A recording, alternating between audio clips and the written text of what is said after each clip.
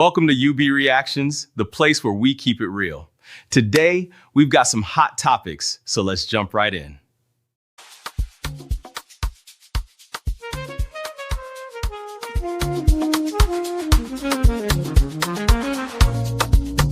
Yeah. You be in the building. Hey, vibe with Uncle Bino. Let's go. Now happy hour things, you know. Hang out with you, babe. It's our vibe tonight. Hey, laugh and learn. We're shining bright. Oh yeah. You be stories, life lessons time. Hey, on the Uncle Beno show, everything feels right. From the streets to the world, we talk real talk. Vibes on the beat make the whole place rock. Happy hour flow with smiles non-stop. Sip and chill with you, be the energy on top. Happy birthday, Mr. President. May your prayer to live long remain in God's archive forever. Jesus! Happy birthday, sir. We thank God for making you to see your last birthday. President Bola Ahmed Tinubu, may sadness and sorrow and sickness never depart from you and your household. Amen. Happy birthday, sir. May your health condition be like recent Nigerian economy. Happy birthday, sir. President Tinubu, if you live long, na prank. Happy birthday, sir. May this match you to eternity. Happy birthday, sir. I wish you what you wish Nigeria. Sorry, I'm Ghanaian, but he looks like a nice person. If you are not careful, you will collect part of the prayers.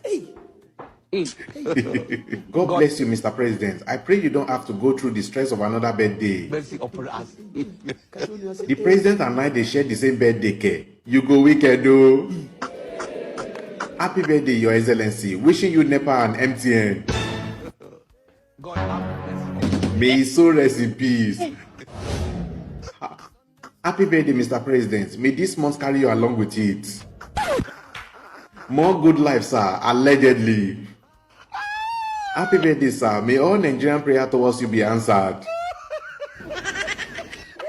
Happy birthday, may all... Happy birthday, may all your dream remain dream, oh. Happy birthday, dear President. May your new age move you closer to your ancestors, and may you live long with your ancestors. Happy birthday, sir. May God bless and favor you more. Be like you don't collect 1 cup of rice and handkerchief now. Happy birthday to our president. May the good Lord bless everything you've sown, and may they return to you in 100-fold. In Jesus' mighty name. Can I get an amen? Amen. Happy birthday, Mr. President. Long life and prosperity, sir. Is human and someone's father. Let's stop all these 8 wishes, please. It knows what's better for you. Jesus! Una get my for this apple. Una the comment all these comments with your real picture, with your real face. I tell you now. Vibes on the beat make the whole place rock. Happy hour flow with smiles non-stop. Sip and chill with you, be the energy on top. You be story dropping them every day.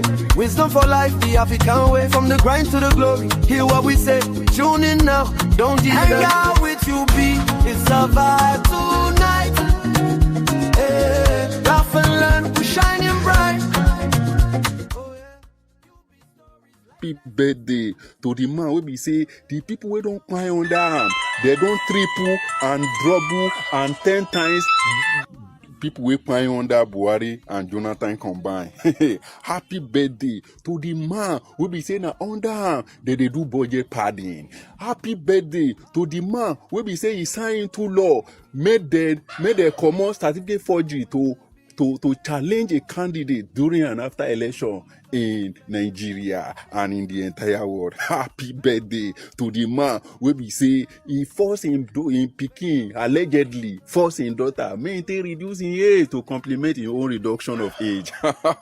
Happy birthday to the man wey don increase the level of kidnapping for Nigeria. Happy birthday to the man wey be say if he see opposition say that they gather, they do meeting, he go send people make they go scatter the place. Happy birthday to the man wey be say he don't use money buy almost all the influencers. Happy birthday to the man wey don't use money buy How many governors? More than 30 governors. You still dey fear say he go lose election.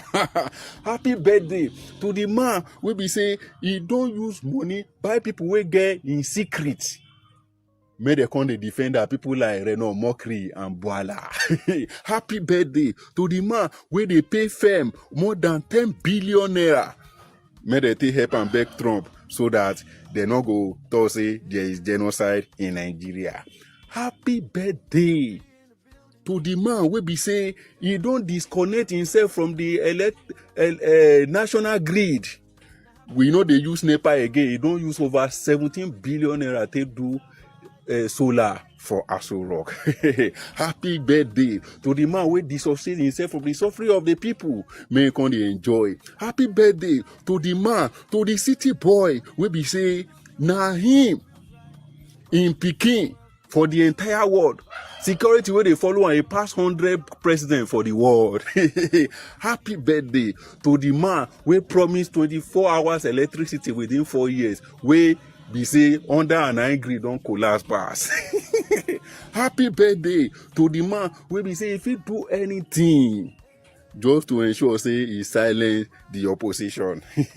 Happy birthday to the fearless man, the rugged man. The man will be say the control. If he say A, nobody will say A. The man will turn himself to demigod. The man will be say any opposition we don't align with another person, in go arrest them. Happy birthday. May you live long to enjoy your days. Enjoy your day while you are young because you are a city boy. Happy birthday to the man we don't pocket Nigeria for in pocket. Happy birthday.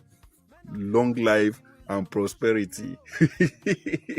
Happy birthday to the person we be say everything about her na controversial.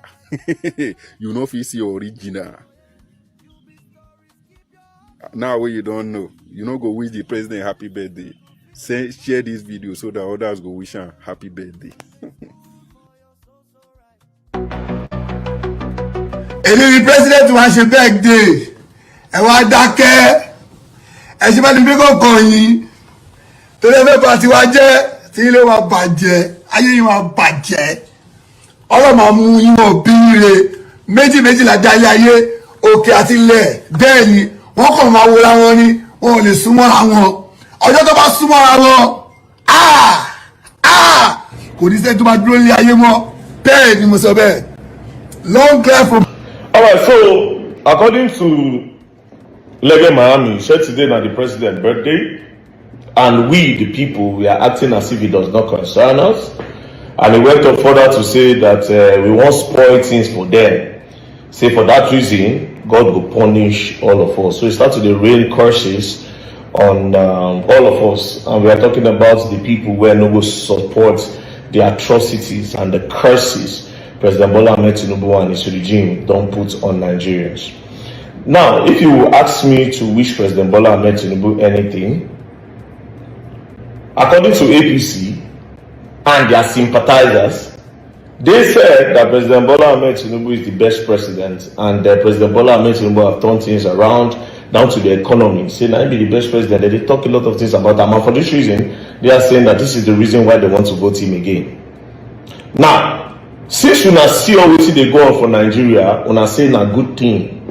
All wetin dey go on for Nigeria, where the common man dey cry, people dey live from hand to mouth, and with all of this, una still wan force this same president on us, wey no care about the people. We will make it easy for you. I will wish the president now what the people feel. Not just the president, we wish all the supporters. And for you, Lege Miami. So let's start with you, Lege Miami. First things first. I want to wish you the insecurity and Boko Haram where they pipe people to relocate your family. Somebody say amen. Somebody say amen. Those Kwara State people where they don't stay for their place again, they run because of insecurity, because Boko Haram they enter inside their churches, they pipe them. Those people for Benue where they don't fit sleep, they don't fit go farm, they pipe them. Now so they go dey kpai your family, they go dey kpai your family, your descendants they go dey kpai them. Insecurity go locate them. All the people where they nap, where nappers they nap, where Boko Haram they carry, they collect ransom, they celebrate the ransom, they post the ransom online under President Bola Ahmed Tinubu regime. As you walk on course or say President they do good thing and we no agree with am, this same thing will happen to your family, your descendants, they no go grow. Nappers go nap them, they go celebrate over the buying of your descendants and all the people where they support them. Somebody say amen. We go back again. People are crying. People are crying. People are living from hand to mouth. This is the worst regime in the history of Nigeria. People are living from hand to mouth. Now, so you said, all which you don't work for legge, you go dey eat. After this regime, if you finish, by the grace of God, may the will of God happen and the will of the people. I don't know tomorrow. If it happens tomorrow, everything you have ever worked for will go down the drain and you'll be eating from hand to mouth. Somebody say amen. Somebody say amen. And all the APC members, where they ignore what Nigerians they face, Boko Haram will locate their family. Somebody say amen. Somebody say amen. Somebody say amen. Like it's not going to see good. Somebody say amen. Somebody say amen. Somebody say amen. Now carry Nigeria go 2005 is better than what you people place on in now. And you come they sort of say president they do birthday. Now they benefit from you understand? The average Nigerians are crying, they are suffering. People they cry. Even though people want to force yourself, you have the whole power to do anything you want to do. But don't be surprised. 2027 might surprise you. It was never sure. You see one thing about the future? The future is strong. Some people go celebrate birthday, it will be their last birthday. Nature of it just happen. Why some people will get for that birthday? Some people will celebrate their birthday. That's one thing about nature. As people they plan, now so nature said they plan.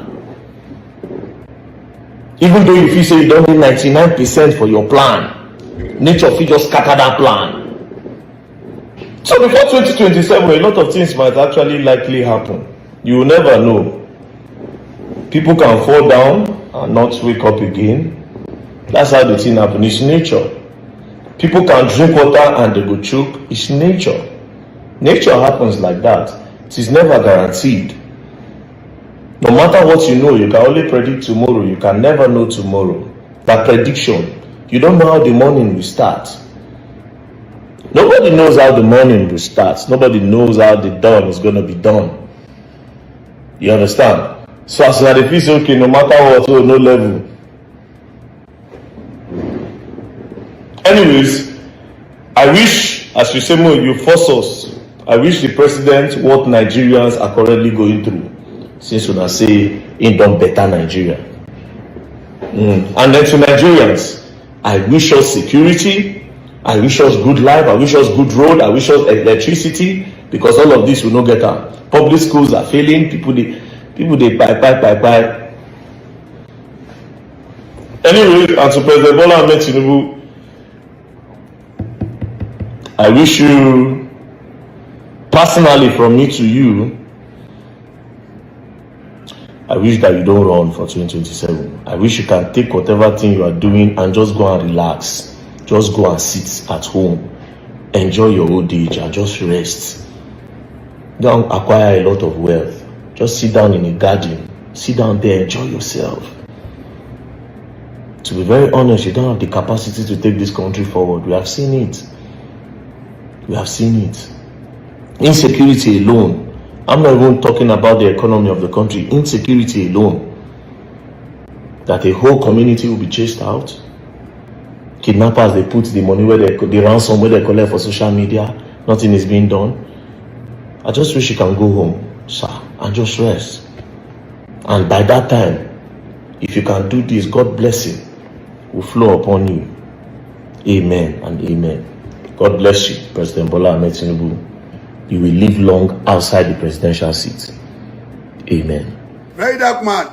For the first say, I don't mention your name inside my video. You can't put your head under the curse. The curse shall be yours in Jesus' name. Amen. And you and your fans, the fans they are commenting amen under your post. The curse shall be our own family too in Jesus' name. Amen. Very dark man, all the curse you now make your mouth to swear for me back to send that to you and your family, and all those ones that are saying amen in the comment section to their family too in Jesus' name. Amen. Very dark man, I pray for you. You will lack of money in Jesus' name. Amen. Very dark man. Very dark man. See, no follow me the cause. Even they follow me the cause, because my own mind to God is pure, but yours, because Mercy won't chop, because no be say they fight for Nigeria, you dey fight because you want your name to be more go. See, no come to me very dark man yes, in a mama na family me na come very dark man make no come for me na cause you. Right, very dark man no enter wetin no go finish. But as a Christian boy that understand life, I will not curse you, but the curse wey curse me, it go back to you and your fans that say amen in Jesus' name. Amen. Tàbá bí ìyá ẹ̀dá àti mọ̀kọ́lé bú kọ́ ọmọ náà, tàbá bí ìyá ẹ̀dá àwọn ẹ̀gbọ́n ẹ̀ tó ń tì ẹ̀ àti wọ́n tó ń tì ẹ̀ àti blogger yín àti wọ́n tó NGO fake NGO. You know say you be fake NGO. You know say you no real, very dark man. You and I, you know say you no real. You know say you no. Okay, okay now. All Nigerians listening, if you remember when Showore, he go for what's it called? He go to Abuja, go protest. When Showore run, you know say this man, he happy say Showore run. He don't want compete. He don't want any other man to compete with him because this man is not. See wetin I see for Lagos. Baba, daddy, mommy, son, they are the ruler of our country now. They are the people ruling us now. Can you? Of course. All right. Welcome everybody. I see the real fam is already here. First, make una let me get the likes up, okay? I'm seeing 7 likes. Is that right? Everybody, please let's up the likes. Let's take the likes to 20 so we can have a robust conversation. All right. Okay. Let's get down to the reason we are here, my people. If you're ready, I am so ready. Welcome to UB Reactions, the place where we keep it real. Today, we've got some hot topics, so let's jump right in. I am UB, your favorite Gen Z uncle, and this is my take. All right, welcome everybody. So I'm beginning to shape up how we're gonna be running our show, and gradually we'll get there. So somebody told me, hey UB, you have a platform with 60, I think is it 67% now, 67% men and 33% women. So the person is like, Ben, you are supposed to be talking about men's health and women's health. So I'm like, you know what?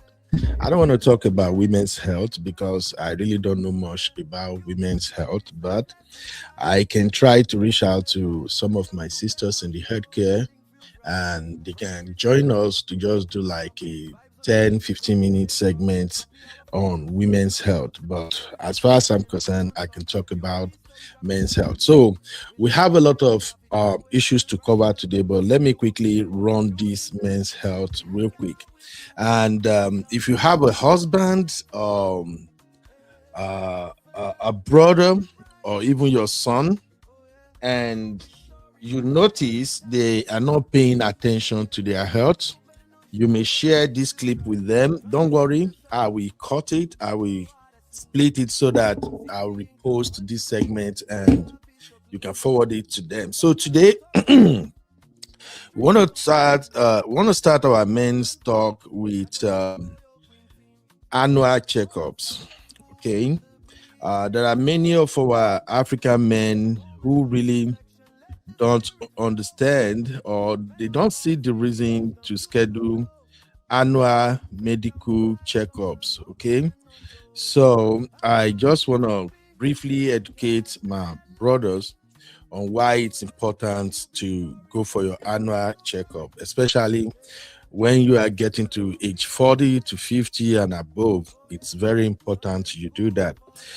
So I'm gonna be quoting or referencing most of my talking point from WebMD. WebMD is one of the most reliable website out there among the medical website that educate general public on healthcare. So if you don't mind, help me hit a like, and I'm just gonna run this in about 10 minutes and we'll be done with it. So why schedule annual checkup? According to WebMD and related health sources, men should have yearly checkups to detect silent health issues early. Let me repeat that again. So, my sister, in case you want to have this conversation with your husband and it's proving difficult, it seems like, oh, this man, no, they understand me. Just explain it to him like this, that the reason he should have yearly checkup is to detect silent health issues early. In my feed as a media person, I have covered too many barriers that at the point I stop accepting burial jobs because each of the burial ceremony reminds me that life is not guaranteed. I've covered burial ceremony of men who hired me to provide videography and photography for their wife's birthday. And 9 months later, I was hired to come and cover the same man burial. I have seen people who I've seen in parties, especially men, enjoying life, having fun. And 4 months later, 1 year later, 2 years later, I will be hired to come and cover their burial. And every time I went for those events, sometimes I always have red eyes when I'm coming back because I'll be shedding tears. And the reason is because if you go to my second YouTube channel, 365 Media, I usually see these men alive and bubbling, enjoying life with their wives and kids, their children, wedding ceremony, graduation, and all of that. And then I will come back and start taking their picture while they are lying in state, and it touched me. So please, if your husband is dragging with you, is arguing, please tell him men do develop silent health issues. And if they go for yearly medical checkups, they can quickly discover those silent health issues. One of the most common health issue among Black men, especially Africans, that we usually don't detect until it is too late, is high blood pressure. Yes, African men are prone to develop high blood pressure. And the high blood pressure can be as a result of several factors. For instance, our food is one of the reasons we develop high blood pressure, family stress, work, and so many reasons, okay? And besides, some African men don't even like to go to the gym, they don't exercise, and all of that. So these are some of the reasons why we develop high blood pressure early. Also, if your husband or brother go for yearly medical checkup, they can detect high cholesterol easily. Remember, there are too many oil in our food. Ofe manu is a problem. We African men, all our food, all type of soup, stew, everything is rich in oil. And besides that, sometimes we also tend to have metabolism issues whereby when we eat foods, the foods don't get digested on time. And as a result of that, these food particles now metamorphose into fat in our body. And in case you don't know, when you have too much cholesterol in your system, this can somehow lead to something else. It may begin to block your blood vessels. And that is why sometimes you hear that, oh, that man, I see this man last week now. How come? They said the man died of heart attack. The man died of this, died of that. So please, my lovely sisters, be your husband's keeper. I know we are stubborn, but there are some things you don't want to take for granted. I pray that in the mighty name of Jesus, none of you will lose your husband early. You will grow old with your husband. Being a widow is not an easy task. As soon as the man died, your world will turn around. And I'm not saying this in a negative way. I'm just stating the reality. You may not be able to handle the stress of life all by yourself. Okay, so please, even if you are having issues with your husband, if your husband is stubborn or anything, always make sure that you don't joke with his health. We are Africans. We are stubborn as men, and we take a lot of things for granted. In fact, the African man mentality is that as soon as he wake up every day, he moves his hands, legs, everything. He just believes that I'm healthy, I'm fine. And also remember, a lot of African men are really best friends of alcohol. They drink a lot of alcohol. So if they go for yearly medical checkup, they can quickly discover some of these silent health issues. Diabetes is another thing that is spying African men anyhow. Please ensure your husband go for checkups. Please. That is why if you live in the Western world, insurance is important. Make sure, no matter how small income you are making, make sure insurance is number one, because with insurance, it becomes way easier for you to go for medical checkups, because insurance will pay bulk of the bill. You're only gonna pay copay and maybe some extra change. So please take note. And also vaccinations. African men usually don't take vaccinations seriously. So if they go for medical checkup, they can update their vaccinations. They can also manage risk factors for cancer or heart diseases. This is very important. I've forgotten how many times I emphasize here that as a man, you have to go to the gym. You have to do a lot of cardio. Even if you can't lift weight, if you can't do everything those young boys are doing in the gym, walk. 10 minutes, 20 minutes, 30 minutes walk around your neighborhood will go a long way to protect you as a man.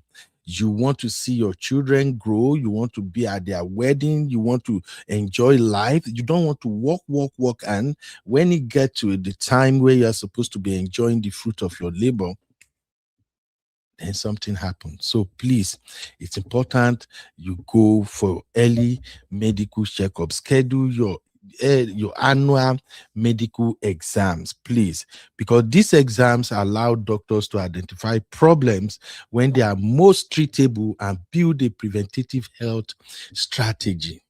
Please, if your husband is having bloating, sometimes African, we joke a lot. Some women will even joke with their husband, say, see your belly, see your pot belly, every time your belly big.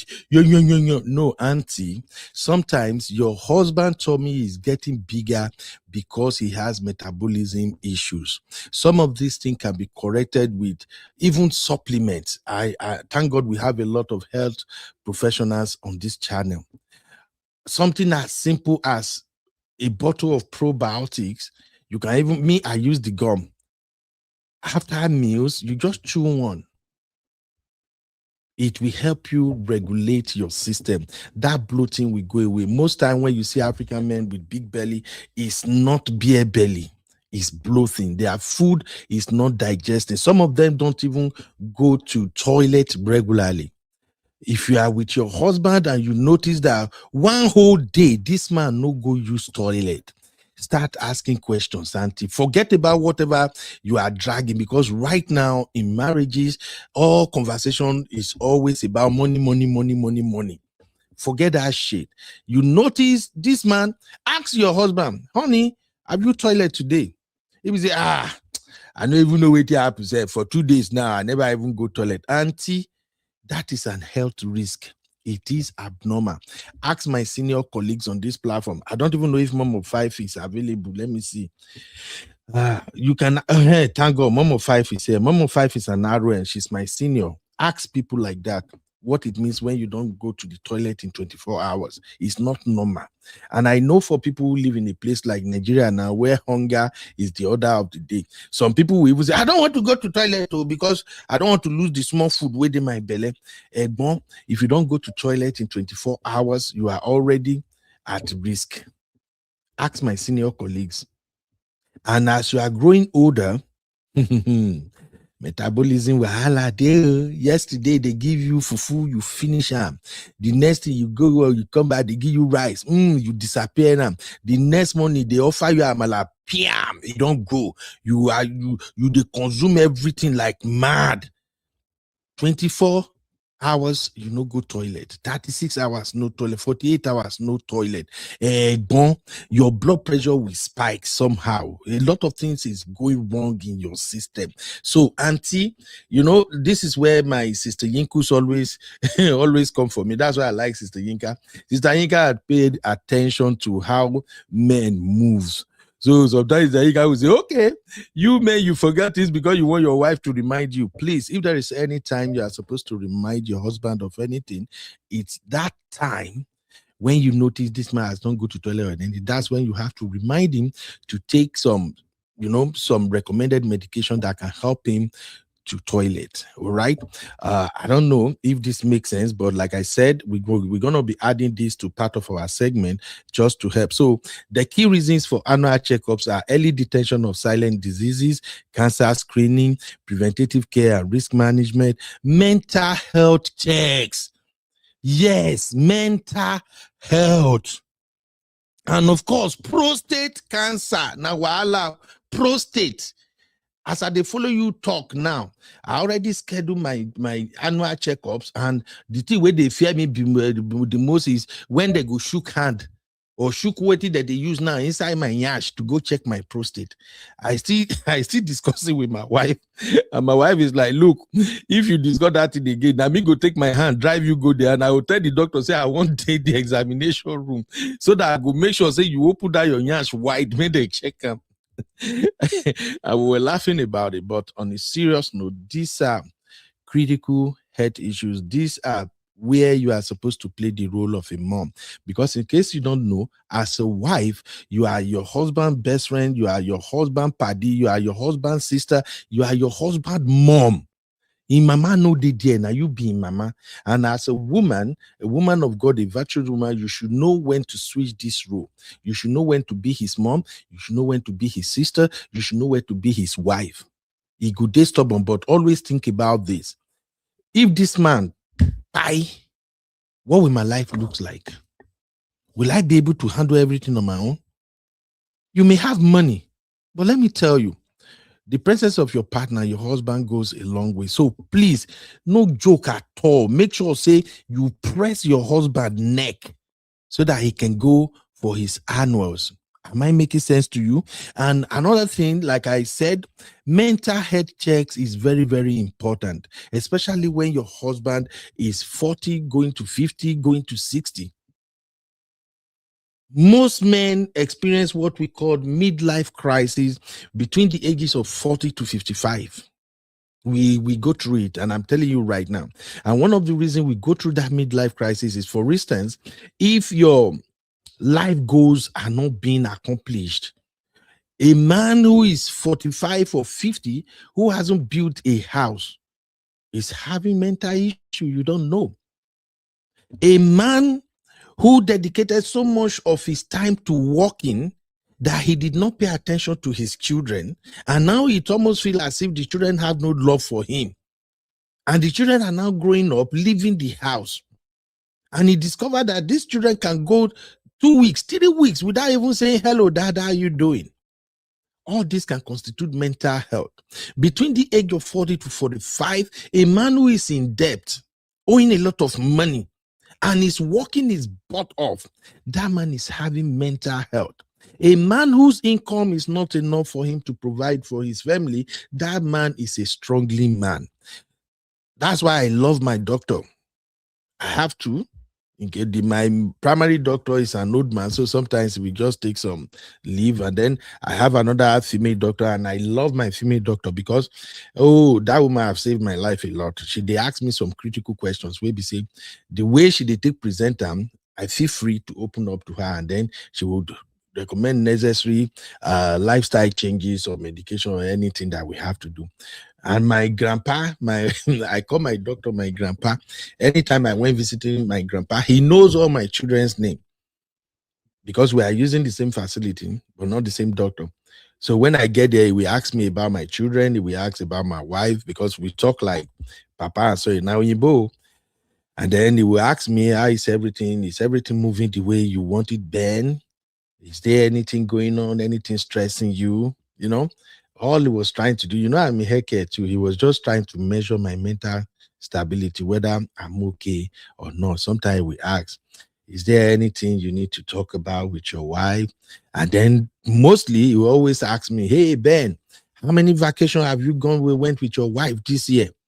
Now, sometimes, sir, there's no money, not enough money. We say, come on, Ben, you don't need a lot of money to go on vacation. You can do road trips.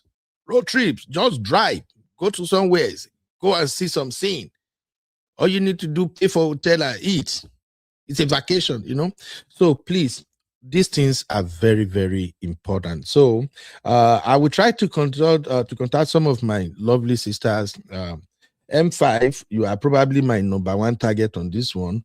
I know you have a busy schedule too, but every now and then, if you can help me come here just to enlighten our sisters on some of women healthcare issues and why they should go for medical, I will like it. I will also reach out to some of our doctors who can spare like maybe 5 to 10 minutes just to come and speak on this thing. All right, that's it. M5, thank you. M5 says bloating, and then you are straining to pass number 2. When you hear your husband dey for toilet and you dey hear and after a while you hear yes, auntie, Egbon don't get issue, he don't dey constipated. Sometimes your husband is not drinking enough water. Pay attention to these things, they matter. If your husband is not drinking at least, that small but thank God I always have water. And you see this one, if your husband is not drinking at least 4 to 5 of these every day, there is a problem. He might be constipated. So check all of these things. It's very, very important. Thank you very much. Diaspora Diva say, yes, speaking from experience, I'm a heart attack survivor. Oh, my lovely sister, so sorry to hear that. She said, my left circumflex artery was completely blocked. Almost 8 years now, but I have learned a lot of lifestyle modifications. God bless you, Diaspora Diva, for sharing that with us. So please, these healthcare issues are very, very serious. More 5 said, I have seen the rise of hernias in older African men also. Yes, we see all of these things. So, all right, Abby, my lovely baby girl, Abby said, the situation of Nigeria is so heartbreaking. What happened in Plateau? And I just saw more news on Kaduna. May God forgive us. All right, okay. Welcome everybody. Thank you. Please, if you want us to include this segment, this hair care segment on our show, please drop a 1 in the chat. Let me know if it makes sense. So I just say let me try it out today. So hopefully, if we all say we should be at least adding it so that I can help, then I will ensure I add it. So if you want us to continue to add this as part of our segment, drop a 1 in the chat. God bless you. Okay. Aunty Oyimi say, I don't like water. I force myself to drink water. I need help. Aunty Oyimi, you got to drink water. You got to drink a lot of water. You see, I did drink water like say tomorrow no day. Water help with your kidney and it help you flush out all this nonsense residue in your system. So please, everybody, I encourage you, drink a lot of water. For those of us who live in Western world, especially those of us who are in the healthcare field, we know one thing that we usually don't talk about a lot. Most of the people in Western world, especially all these our Igbo, they know they drink water. Many of them, where they born them from small self, they know they give them water. It's beverages, food, juice, this and that. And that is why a lot of issues, they fly up and down. for, for over here. So please make it a priority. You know, you can at least spike up your water. For me, I used to add either lemon, sometimes I use lime. You know, I would just cut it and pour it in my drink. Okay. In fact, I was gonna show you guys something. Maybe I'll do another video. We have this electric kettle in my house. I usually tell my wife that electric kettle is a lifesaver. In fact, it's the best item I like in my wife's kitchen. The day where the one way they used before spoil. Ha! If you see me the para, you go think say somebody shoot me injection. So, and why? Because that electric kettle usually help. Once I wake up, I'll just pour one of these bottle of pure water, where they call them bottled water. I'll just pour it in the kettle and I'll warm it up. As soon as it warm a little bit, I don't pour them for my drinking jug. Then I put lime with that. So please, you can do that. It helps a lot. Once I drink like that, the next thing I go gym. I've told you guys, I don't go to gym to say I want to go and be like all these small boys. I go to gym for my own health. I want to be alive. I've worked hard in my life. I've raised my children, and I'm praying to God to protect my life. So I will be around to collect the dowry, to collect up wine, down wine. And like I always tell my children, especially my girls, they owe me father and daughter dance. I'm looking forward to that. So whenever I go, before I come here now, I don't go run this morning. I don't run around my neighborhood. It takes 20 minutes and it helps. So please encourage our brothers, our uncles, your husband, encourage them to do these things. It goes a long way. All right, I see the vote. Thank you, everybody. Sister Marriott. Hey, Sister Marriott, happy birthday once again, my lovely sister. Thank you. So please, I see a lot of 1. Okay, good. We are going to be adding it to our segment. Now, let's go back to the reason we are here. Thank you, everybody. Welcome to UB Reactions, the place where we keep it real. Today, we've got some hot topics, so let's jump right in. I am UB, your favorite Gen Z uncle.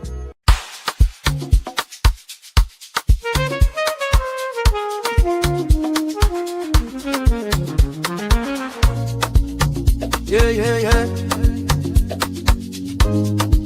You be in the building. All right. Thank you, everybody. My boober, Misty, Mr. Sunday, how you doing, sir? You welcome, everybody. Aunty Oyi, I see you, my lovely sister. You welcome. Abby and everybody. Oh, Faith, my Faith, how you day today, Fedi? My Gen Z people, them. Sister Yinku. Sister Yiku, our own soldier. Sister Yinka don't sabi all the trick women they play. You're welcome, Sister Yinku. Welcome, everybody. Okay, because we have a lot of issues to cover today, so I'm just gonna try to run like 10-15 minutes on each one of them, and we're gonna be responding to each one as we navigate the show together. All right, if you are following this channel, you know that I stream our continuous streaming. I did one yesterday, and it was about President Tinubu's 74th birthday celebration. Now, what surprised me was that yesterday was Sunday, right? So yesterday was President Tinubu's birthday, and surprisingly, it wasn't trending. Nothing. Until I think I got to work and I got bored, and I'm like, okay, let me quickly check my phone. Then I saw Lege was the first person. That Lege has something else, man. Lege was the first person I saw that was yelling at the top of his voice, cursing and swearing. Say, hey, today is President's birthday. And no, if you are celebrating birthday, eh? Yeah. And you know, I don't know how many of you know Lege Miami. How many people have been Lege Miami here? I'm just asking. In case you don't know Lege Miami, this is Lege Miami. Take a listen. Where I'm weary. Things to help ladies and your fans. The fans, they are commenting amen under your post. The cause shall be our own family too in Jesus' name. Amen. Very dark man. All the cause you now make your mouth to swear for me back to send out to you. So that is Lege Miami right there. Lege Miami was parrying because he made the first video and came for Nigerians. He said, why would Nigerians not celebrate Mr. President? Or for the thing Mr. President have done, you did not celebrate Mr. President. So then Very Dark Man replied him and said, okay, Lege, since you don't come for all of us, welcome, Auntie Grace, you welcome, man. So VDM was like, since you came for all of us, well, Lege, I wish you everything that is happening under President Tinubu, but that is not where I'm going. So there is this guy that made a post on TikTok, and the guy said, oh, today is President Tinubu's birthday. Oh, please wish him happy birthday, and please don't be nice. Oh, man, the comment was mad. That was the video I started with, in case if you just join us. That video was mad because people were railing curses instead of wishes on Mr. President. So when I run that show yesterday, I think I had a poll on that show and I asked a simple question. Is it okay for Nigerians to be raining insults on Mr. President on his birthday? So that is our talking point for this show. So I'm going to ask the same question now. Is it okay for Nigerians to raise curses on Mr. President on his 74th birthday?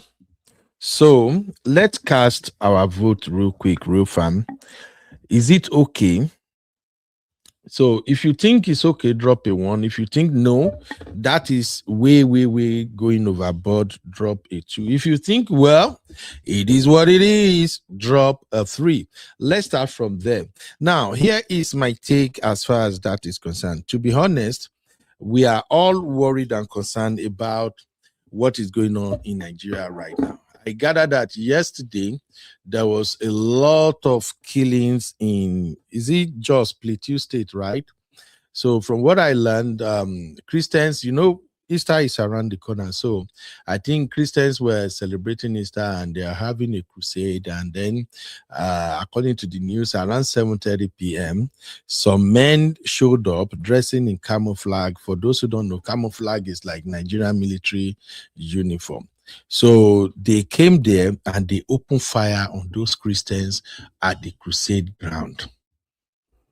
Yes, thank you, Abby. Yesterday was Palm Sunday. Sorry, I'm not following many of these things like before. Since they've decided to bastardize Christianity in Nigeria, I just stay glued to my feet right now. I talk to my God, I pray, I follow his commandment, and I just keep it moving. So I'm not really keen to most of those things we celebrate anymore, but may God forgive me. Hopefully, I can see a sane pastor who can truly practice what God preaches, a pastor who is not running after wealth and fame, that can at least rekindle my faith to embrace all those our Christian celebrations again.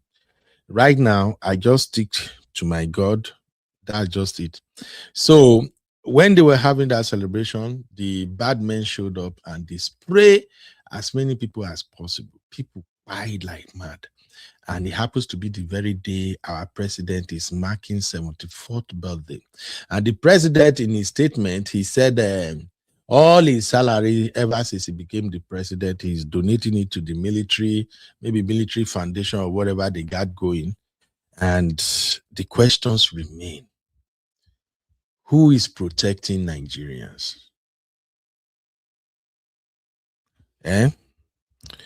Who is protecting Nigerians? Biko, just tell me who. The president was supposed to be the one who is supposed to protect Nigerians, because he's the chief commander, is the commander in chief. I've been so that they talk him, but I lie. The president is more focused on how he's going to win 2027 election. Just tell me. and people are dying every day. And this is where I usually say to the pro-president team all the time. When people criticize the president, they usually feel like, why? Don't you see what he's doing? And the question I ask them all the time is this: would you like your wife or your husband or your children to be a victim, just like the people who are losing their lives in Nigeria? Because here's the thing. You know, I've said several times here that I'm a consequentialist, right? This is one of the things that I do. When people, they do me bad, I know they cause. I no go say, make I begin rain ogun and everything on you. I will just give you simple prayer and ask if you can do amen to that. I think about 4 years ago, one mama was messing with me in Nigeria. The mama was doing a whole lot of shit. And me, as a respectful person, I know to complain until when the thing choked me. I now send a message to the mama. Simple prayer. I say, Mommy, all I want to say is a simple prayer. If you can say amen to this prayer, you and I, we don't have issue. But if you can't say amen to this prayer, I'm going to be your enemy for life. I won't come after you or anything, but I'm going to sever any relationship that I have with you. Don't talk to me. I won't talk to you. If you come my house, they open door for you, I go waka comot. You and I will never be in the same space. So then I drop the prayer. I say, Mama, everything way you did do for me, as you claim, say you are a mother, you are doing all of these things for me to help me. I pray that another mama will do the exact same thing you are doing for me. They will do it to your son. Because the son is almost my age mate. Hey. Heaven was let loose. The mama called everybody. When I say everybody,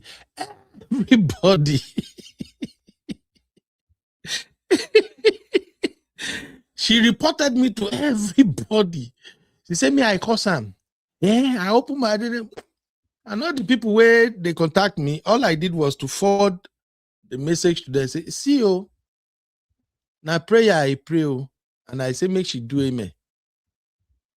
Before all of them self can't go back, go face and say, we not see what he said this boy. What did he do? Finally, he said, make you not see what he sent to me.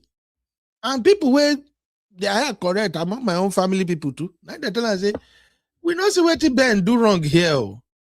Ben simply said, thank you, ma. I pray all the things you are doing for me, like you claim, may another mama do the same thing to your son. So it's simple. For those who are pro-Tinubu, like I've always said, this is democracy. You have the freedom to choose who you want to back up. Not be fight. But the thing is, when Nigerians come and they say, the thing where they happen, since you say this president, he's the best president. He do this 4 by 4, 8 years. He is the Nigerian liberator, everything. So when they tell you, say, may you experience the thing where people where they under in administration experience, all you have to say is amen. What gonna be the wahala there, my people? If you like what did they happen, because this president is delivering, may you enjoy, may you at least all the things where they happen to the people, may they happen to you. Finish. I've always said this. If your papa no say he no get thick skin, make he no go run for politics. So may he no go say he won't contest for political position. If you no say your person, you no go fit stand, make that they drag in block us. If the person won't run for position of president, governor, chairman, tell them, say, may they no run. That's the way it is all over the world. Everybody will not like the president. Even presidents that are delivering, that are really performing. Look at Burkina Faso. Traore is doing an amazing job for Burkina Faso, but still, people still there we won't buy him. People still there will be saying they don't like him. That is just the way it is. And if Nigerians are suffering, they are crying, and they say, you know what? Based on the kind of pain where they feel right now, the wish where I won't wish the president be this. Yes, we know it's disgusting, it's disrespectful, but they are Nigerians. They have their right. So on that note, because I'm going to read some comment now, this is my take. Dear President Tinubu, I wish you happy birthday. I wish you long life in good health. I pray that the Almighty God will reward you for all the good things you are doing to make sure Nigeria is at least a better place. I pray that you and your children, they will continue to enjoy God's protection on your life. However, I want to use this opportunity to appeal to you, sir. Nigerians are suffering. All these mediocre people, all these ass lickers that you appointed that are around you, they are not telling you the reality on ground, Mr. President. They are lying to you, Mr. President. All these sycophants, even when they see some of them, they go come online, they go say, do you see? The World Bank just awarded Central Bank. That Central Bank is the best in the world. Baba, that is not the reality on ground. The other time they say, oh, IMF have applauded President Tinubu. IMF has said this. I said Nigeria, Bami. They are lying. No, that is not the reality on ground. By me, it is not too late. 2027 is still a year away. There are a couple of things you can do that will still change the heart and souls of Nigerians towards you. For instance, this electricity issue when they face right now, this is something you would have declared a state of emergency in the power sector. You see that man where sit down brokoto full everywhere, where saying be your minister, by me, you are supposed to have fire his ass or yank him off, sir. These people around you, they are not telling you the truth. You are not a bad person. Yes, you may not be the one that brought Nigeria to where we are right now, but your policy, especially on the very first day when you announced that subsidy is gone, that statement by me was the beginning of the end for your administration. Yes, we want subsidy gone, but you implemented that policy without putting structure in place that will take care of the poor Nigerian masses. I've always admired you. I'm not going to join those people who are causing or raising abuse or anything on you, sir. But I would rather tell you what I think by me. Nigerians are suffering. Vast majority of these folks singing on your mandate, we shall stand by me. They are lying to you. These people will betray you between a twinkle of an eye. By me, I equally don't want you to be a one-time president, but as things are going right now, you may end up being a one-time president. Look, Nigerians are not fools. If you open your eye by me, you would have noticed something that the ADC are now moving in silence. For almost 2 months now, nothing is coming out of the camp of the ADC, and yet people are joining ADC in their numbers. That tells me something. I know the people who are seeking appointment, the people who are looking for favor, they will continue to say, nothing, nobody can challenge you. This one, Tinubu don't get a by me. Kwankwaso just moved to ADC, sir.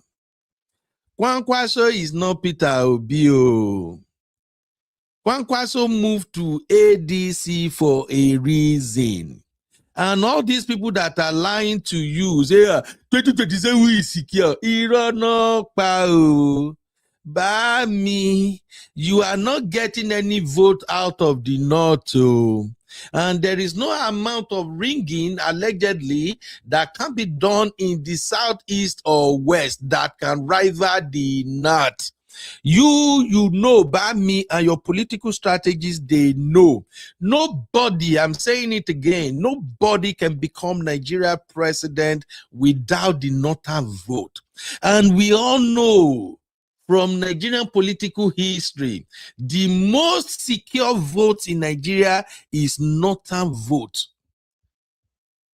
I'm not a politician, but I'm good at following trends.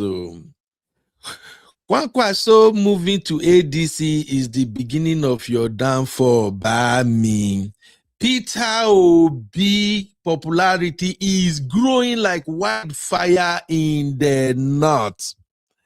All these eastern politicians, governors that are cross-carpeted, that are doing everything, they are lying to you about me. I want you to have a second time because I know you are a man with a very good brain on your head. You can really turn Nigeria around. But please, by me, a system might be working for a long period of time, but if that system is not built on a solid foundation, it will fail. We all know that the 2023 election, it was possible for you to win that election because you gained massive vote in the north. In 2023 election, Peter Obi, who started campaign, maybe is it 8 or 9 months to the election. Peter Obi, who has no political party, no base, no structure like they used to say, no grassroots structure, he's a nobody. Peter Obi started campaigning by carrying just one briefcase. Peter Obi moved to the Labour Party. Everybody moved to Peter Obi. And all these people that are still deceiving you by me, they are telling you, hey, obedient, no, hey, by me, in 2023, you only deal with obedience.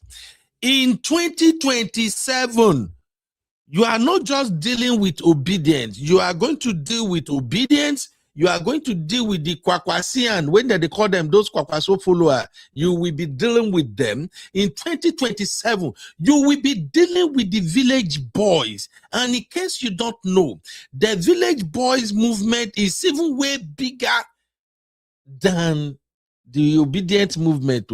Obedient movement, they love Twitter, they love social media, they tweet, they do all of these things. But the village boys, they know they tweet, they know they do anything. These are people who are hungry.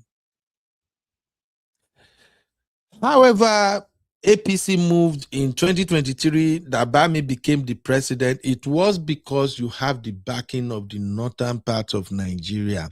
It is apparent you have lost the backing of the northern part of Nigeria.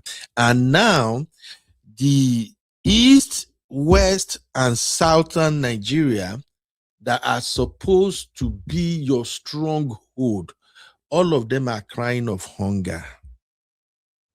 Hunger. They are losing their jobs, they are losing their companies, they are losing their means of livelihood, they are losing their lives. By me, it's not too late. If I belong to your party, if I have a way to follow you, to be part of your strategic team, this is what I would tell you, by me.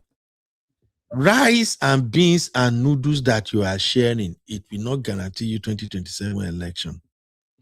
Everything you guys in APC are doing right now, you are only running on one thing: voters' apathy. That's what you are running on. As soon as I saw Sunday Igboho video threatening everybody, it is sadness. No, Sunday Igboho is saying that because he won't chop new. He cannot cover the entire Southwest. Bami. All these guys that join your City Boys campaign, Bami, they are lying you. They are doing stomach infrastructure. They don't like you. I will say it again. They don't like you, Bami. They only like what they can gain from you. These folks will betray you in a jiffy. All I see APC doing is to create this atmosphere of fear so that people will not turn out in 2027. But you see the way they go now. Nigerians back are against the war. You will be shocked. You will be surprised. In 2027, they will come out en masse and vote. And in politics, when people come out en masse and vote, it becomes way difficult to ring. Those who are political students, they know this. When people come out massively to vote, it becomes super difficult to win. And by me, you know this. That is why Peter Obi was able to win you in Lagos State. Because you know why? People came out massively in Lagos State and voted for Peter Obi. So even when they doctor the result, it still can't mash up. That's how Peter Obi won Lagos. This time around, let's say about 40% of Nigerians that voted in the last election, they believe in you. They believe you have the capacity to deliver. But you have disappointed vast majority of them. And all these folks you have around you, all these influencers, they are doing a terrible job, Obama. The city boy movement cannot rescue you. My advice, you still have at least 9 months to turn things around. Start talking to Nigerians. Start getting Nigerians involved and let them see what you are doing. I've said this before. I applauded your reform and everything, but the biggest problem of your reform is you lack the will with that to fight corruption. It almost seems as if for the fear of not losing 2027 election, you allow these people to run amok in Nigeria, stealing, looting, doing what every goddamn thing they want to do. And the worst part, your ministers are not performing. By me, you can turn this thing around though. If I have to advise you, sir, this very week, fire your minister of power. Even though there cannot be solution, fire your minister of power. Make an example out of him. I was reading a material this morning. I think Uncle Dayo sent it to me or somebody. I saw it somewhere. They said they have he said Genco and Drisco in Nigeria, which I believe one is generating companies and the other one is distributing company in the power sector. The Genco and the Disco, they are fighting each other by me. All the billions that are spent is not yielding results. By me, it's time for action. No. Nigerians are not fool. Don't run on the basis of people who are singing on your mandate, we shall stand. By me, they are not standing on your mandate. They are standing on the mandate of their stomach infrastructure. You already have a legacy. Don't let that legacy die by becoming a one-time president. I've seen what is coming. I pray your team, they can see it and they can tell you the truth. If you don't have the northern vote, you are out of that Aso Rock. Yes. If you don't have the northern vote, you are out. There is no amount of wuru they can do in the east, in the south, in the west that can guarantee you that seat. And here is one thing by me.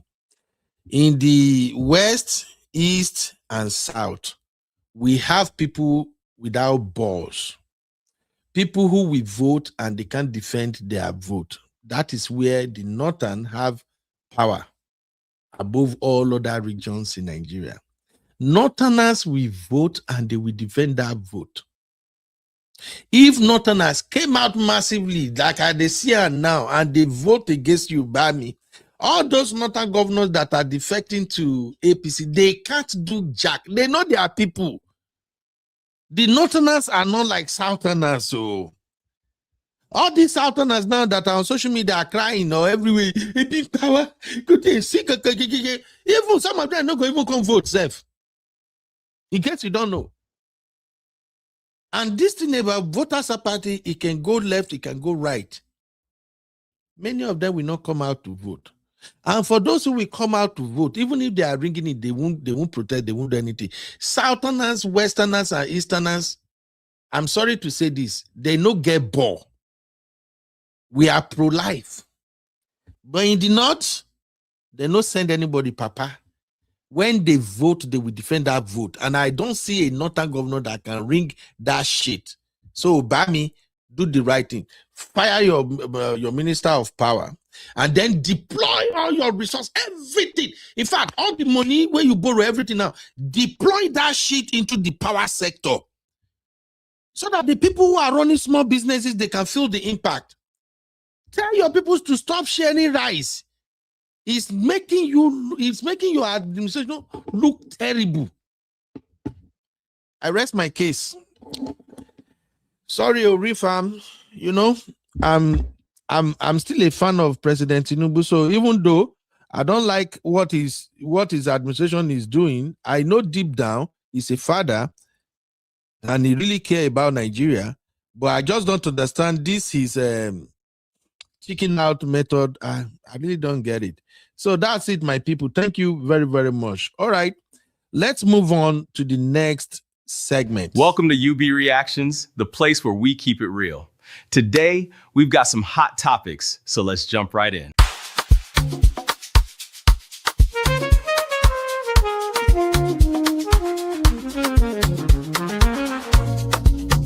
Yeah. You be in the building. Hey, vibe with Uncle Bino. Let's go. Now happy hour things, you know. Hang out with you, babe. It's our vibe tonight. Hey, laugh and learn. We shining bright. I am UB, your favorite Gen Z uncle. And this is my take. All right. Thank you, ladies and gentlemen. Thank you for hanging out with me. This is UB and the Real Fam. So, as you can see from our thumbnail, I have Tinubu at 70. We already dealt with that. Now, let's go into deeper conversation. This is where I'm going to begin to share my link, and I hope everybody can drop their take or join me in the studio to analyze this. Welcome, Auntie Labelle. Michelle Obrico, thank you very much. I see all your comments, Michelle. Thank you. Please, if you haven't subscribed to the channel, please subscribe. And by the way, everybody, get ready. We are about to ball again. We are about to party because our channel, UB and the Real Fam, is about to hit 16,000 subscribers. Yo, maybe they celebrate first before we begin this aproko gist where I want to do. Oh yeah. Drop flowers if you think Real Fam, we are really doing a good job. Let's go.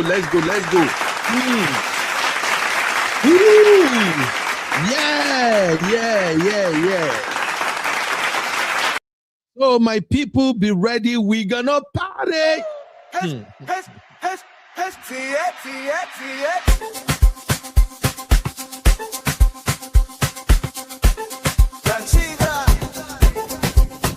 Woo! All right. So please drop a flower if you think all of us right here at the Real Fam, we are doing a good job because we are growing. And the beautiful thing is that the people who are subscribing to our channel are organic subscribers. These are real human. These are people who were not cajoled or forced to join this channel. They subscribe because somehow they enjoy what we are doing here. And this is a fantastic job, you know. Here at the Real Fam, we are all content creators, but we operate at different levels. So for those who don't know, we have different type of shows we run right here. We have Sunday school. Like yesterday, Sunday school was powerful. Oh my God.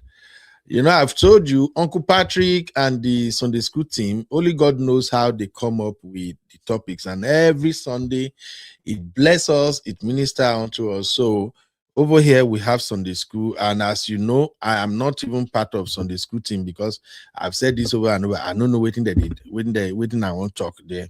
I can't quote Bible, and my coconut head is wired somehow that I no go lie. I know waiting I don't know. I know they pass my boundary. But Uncle Patrick, Uncle Dio, Auntie Grace, Sister Sue, and all our sisters who got blessed with knowledge of how Christianity and Bible works. They are blessing us every Sunday.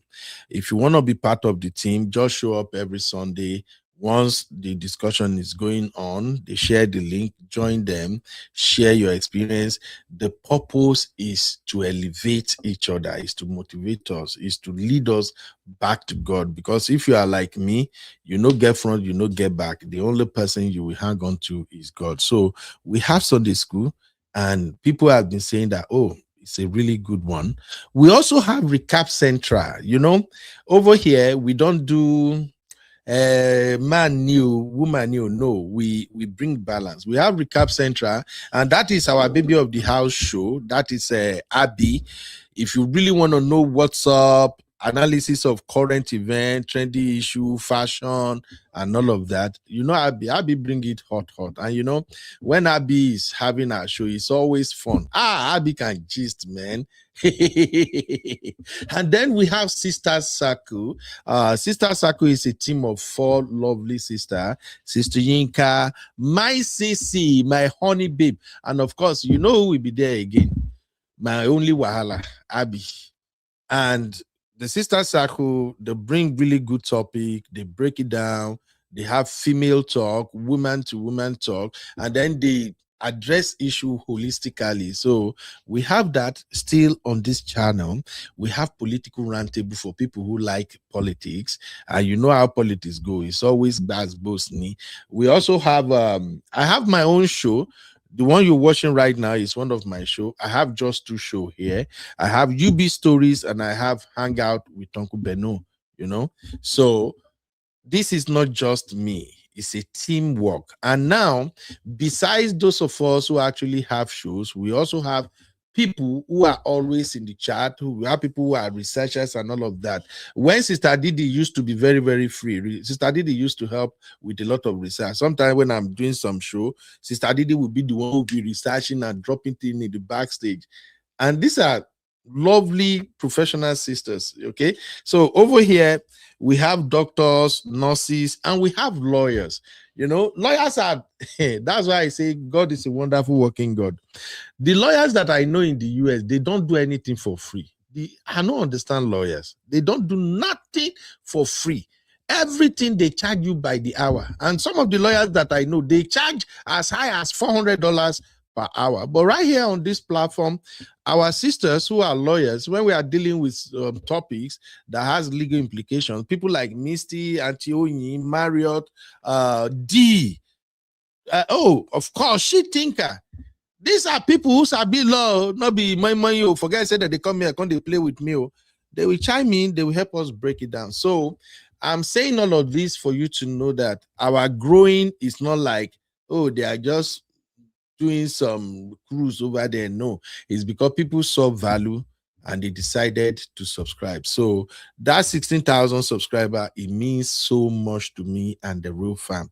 16,000 strong, no big joke. And like I've always said, when we do our show here, it's not about views. If it is about views, I won't even be here. I like money. I be Omoibo. And sitting here 3 hours, 4 hours, you know, they give me money. There are things I can do. We go give me some change. But because we are giving values, and every time, even if it is 50 people that watch, if it is 1,000, if it is like the show I did yesterday now, I think by the time I check this money, it has about, is it 13,000 views or something? The Sunday school yesterday has cumulatively about almost 3,000 views now. I think about 2,000 or 3,000 cumulatively. So to me, that means a lot. It means people are watching and it's helping some people. So please, that flower, make a see rain of flower to all ReFam members. Thank you so much for at least making this platform a kind of unique platform.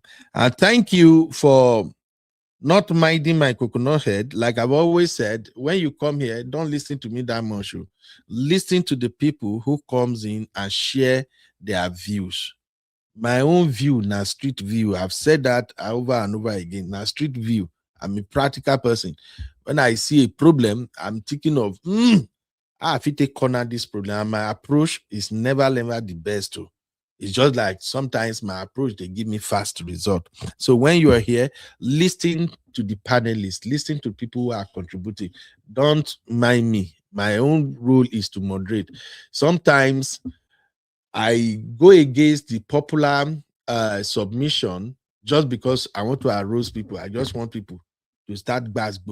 So that's why you shouldn't go by me. And I'm known for taking some extreme positions. Maybe say sometimes it doesn't make sense. But remember, I'm a host. My job is to trigger reaction in viewers. So if you understand that, then you will know that, okay, let me listen to what people are saying and not just what Ben is saying. We had a show last week, and I've already reached out to CC. Tomorrow we will do part 2 of that show, because I believe that show we had did not really give me what I wanted. That show was how much do a man really need to make before proposing to a lady.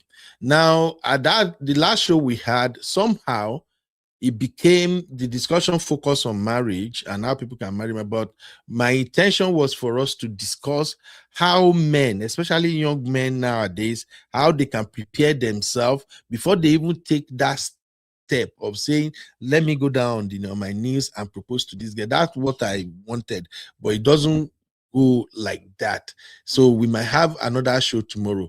But the reason I'm talking about that is that if you watch the last show, we did that show for 2 days. And my position was, if a woman is making 250K and a man is making 50K, what's wrong with it? Where I want you to pay attention to whenever you come to our platform is this. You see that my extreme position, so 250 to 50. It make any sense? It don't make any sense, right? But what the panelists did, you see how the panelists, especially, I think I have my Misty and sister Duchess V was on the show too, and a lot of sisters were on the chat, and they are saying, Ben, like work 250 to 50, and my baby girl Abby was here too, and Abby was like, "Yubi, what are you saying?" So I have to now reduce my standard. So please, when I take some position, is because I want our panelists as well as our real fam in the chat to push against it so that people can learn from that. From that conversation now, you can see that as a man, if you are making $50,000 and you live in the diaspora, it ain't gonna work. You are not ready for marriage. Marriage is beyond that. And then when we had the second show, Uncle Phil, Uncle Ola, Uncle Dio, and I think Uncle Simba. Uncle Simba is a medical doctor too. I told you, now BB people, they come here. They were coming from the angle that, hey, listen, sometimes marriage is not about money. If you are focusing on 50,000 and this, you are missing the point. Marriage is about how can you work together. So those are the type of conversation that we are having. So please don't go by my point. Some of my point is to just push, so that if I can push people to the extreme, if I can choke their neck, they go talk. All right, thank you. Having said that, let's go back to our show. Somebody help me find Abby now to the alone. I don't know how I go analyze this next one. Now, Abby, if you help me break it down better, Abby usually takes her time to study this thing and then make it make sense. All right, let's just go into the show. Welcome to UB Reactions, the place where we keep it real. Today, we've got some hot topics, so let's jump right in.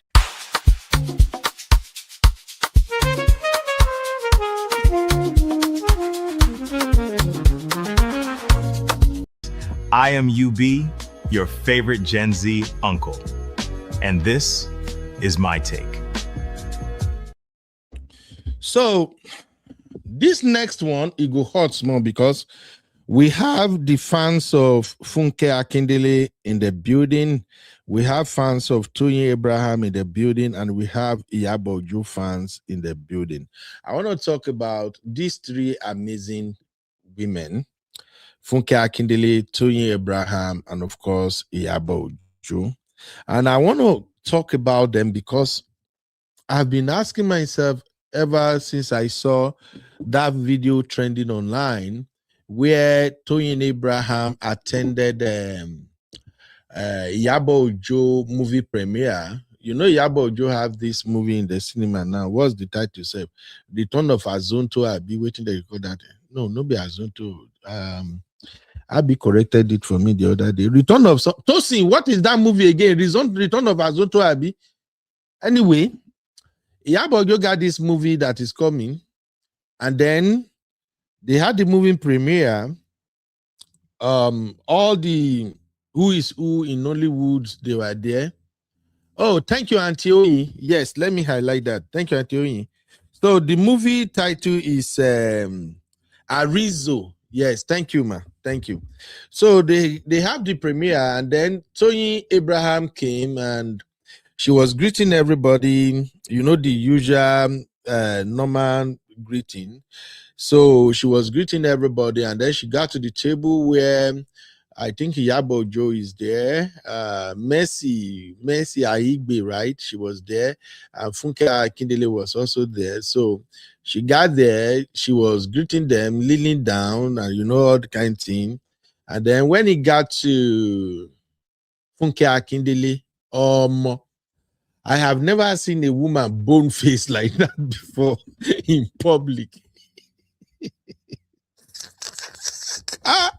Obiri, let me play the video. I tell you, if you no fear this gender, hey, you're gonna learn, and you learn the hard way. Watch the video. Obiri, Jesus Christ of Nazareth. Please, let's not prove that right. We've fought over the years to build our image, to do amazing movies, to do quality work. I beg of you, let's not give them the power to say we are piece of the night. Over to you. Please, let's not prove that right. We've fought over the years to build our image, to do amazing movies, to do quality work. I beg of you, let's not give them the power to say we are piece of the night. So I believe you all saw that, right? You notice what's going on. Hey, Chucky, the brown sugar. What's up? What's up, Papi? I believe you all saw what went down there, right? Unasiam. I'm sharing the link because it's about to get hot here. And I'm coming after you, my sisters. Hey, Dr. Shandus, welcome. My lovely Dr. Chandus, you're welcome. Sister Temilade, how you doing, man? You're welcome, you're welcome, you're welcome. Sister Temi, you are going to sponsor Bora Bora. The way you are always the late comer now you go pay for our Bora Bora. So I'm sharing the link, everybody. Please join the show. Let us have this conversation because I'm coming for the sisters right now. Yeah, Chucky, myself, I don't understand. Chucky said, what was that all about? Funke was on stone cold looks. If ignoring can kill. Hey, that was it. Chucky, let our sisters come and explain. So please, sisters, over to you. If you are free, come and explain, or you can drop your take in the chat. Let me highlight it. There is something about women. There is something about women. We can never, ever understand this gender. I don't get it. These sisters are successful women, for crying loud sake. They are all successful. And you know me, I'm a straight shooter. I am not sugarcoating this. Each of these sisters, they attain their successes through hard work. I am not pandering. You know me, I pay attention to people very, very well. I've monitored them and I've seen their growth. Each of these women here, no. They deserve special award. If we want to talk about women staying focused, investing time, and all they've got in their act, these ladies are shining examples. People can say all kind of things, so you can say, they do one thing, they do one thing. No. Even whatever you think they did that made them this successful, fear God. You can also see their handwork. These ladies, they churn out movies year in and out. Great movies. Their cinematography is top notch. And among the people who are producing movies in Nigeria, these ladies, they single themselves out because their scripts, you can tell that they actually paid script writers to work on their script. I may not be a big fan of Nigerian Nollywood movies, but I really, really do watch good ones. And my madam is a big fan of Nollywood anyway. So what she usually does is she will watch the movie. Once she see that it's very interesting, she will now get me to also see the movie. And that is how I get to see most of their work. So when we're talking about ladies who deserve lifetime award, if it comes to at least showing other women that you can achieve whatever you want, I think Ruth Kadiri, this other lady, I forgot her name now. Hey, Abby, you welcome, my baby girl. Thank God. I was just looking for you. Yes, Abby. I heard. That's why I'm here, because I was summoned. Yes, but don't come and stress me. You see me that I'm looking takeaway right now with Uncle steez, Ben, right? did you see my comments? I said I like your shirt. Oh, for real? Yeah, I said it. Thank you, Gary Abby. See, my sweet baby girl. Yeah. So when we talk about the women I really respect a lot and that I know nothing anybody can tell me, you cannot tell me that their success is because one man is funding their life. No, I see their work and I know that man without man, those work can make them be successful. So when I see sisters like Ruth Kadiri, Abi, this man will do Odogun, this lady that produced Odogun and Achalugo. Yes, Omoni Oboli.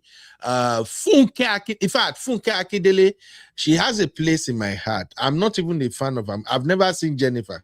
I've never seen many of her movies, but I've watched a couple of her movies and I love them. Funke Akindele, no, she's fantastic. Okay, yeah. Oh, Abi, why you they pinch me now? That one, another level, that one they operate, that more Abudu. Ooh, woo. So, Toyin Abraham too, she made her mark.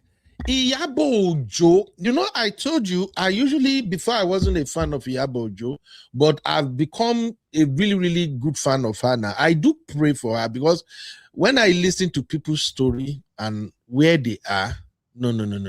Yes, Kenya dating.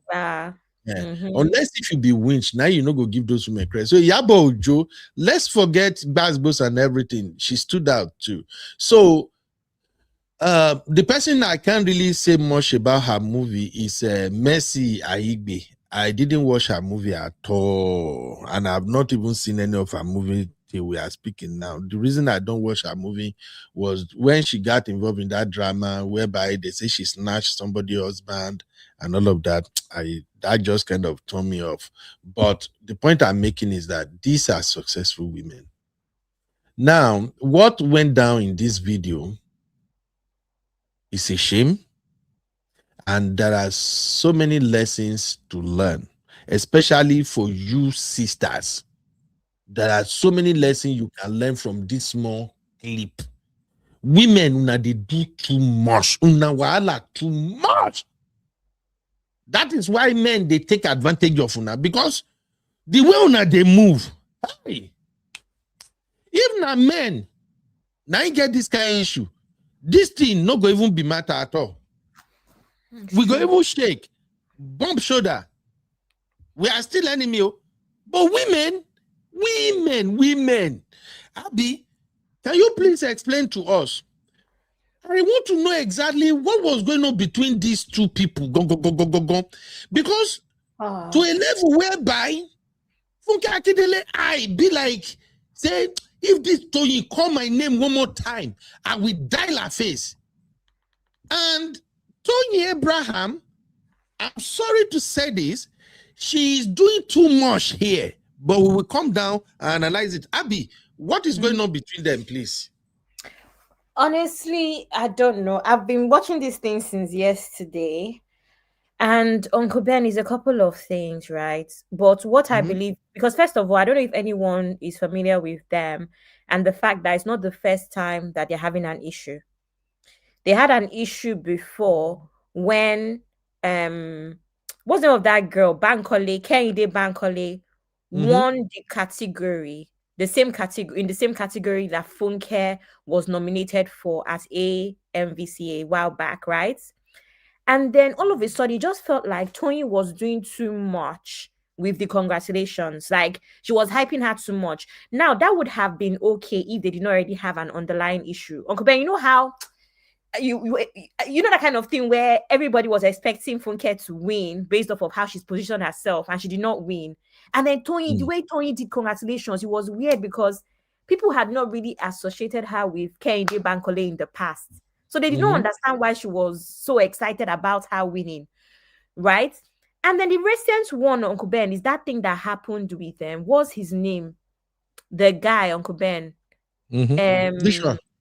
The producer guy that's had interview recently that was talking about how they are Baba Gisha. No, produce Faith, Tosin. What's his name now? The one that was talking about the women and how the women are making money, they are dancing. He's never going to dance. Omotola. Uncle Ben, is it Omotola or Afolayan, the one that Afolayan, the guy, him. So you know that when he made that Kunle Afolayan, thank you, Faith. When he made that video, you see that Funke called him, remember?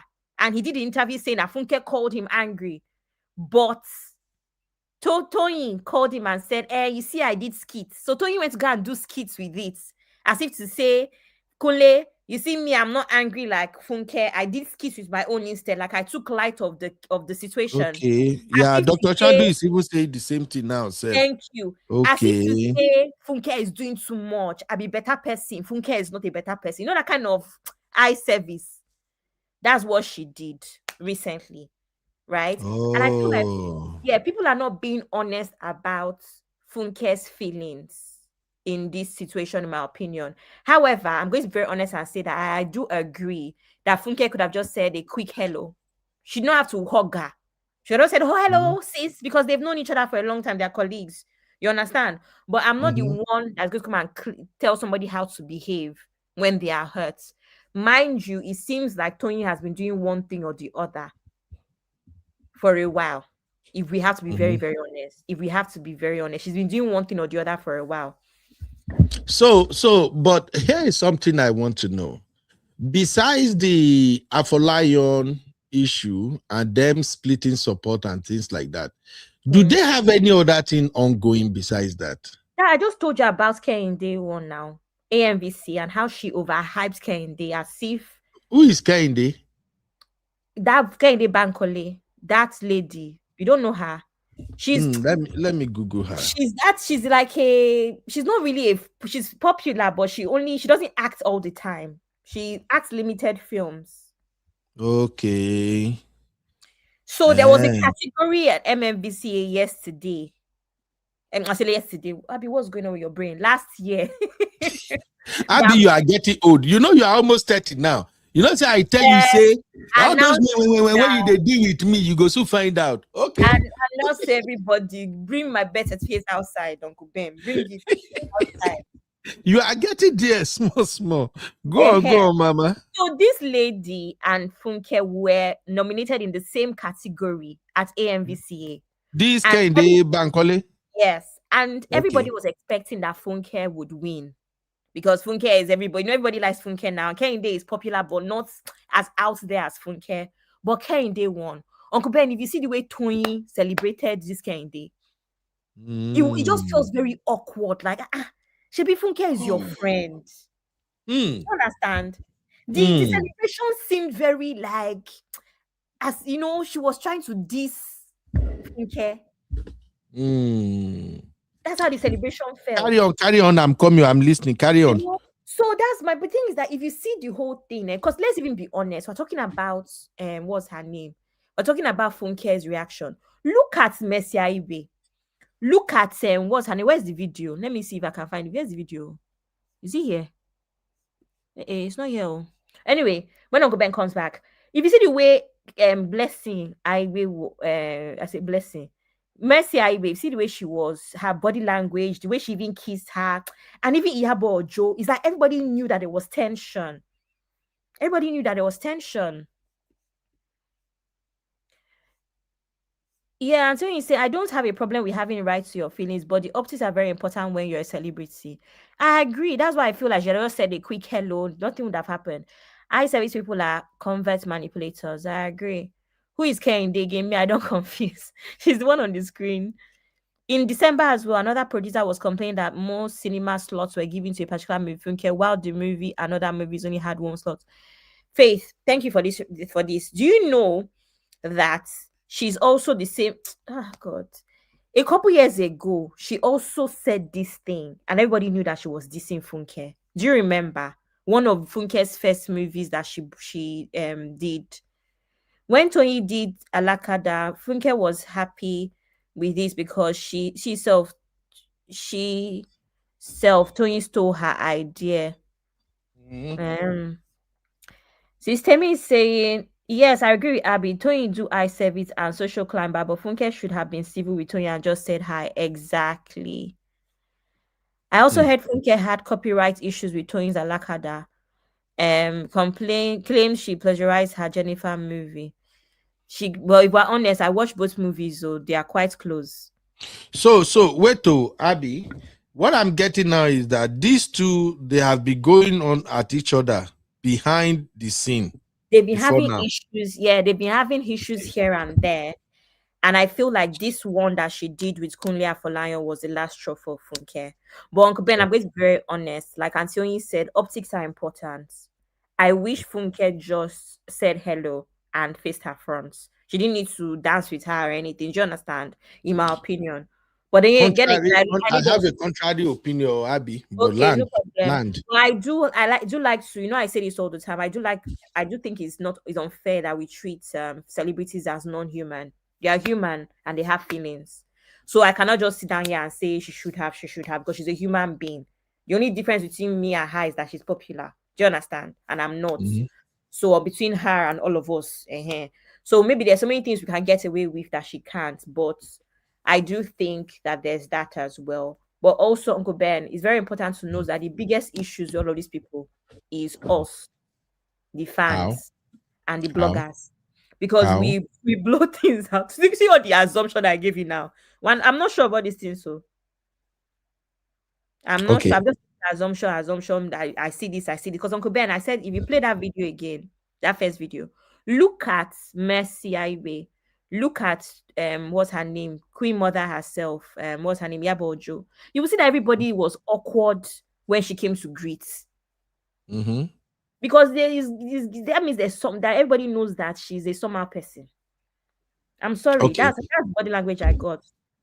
Okay, here is my take. Have you read all the comments on the banner?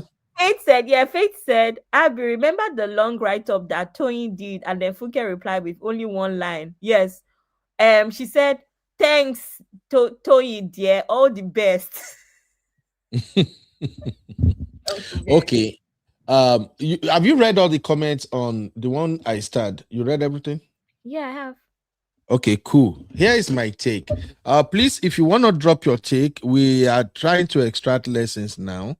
And I want our sisters to be the ones to come and explain this thing very well. Anybody, please, if you are free, come and make it make sense. But here is my take. I have issue with Toyin Abraham. And this is the reason. Toyin Abraham seems to me like somebody you should be wary of.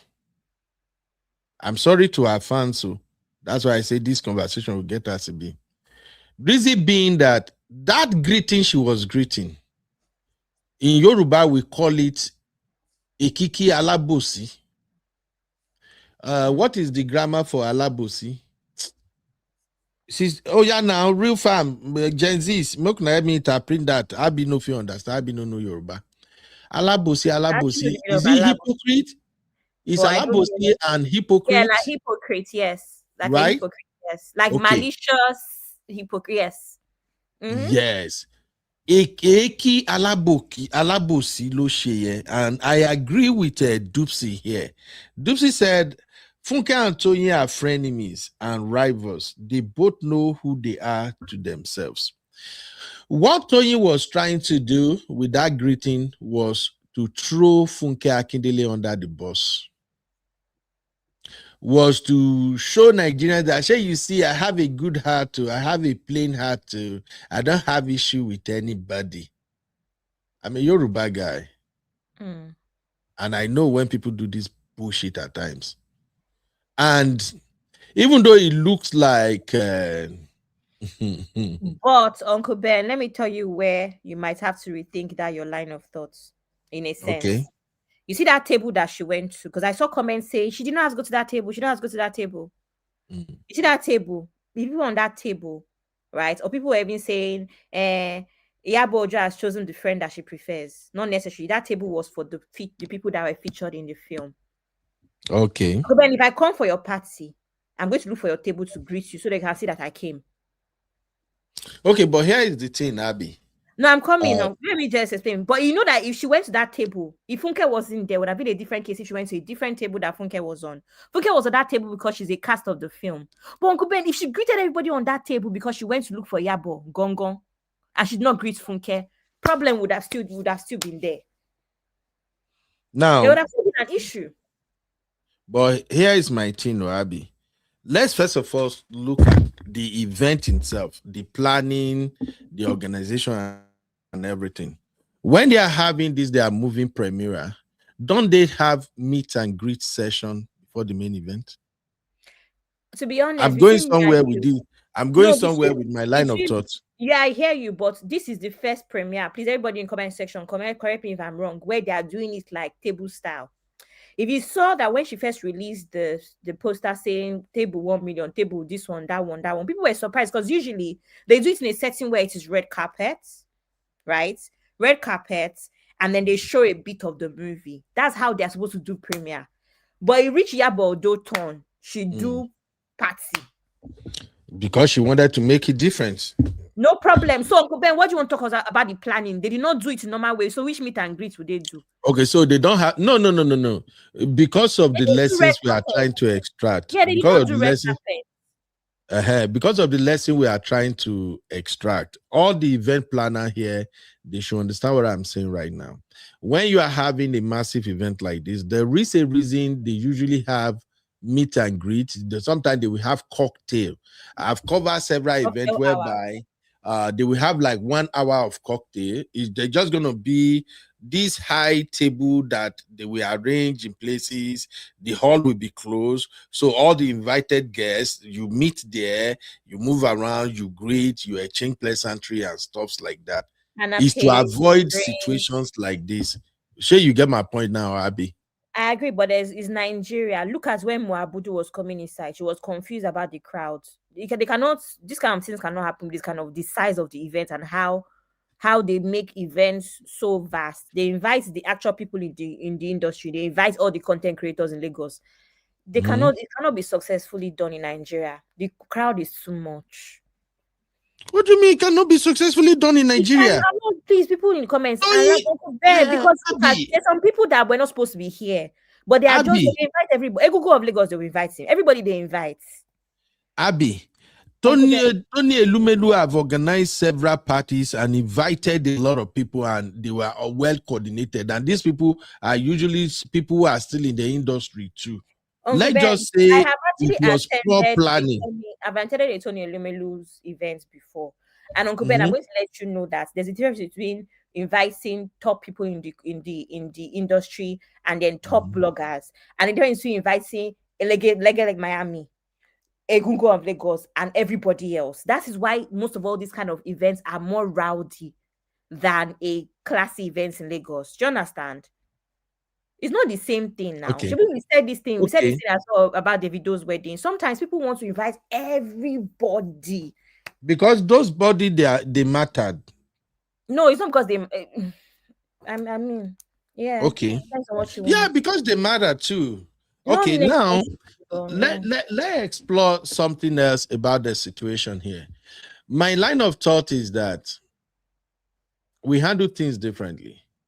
Toyin Abraham was doing what we call eye service. And the reason I spoke about red carpet and having the cocktail is that if they put that in place, everybody would have mingle, greet each other, and there will be no need for this drama. Two, it seems like Toyin Abraham, maybe she came late. Because one thing I noticed they do these days now in Nigeria is they always hire say cameraman who will carry their phone or something and follow them, recording them. You notice them, right? Yeah, they call them content creator. Okay, me, I call them cameraman. It's like each one of them have that their cameraman now. The reason why they are content creators because they only use phone.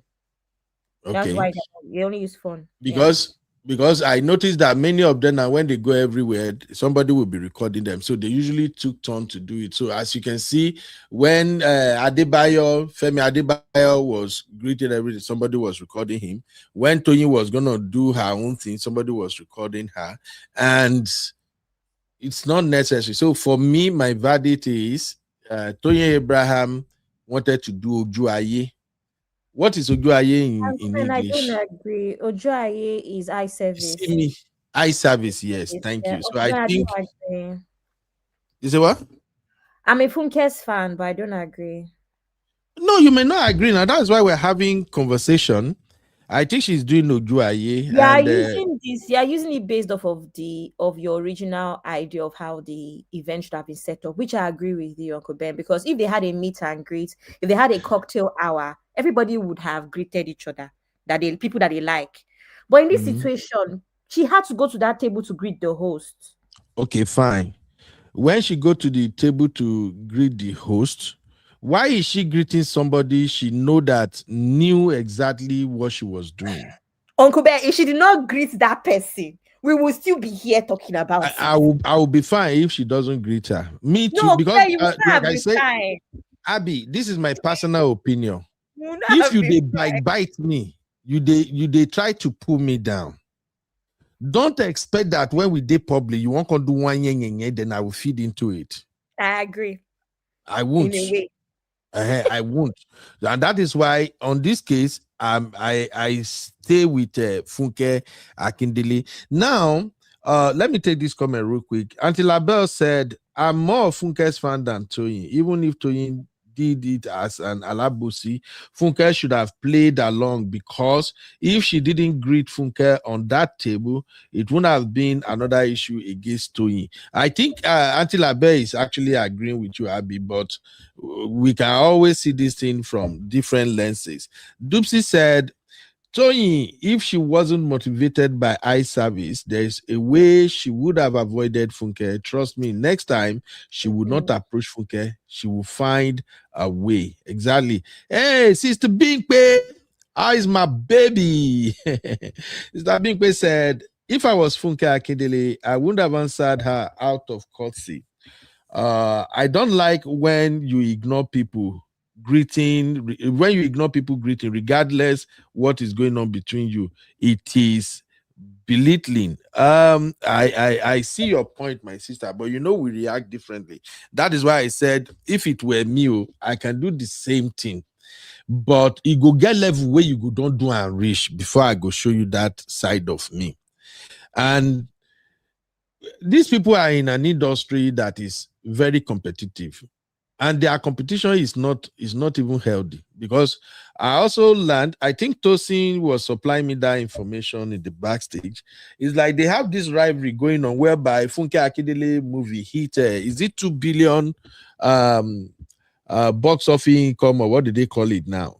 I think Funke Akindele have a movie that hit 1 billion. It's like on the first week. in the box office. He hit 1 billion. Then Toyin Abraham was trying to beat that record. And then when Toyin Abraham movie hit what was that her movie? Oversabi Auntie or something, right? Yeah, I think the movie did not do large numbers in the opening weekend. So but it still hit 1 billion, no. It took several times, but Funke Akindele movie hit that shit so fast, you know. And it's like Funke Akindele have figured how to make this thing work because she's breaking records upon records with every movie. And like I said, I've seen that movie. Her cinematography is top notch. The scripts, they are way, way, way better now. You know, all those unnecessary dialogue they used to have in some of these movies, I think they are beginning to get rid of them, and Funke Akindele is doing a good job. For me, I have not seen a Toyin Abraham movie that over Sabi Auntie, and I'm gonna be honest now with you guys. I have not seen it, and I won't see it for a reason. This is my own personal thing. The reason I won't see that movie is because even make I not throw everybody under the bus. You see what? Let's have it. Give it to us. The reason I won't see that movie is the reason I think I will blame her supporters who are Nigerians. I don't like hypocritical people. Toyin Abraham was one of the people who promoted Tinubu. Yeah. Up till now, the Nigerians are suffering like mad. Toyin Abraham have not shown one iota of even solidarity with Nigerians. Mm-hmm. And these are the same people who are paying to go. I said we never read this. When I was talking about collective action the other day, these are some of the things I'm saying. If you don't start to send the right signal to people who are conniving and eating and dining with people who are oppressing you, you are not ready to bring about changes in Nigeria. You need to be taught a lesson. How, and this is where I say Nigerians, we are hypocritical a lot. How can you be criticizing Tinubu on one hand and you are praising Toyin Abraham on the other hand? Make it make sense, please. I have nothing against her career or anything, no, but I'm just factoring this into what is going on with us and what we have to correct. In an ideal setting, in a sane society, celebrities with massive followers, they don't get into politics. If they are going to do it at all, you can see them maybe attend party or something, you know, but they are not going to be actively campaigning for a political figure because it will backfires. Nigeria is the place where these people with massive followership, they will be eating and dining with somebody who is making your life, the life of your children, difficult. And on the weekend, you are going to cinema to watch their movie. Make it make sense. This is where we are having issues. When I was compiling the video for the stream I did yesterday, I saw a video of Ogogo on TikTok. Immediately I saw that Ogogo video, the thought that came to my mind is that no wonder you know Blue. I'm sorry. We watched these guys growing up. I watched Ogogo. These are the people who I can say they are part of the people who founded Nollywood. Who knows Ogogo here? I don't know his real name. Tosi, what is Ogogo's real name? What is his real name? Because that Ogogo is not landing well for me. You can't know him because you're very right. You're very right, to be honest. And he's in the Yoruba industry. Okay. I also want to add something about what Tosin did, which ties in Taiwo Hassan, which ties in with this her bad behavior, in my opinion. I feel like she used Iyabo Ojo, in my opinion, to whitewash herself from this APC. Because remember, if anybody is active on X, there's nothing that Toyin Abraham can tweet that she will not get backlash. As in, they were on her neck. I don't know if you are aware. She can say, I'm tired. Oh, long shoots to go. Everybody will come for, how won't you be tired when you supported Tinubu? That's what it used to be. She She used Iyabo Ojo's personality, the fact that people like her queen mother, to whitewash herself with that Priscilla's wedding, with this oversabi auntie that she now used to do film. Uncle Ben, are you seeing? So I feel like that whole thing ties in with the issues that people are saying that Funke has with Toyin. This she's two-faced, she's a hypocrite. That's one that honestly, my own opinion, that's kind of what she uses Iyabo Ojo for. To whitewash her personality, or to whitewash what people, all of the issues that she's had based off of APC, her support for APC. That's my opinion. But I could be wrong. It could be a friendship. So I'm sorry to Toyin Abraham fans that are here on the roof farm. I'm just being fair and being honest. To personally, like I say, she's an amazing actress. She achieved all her success, doing a good job. But yet, I think these people, they lack social awareness to some extent. The way things are going in Nigeria right now, any celebrity that is identifying with any politician, they are killing their career. I'm supporting Peter Obi, but let me tell you, no celebrity should be supporting Peter Obi publicly. You do it softly. You feel me, Abby? Yeah. Because the same Peter Obi, where with the hype now, say, he go liberate Nigeria. If he get into power now, make everything go south. You can never trust politicians. And if you know you occupy a position whereby your support can sway the vote of people. Thank you. You still I always say this. I always say this on this platform, that a lot of celebrities and influencers, they know the power of your platform. When you know the power, you can see your analytics, Uncle Ben. You can see your analytics. You know that every time you post, 12 million people see your post. Whether they comment or like is a whole different thing. So you know that anything you post, 12 million people will consume it. So you know what you're doing. If you say anything, you do anything, you support anybody, you understand the importance and the importance you have and the influence that you have, the power of your platform. So you're very right, Uncle Ben. They shouldn't be doing stuff like this. They shouldn't. So, the link is in the chat for anybody who want to contribute. We are just examining all aspects of what went down. So after the drama that came out, I think Toyin Abraham now shared this. Maybe she was replying to a post or something. If you look at the screen, if you look at the bottom, you will see Toyin Abraham there, where she said, I have unfollowed her. God forbid bad thing. If I ever greet her again, that means I'm a bastard. Yeah, so. And then here is the thing though.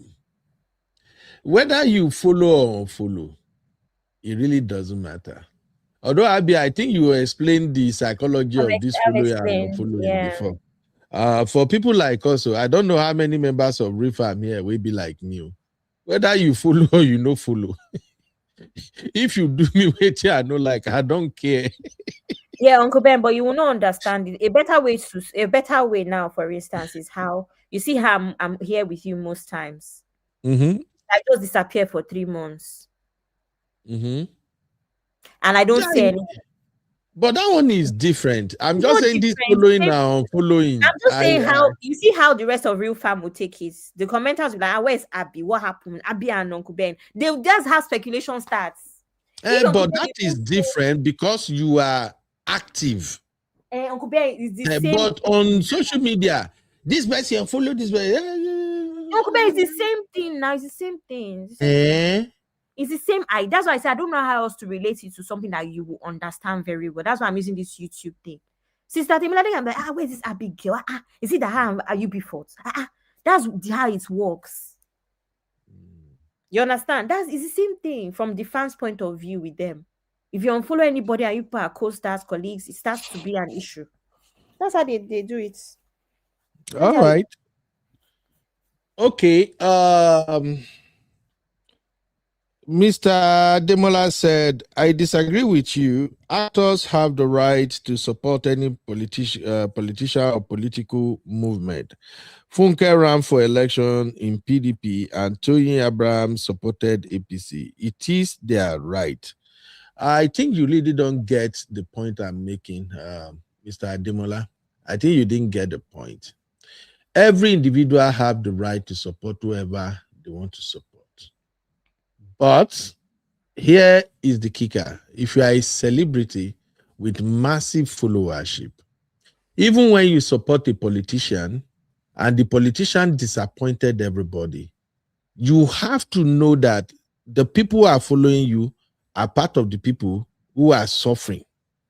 So one of the things you can do to exonerate yourself is to come out and speak. You may not have to throw the politicians under the bus, but you can make a general statement that even the politician will understand. You can make a statement like, everybody, we know the country is tough right now. People are suffering. Life is hard. Please, we are appealing to the authority. Let's find a way to make people's life easier. Abby, you get what I'm saying now? Yeah.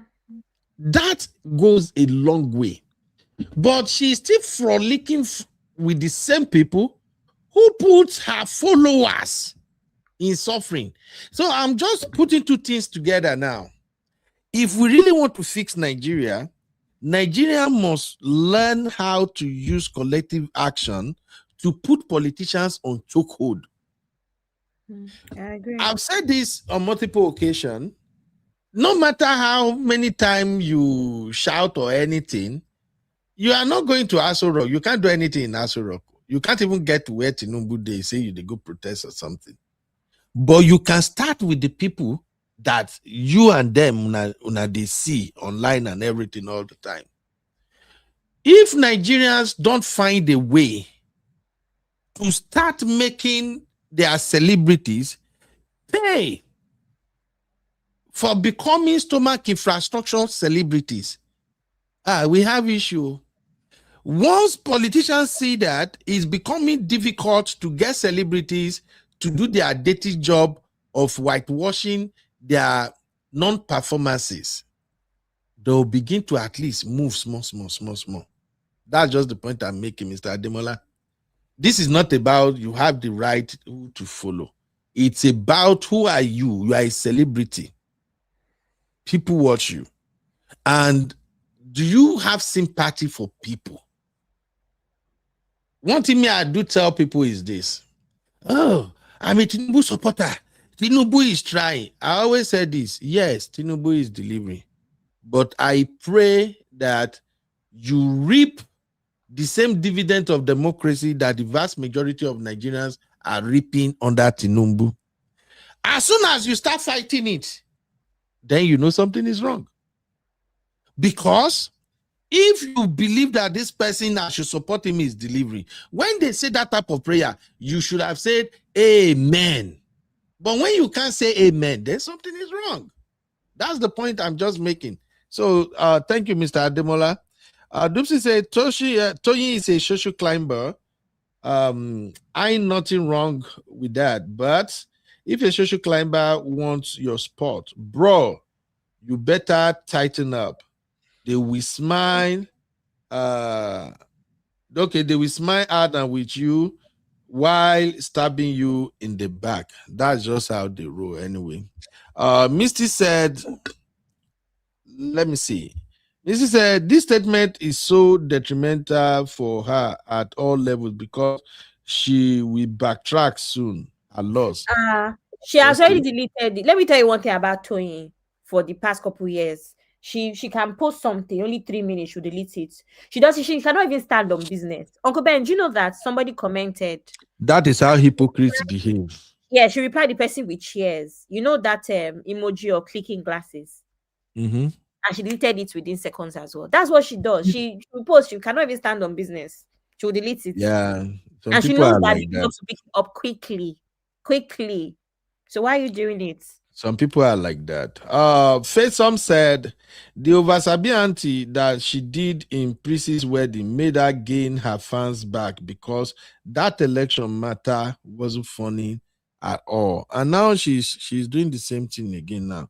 So, but I hope we are extracting lessons from this. Auntie Labe say, I remember that Toyin said sometimes ago that it doesn't surprise her that Funke is making it large because Funke is her senior colleague. I believe it's their fans and bloggers who are causing all. No, not be their fan, auntie. I don't think it's their fans. It's just who she is. Sister Temilare say Toyin Abraham is a social climber and she wants to be among people that are in the echelon of society by all means. It's looking like that, yo. Bingbe said, it was because of Tinubu matter that I unfollowed Toyin till today. I know Kukuma did follow any of them before. If I follow them, not by mistake. Dupsy say aura for aura. Okay, let me check some of the comment here. Auntie Grace said, this is not the characteristic of all women. Let these ones go and sort themselves, especially the ones in the Yoruba movie industry. But Sister Grace, say women and then they move like this at times now. Una fight. Sometimes we don't even fit explain them. Let me see. Did I miss any other comment here? Auntie Onyi say that's you. So she can't greet again. Auntie Onyi, me person no greet this kind greet from my side though. I feel carry chair. They say, but Funke Akindele should not allow fame and money get to her head. She should be calming down. Calming down for waiting, my sister. Calming down, Asao now.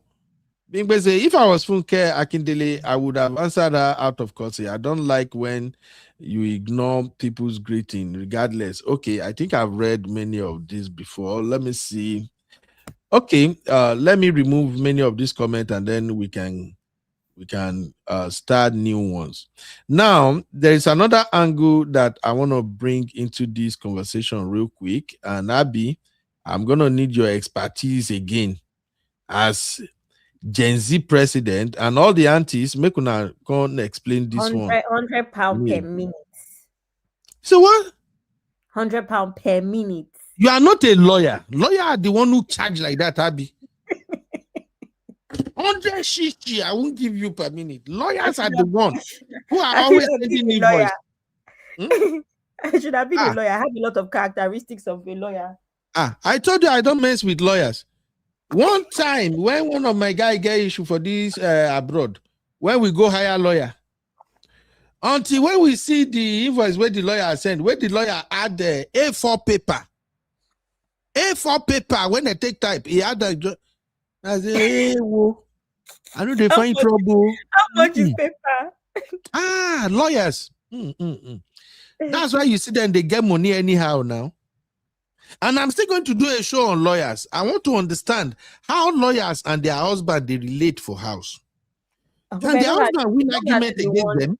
Don't gotta do the show that will make 20 lawyers come and sue you. My hand is not there. No, they're not going to sue me. We just need to talk. Because I just imagine. It's like when my wife told me when she applied for admission at Uniben, she won't go study law. I just they look at, when they think, if you are a lawyer and I marry you, how our life will be right now? Because tell me, how are you going to win against somebody who argue for a living? Somebody who go to court and call black white for a living. How are you going to win it? How do you outsmart a lawyer? If you cheat on a lawyer, how do you talk yourself out of it? Why are you cheating? Because sometimes as men, oh my God, you can talk yourself out of it. So sometimes I think, how do you talk yourself out of cheating on a lawyer? Oh my God. By not cheating on them to begin with. That's it. Okay. That would be a very good show. I will invite Misty especially. All our lawyers. Misty will come here and come and tell me how life looks like when you are dating or married to a lawyer. I need to know. You know, say curiosity no go buy me. I just want to know. Sister Temila, they say I agree with you. Take for instance the unity collaboration among South Africans protesting against corruption and illegal immigrants. Same for Kenyans during their protest. Exactly. If you don't come together to pass a message to politicians, they will always take you for granted. Mrs. UB, leave lawyers alone. Do you have evidence to support your statement? Yes. In the case of Beatrice versus Beatrice, no, let me go there. You know, say because of since Misty has become Esquire, I've been dusting my law book now. They go do Google lawyer now. I mean, Funke Akindele should have just greeted her back, even if nonchalantly. Say hi. Me, I like what Funke Akindele do. Shame people who backbite you. Banga for banga, okra for okra, egusi for egusi. Period. And Funke Akindele is not a small person in the industry too. I think we all know that. Yeah. Right now, I'm a very big fan. I'm a very big fan of Funke Akindele. Like Uncle Ben, I'm such a big fan that she came to London. I'm one person that if anyone knows me, I don't really like. I'm not fazed by celebrities. I actually booked tickets because she was around, like for one of her premieres a while back. And I don't do stuff like that. That's how much I admire her work. I'm proud of her. Yeah. Okay. Mr. Ademola said, it is not everyone that feels the same way about Tinubu government. It is like expecting Nicki Minaj to speak against Trump government, despite the public sentiment against Trump. Nicki Minaj is looking for paper for her man. I think for her man or for herself. She her own history, bros. Go Google her history. You will understand why she carry big gash, the quizzy up to my uncle. You know, but it is what it is anyway. Let's move on to another aspect of this conversation, still on Funke Akindele and Jennifer. Welcome to UB Reactions, the place where we keep it real. Today, we've got some hot topics, so let's jump right in. I am UB, your favorite Gen Z uncle, and this is my take. All right. Welcome back, everybody. Funke Akindele snubbed Toyin Abraham live. The shocking backstory revealed. So you can go and watch the backstory. I think Tosin already produced a short documentary on this their saga, and it's right here on UB and the Real Fam channel. So go and watch it. But I want to bring Iyabo Ojo into this conversation. Abi, are you ready for this? Real Fam, are you ready for this? Sisters, are you ready for this? Because like I said, I go press sisters' neck today. Now they always bring drama. Women! Uncle Ben, please check the private chat. Okay. So let's talk about Iyabo Ojo herself. And the reason I want to talk about Iyabo Ojo is because of what I highlighted. Is it on the Real Fam? You asked me to check Real Fam or which one? Abby. My baby don't disappear. The message I see here is from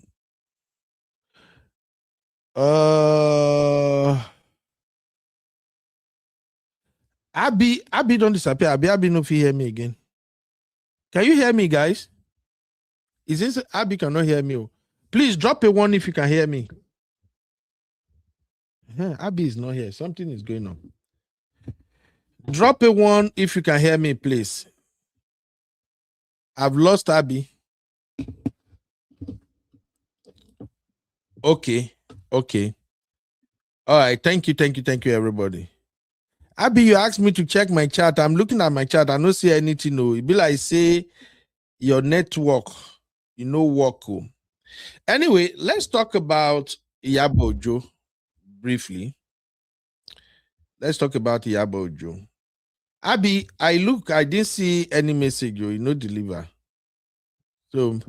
So This show, I actually captioned it Funke, Toyin, Iyabo Ojo, friends or foes.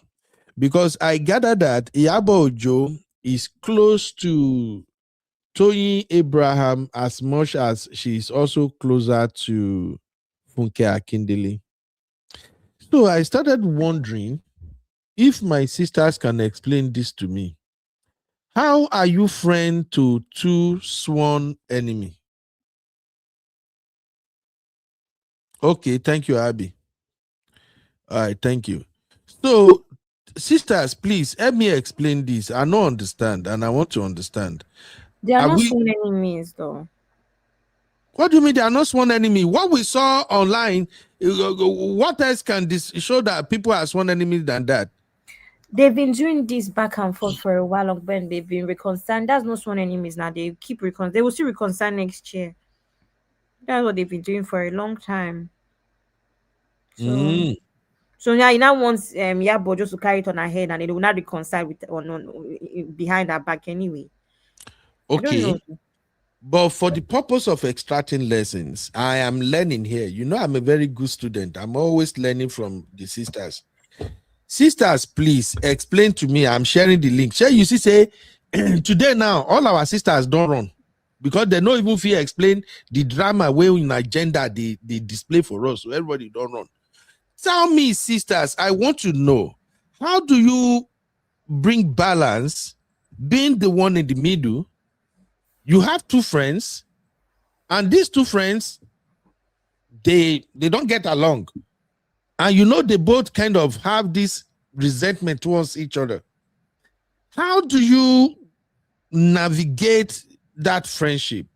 Make it make sense. Abby, help me out. How na they take one? I need to understand women today. I don't know. You see, Faith is saying apparently Funke and Iyabo made up not too long ago. Yes, because there was a time that Iyabo called out Funke for not being supportive. See, anyway. Wait. Ben, Iyabo called out Funke for not being supportive on what? She was not being supportive towards Toyin a while back or something funny like that. How is that her business? I don't know. Is it in the spirit of friendship?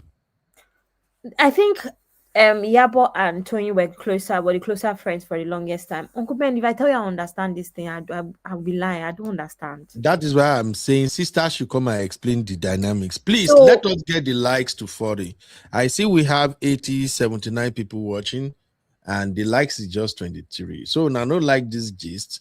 Let's get the likes to at least 40. Oh yeah, take a second, just a second, exit the chat, hit like, and then come back real quick. Or else you are not going to Bora Bora. You know, I'm saying my own. Even though they say me too, I know they go. I'm looking for fellow people who know go too. So if you don't like, you are not going to Bora Bora. Eh? If you don't like this show, I will send Lega Miami to you. So if you don't want to see Lega Miami in front of your door, like this show. Or for those of you who don't like VDM, now VDM I will send to you if you don't like this show. So I'll be on a serious note. I want to learn. How do you women do that?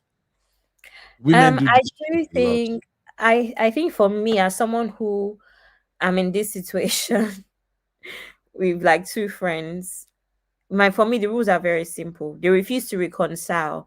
I'm there thinking that the reason you guys are fighting is very stupid, in my opinion. It was not worth throwing a 7-year relationship out the window, but I'm not in you guys' head, so whatever, right? All I do is that I just don't talk to them about each other. I don't bring up each other to them.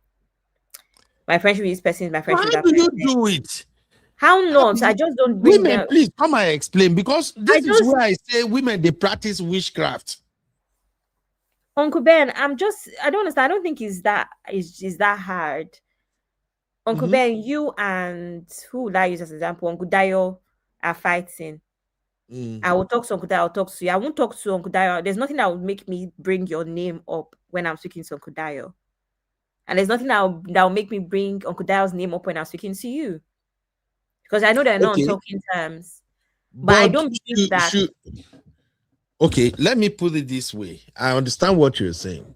Now, should Funke Akindele trust Iyabo Ojo?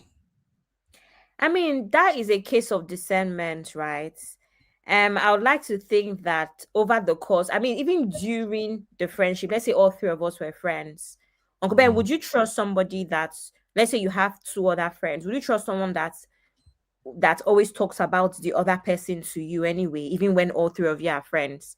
And it's not even like a safeguarding issue, like, oh boy, look, oh, this thing's going on with our friend, I think we should talk to him. Would you trust that person anyway? So moving forward, if anything happens to that friendship, you're going to feel the same about the person. That person is naturally a gossip and a backbiter. So I think it just depends on how they perceive you as a person, even while the friendship was ongoing.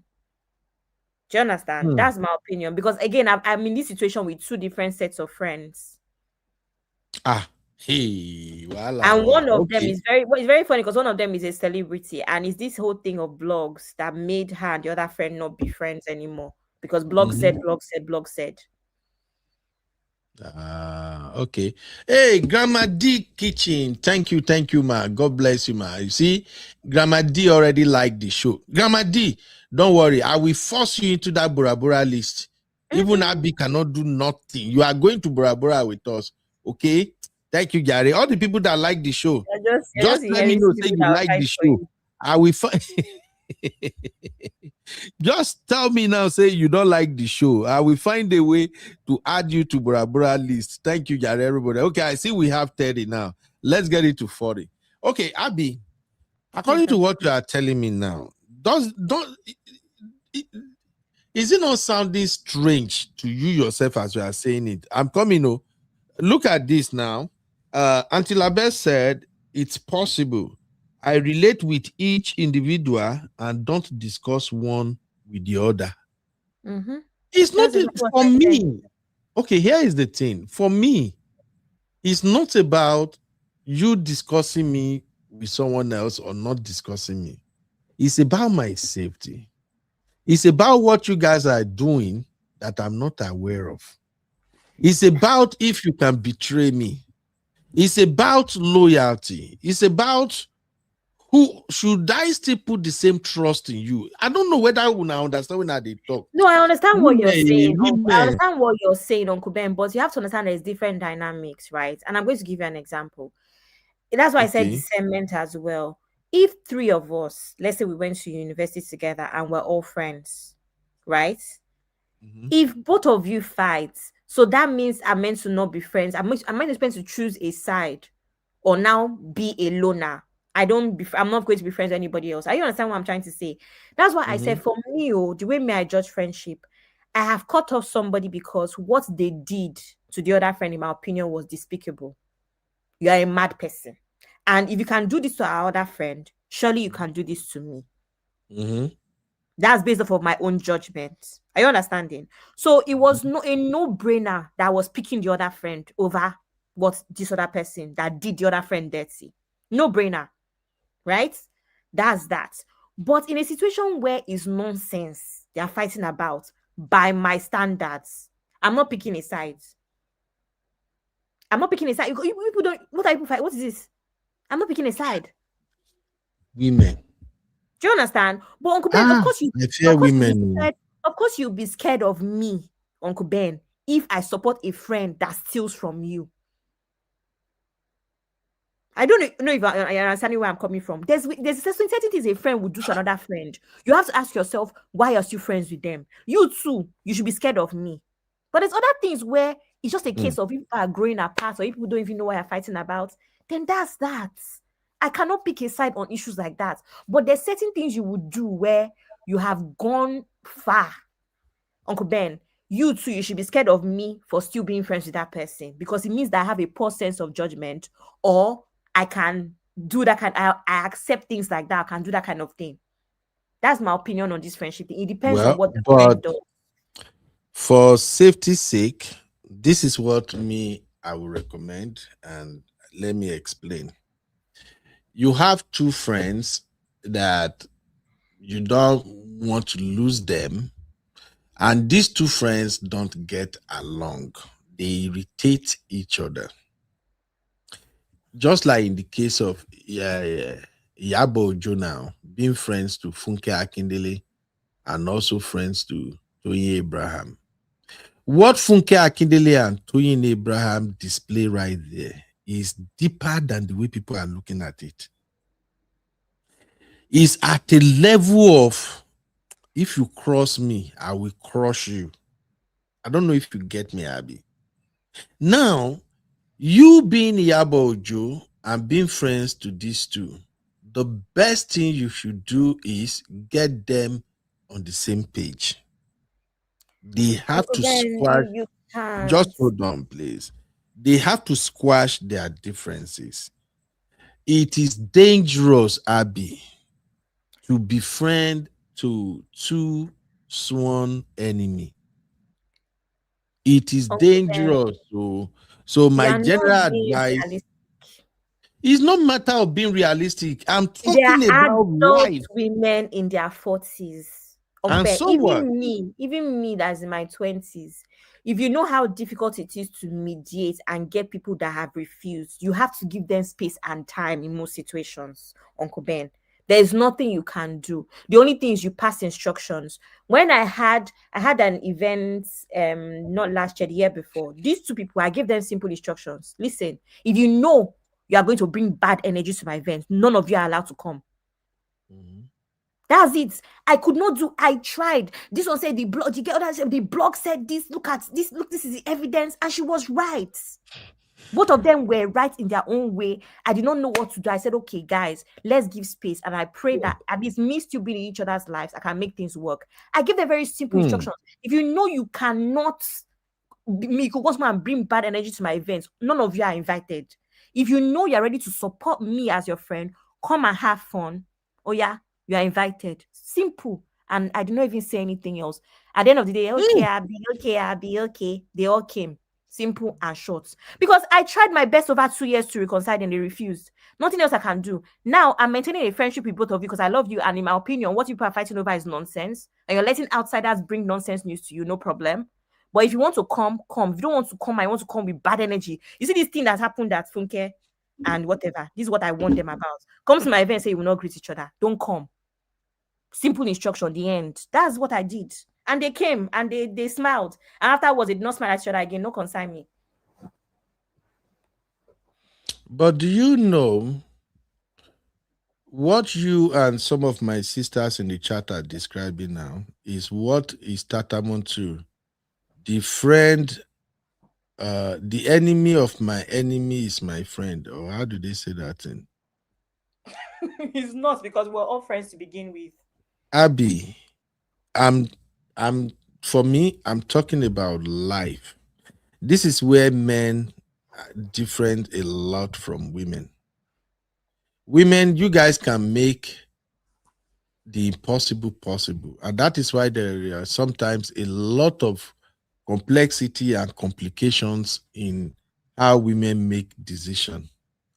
Please, anybody listening right now, don't find yourself in that situation. You are putting your life at risk, because if for me, you are more dangerous than the enemy that I have.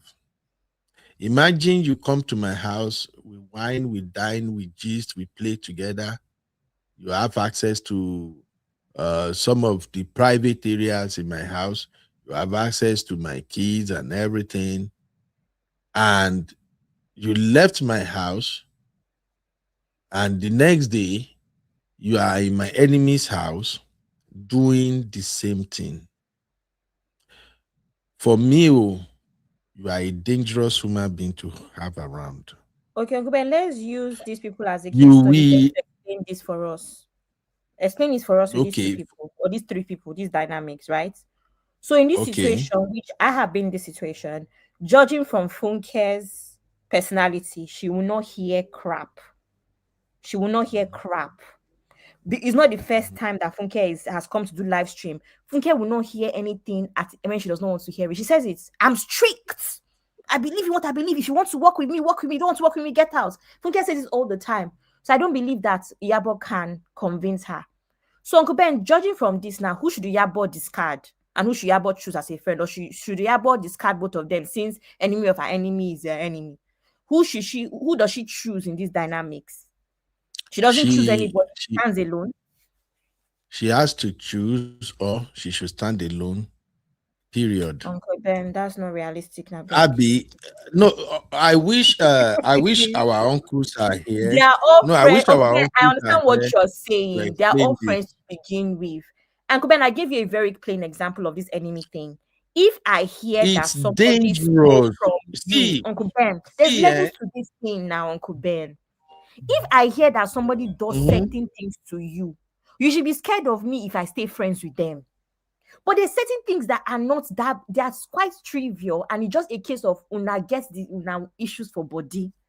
There's some issues, there's some things where you have to look at it as you people are just very funny human beings. Both of them are very funny in the way they think about things. But there's certain things where you should have a clear line where you are a wicked person. I can never choose sides with you. And you cut that person off. But not across the board. I'm sorry.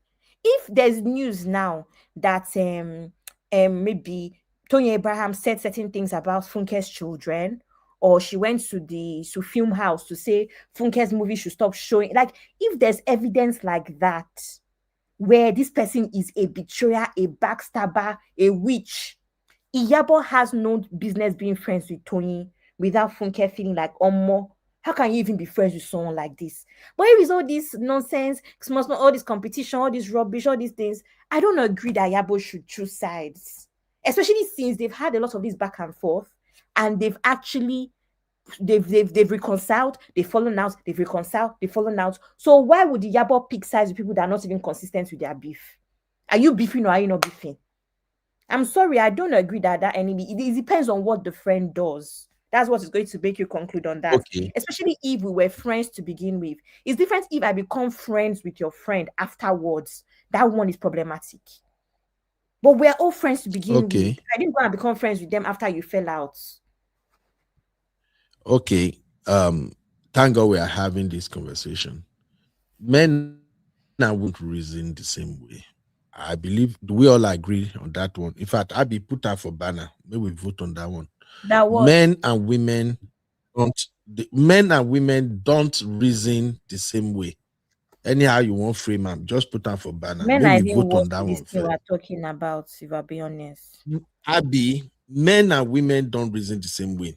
Any man you find who is friends to two enemies, please, that is a dangerous man. No.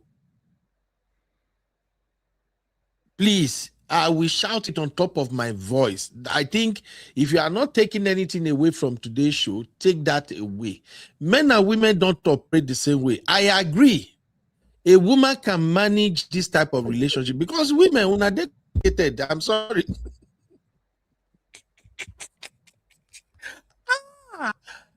I'm trying to process what kind of brain cell women is using to navigate this type of relationship. You are friends with this person, you dine, you eat, you do everything together.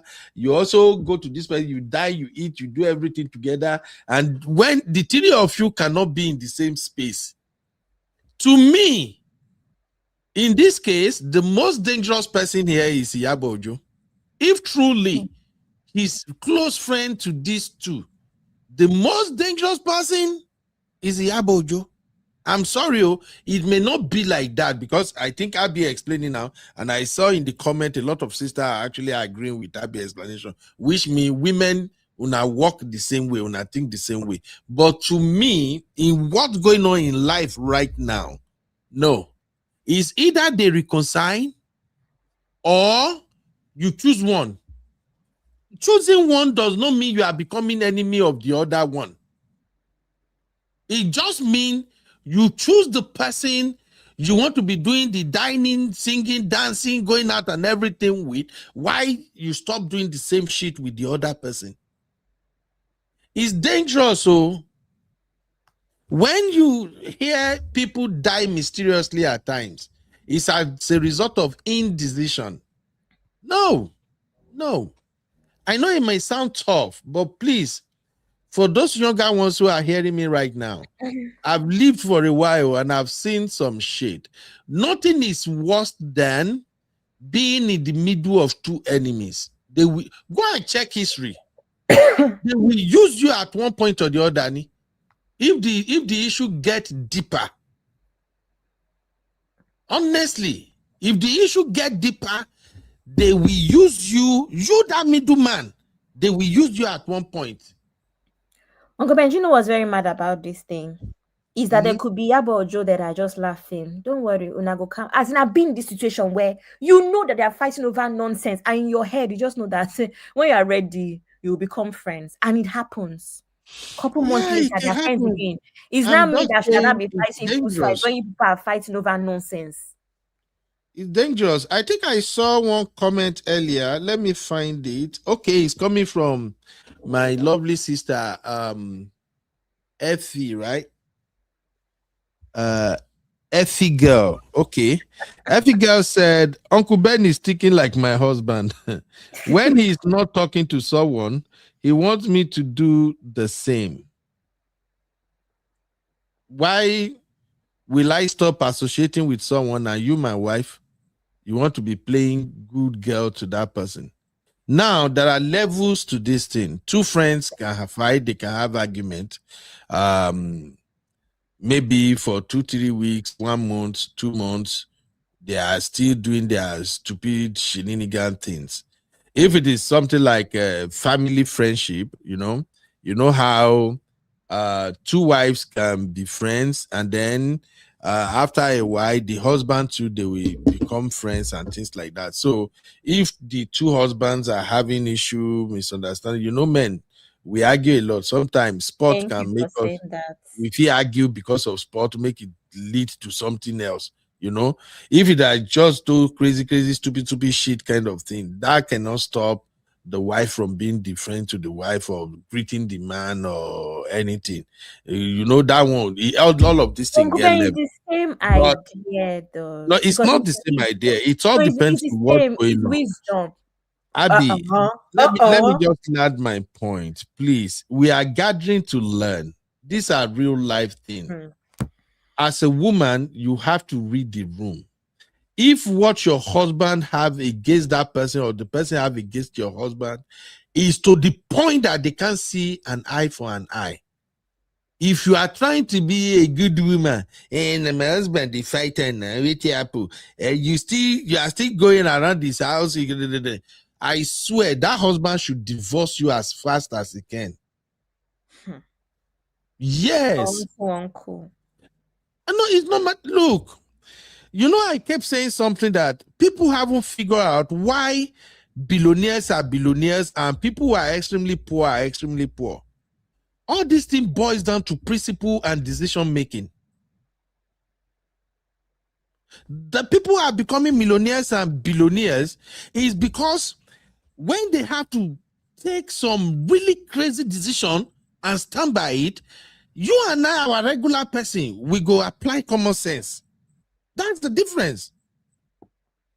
In marriage, you have to pay attention to what it's like. Even it applies to man.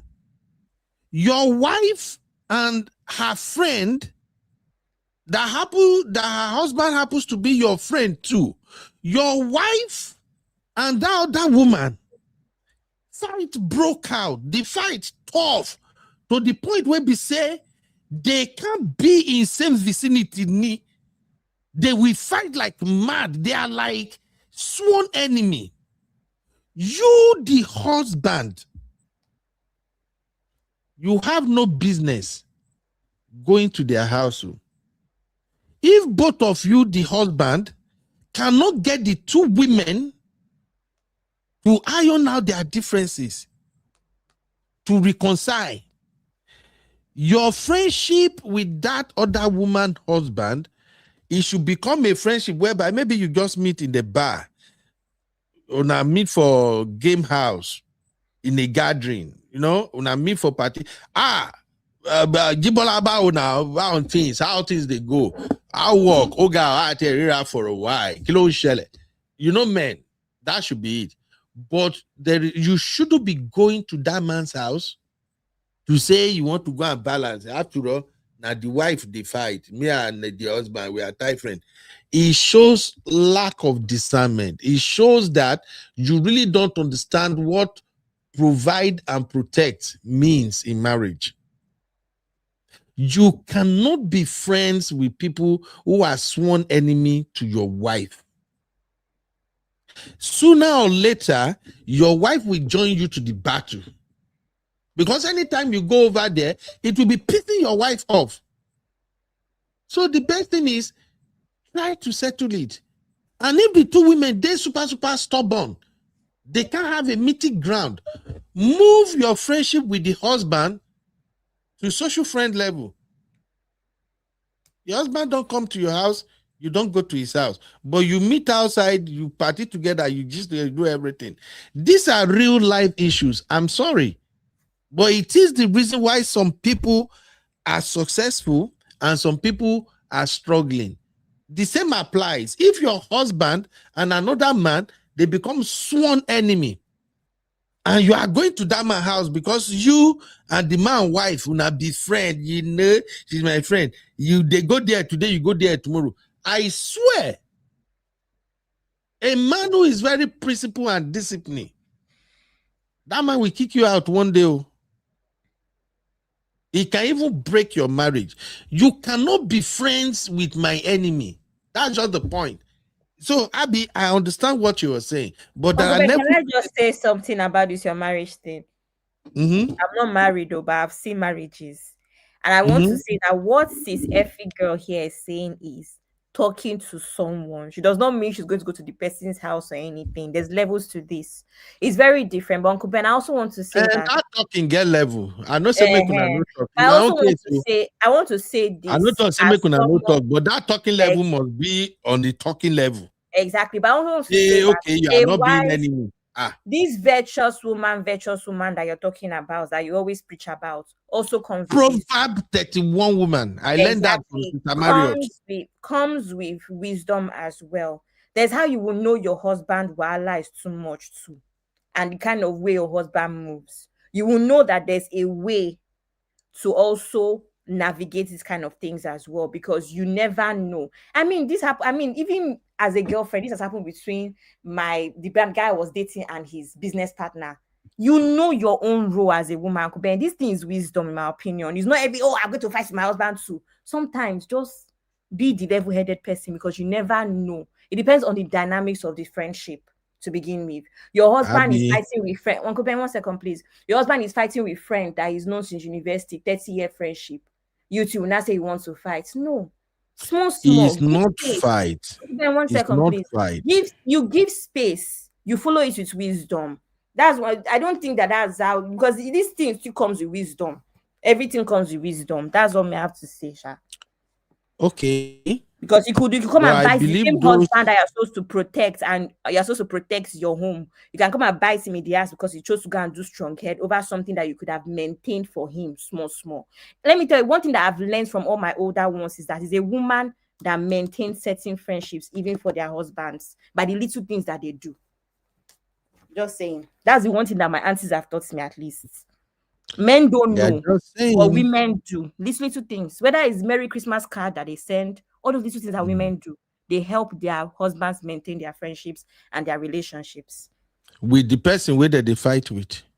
I'm just saying, I'm giving an example where even in that situation as well, it's important to apply wisdom. If you know your husband and how your husband handles issues, and you know that it is a friendship that is valuable, or it is a friendship that affects your husband in certain ways. Example, a long-term business partner, a friend that's been your husband's life for 30, 40 years. There's how you will balance it. And nobody's saying you will not, that's when you will not cook a father and take it to his house. No.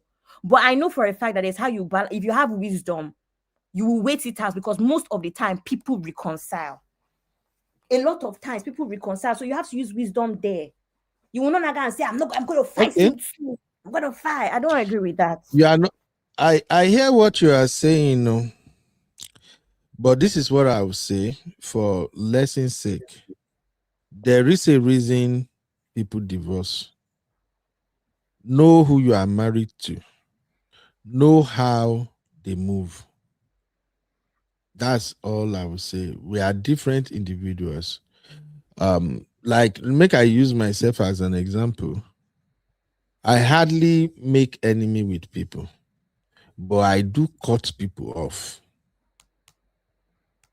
And before I cut people off, the person don't do things where be say, I don't try to have conversation around it. I go don't report them to themselves. I will have done so many, but the person continue to do like that. So when I get to that point, when I cut that person off, depending on what we got going, if the reason I cut them off is because I see them as being dangerous to me, and you want to be playing both sides, either as a wife or as a friend. You want to be cool with me, cool and cozy and all that, and then the next thing you want to be cool and cozy with the other person. I'm cutting you off too. That's how I move. The same thing applies. You have to know who you are married to. Before I get to a point where I'll say, madam, the way this person is going is dangerous to me. This person will cause me huge problem. I'm no longer associating with this person. I'm not saying you shouldn't greet the person or talk if it's on a platonic note. But if you still want to say, well, maybe my husband, I get issue with them. No be me. You are still cruising off to that person. Waiting that they do before you still go to the person house. Me, Beno. It will get to a point where I will say, may you sit down and I will ask you to choose. Are you choosing this marriage or you are choosing my enemy and his wife? I'm just saying that's just me. Everybody get their own style. So when we get to that point, if you are trying to now explain it, it's already over. Before I get to that point where I say you go choose, I've already mastered out my move. Maybe you are saying, I'm telling you. No, I'm not saying. I'm saying because no, Uncle Ben, I'm on real fan platform, and I'm saying because Momo 5 has already dropped video now, and I'm like, our work race is insane. Momo 5, no, they waste time. That's so why I say something that we're still talking about. Momo 5 has already dropped sit down video. So please, I beg you. This is why we continue to emphasize the need to know your partner. Please know your partner. Know their limits. Know how they move. If your partner is the type that is okay, even though you are frolicking with his enemy, that's fine. But if you know your partner is the type that will not take that, don't do auntie, or else that nice person where you want to, if he come back, come scatter your own house. That's all I will say. Because me as a man, if I'm married to you and you have a big breakout with this person that you get to a point that you are telling me, say, babe, I think this person is dangerous to me. My association with this person is endangering me. I don't want this person around. Now you are married. I'm not going to fight the person you are fighting, but I'm protecting you. I'm not going to start saying, oh, I'm the one with the big heart. Let me go and associate and then bullshit. I ain't doing that too. I am with you. Uncle Ben, help us answer this question on the screen with this your read it now. So if you have issues with Dr. N now, you would tell my auntie to choose. Who is Dr. N? As an example. Your friend, doctor, that you tell us about Dr. Ni. If you have issues with him now, you tell our auntie to choose. Definitely. Like I say, it's the same principle. You are laughing. I like too much. See, you see, this is the issue we have in our community, and I thank God this conversation get to this level. First of all, Dr. Nia has been my friend since I can't even remember the years. He go hard. Before Dr. Nia and myself, we go get issue. We go come reach the level where he go come be my sworn enemy. Are you feeling me now? He go hard. But Uncle Ben, that's the thing. We're not no, disagreeing. just wait. Let me give you an example now. Let me now say, maybe Dr. Nia and I, we wake up one day, we can't decide, say we won't go do politics for Nigeria. As we can't begin to do politics, we do politics. It can't begin to get so dangerous that we are becoming an enemy now because of computer or whatever. Once we both say, no, Tandiwa, we go our different way. Make it make sense. The thing that my madam can only do is to begin to press button like, what is wrong with two of you? Are you people crazy? Why will you people be fighting because of politics? She will be talking to my friend, she will be talking to me, doing everything to make sure that this BS, we stop it before he even go far. And I trust Niyi's wife will be doing the same thing too. But if we can't get to a point where we can say, I can't even leave my water on the table where my friend did. We can't go different way. My wife can still maintain her friendship. I'm going there, I'm going to play again. No, it got. If you don't put a stop to it, that is you. That is. Una no go here, Abi. Hey. No. Once you get to the point where you they dying there, the marriage over here is already over. Uncle Ben, that's the point I'm making. That's the problem. The problem is that you are going. Because the problem is here. Waiting at the talk. Now, waiting they scatter home. No, Uncle Ben, you're not listening. What you are saying is valid. We are not saying the same thing. Everybody in the comment was saying it depends on what happened. How can you get to a point where you cannot keep your drink on the table with the friend and your wife will still be friends with that person? That person is after your life. That's a different situation. Why would your wife be friends with someone now? That's different now, Uncle Ben. What we are talking about is trivial issues where everybody is just hot in that moment, and you know that there's going to be space for reconciliation, but it's just a matter of. So what you are saying now is Iyabo Ojo being a wife here. You say what? I said what you're talking about is valid. Your wife is supposed to cut the other person off. We and the comment section we are explaining to you that when it gets to that level, valid. Like Aunty Funke said, most women will even block the person before you finish. That's the point I'm making. Most women, there's no that's the point I'm making. Except you not marry a good person. There's no way you would tell your wife that this person did. They will not even have it. Most wives that I know, they will even fight for you.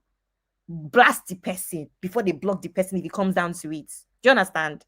That one you are valid. But all these small trivial issues, you know them, you know how they behave. After 30 years friendship, you know how they fight their fights. There's no need to put your head there.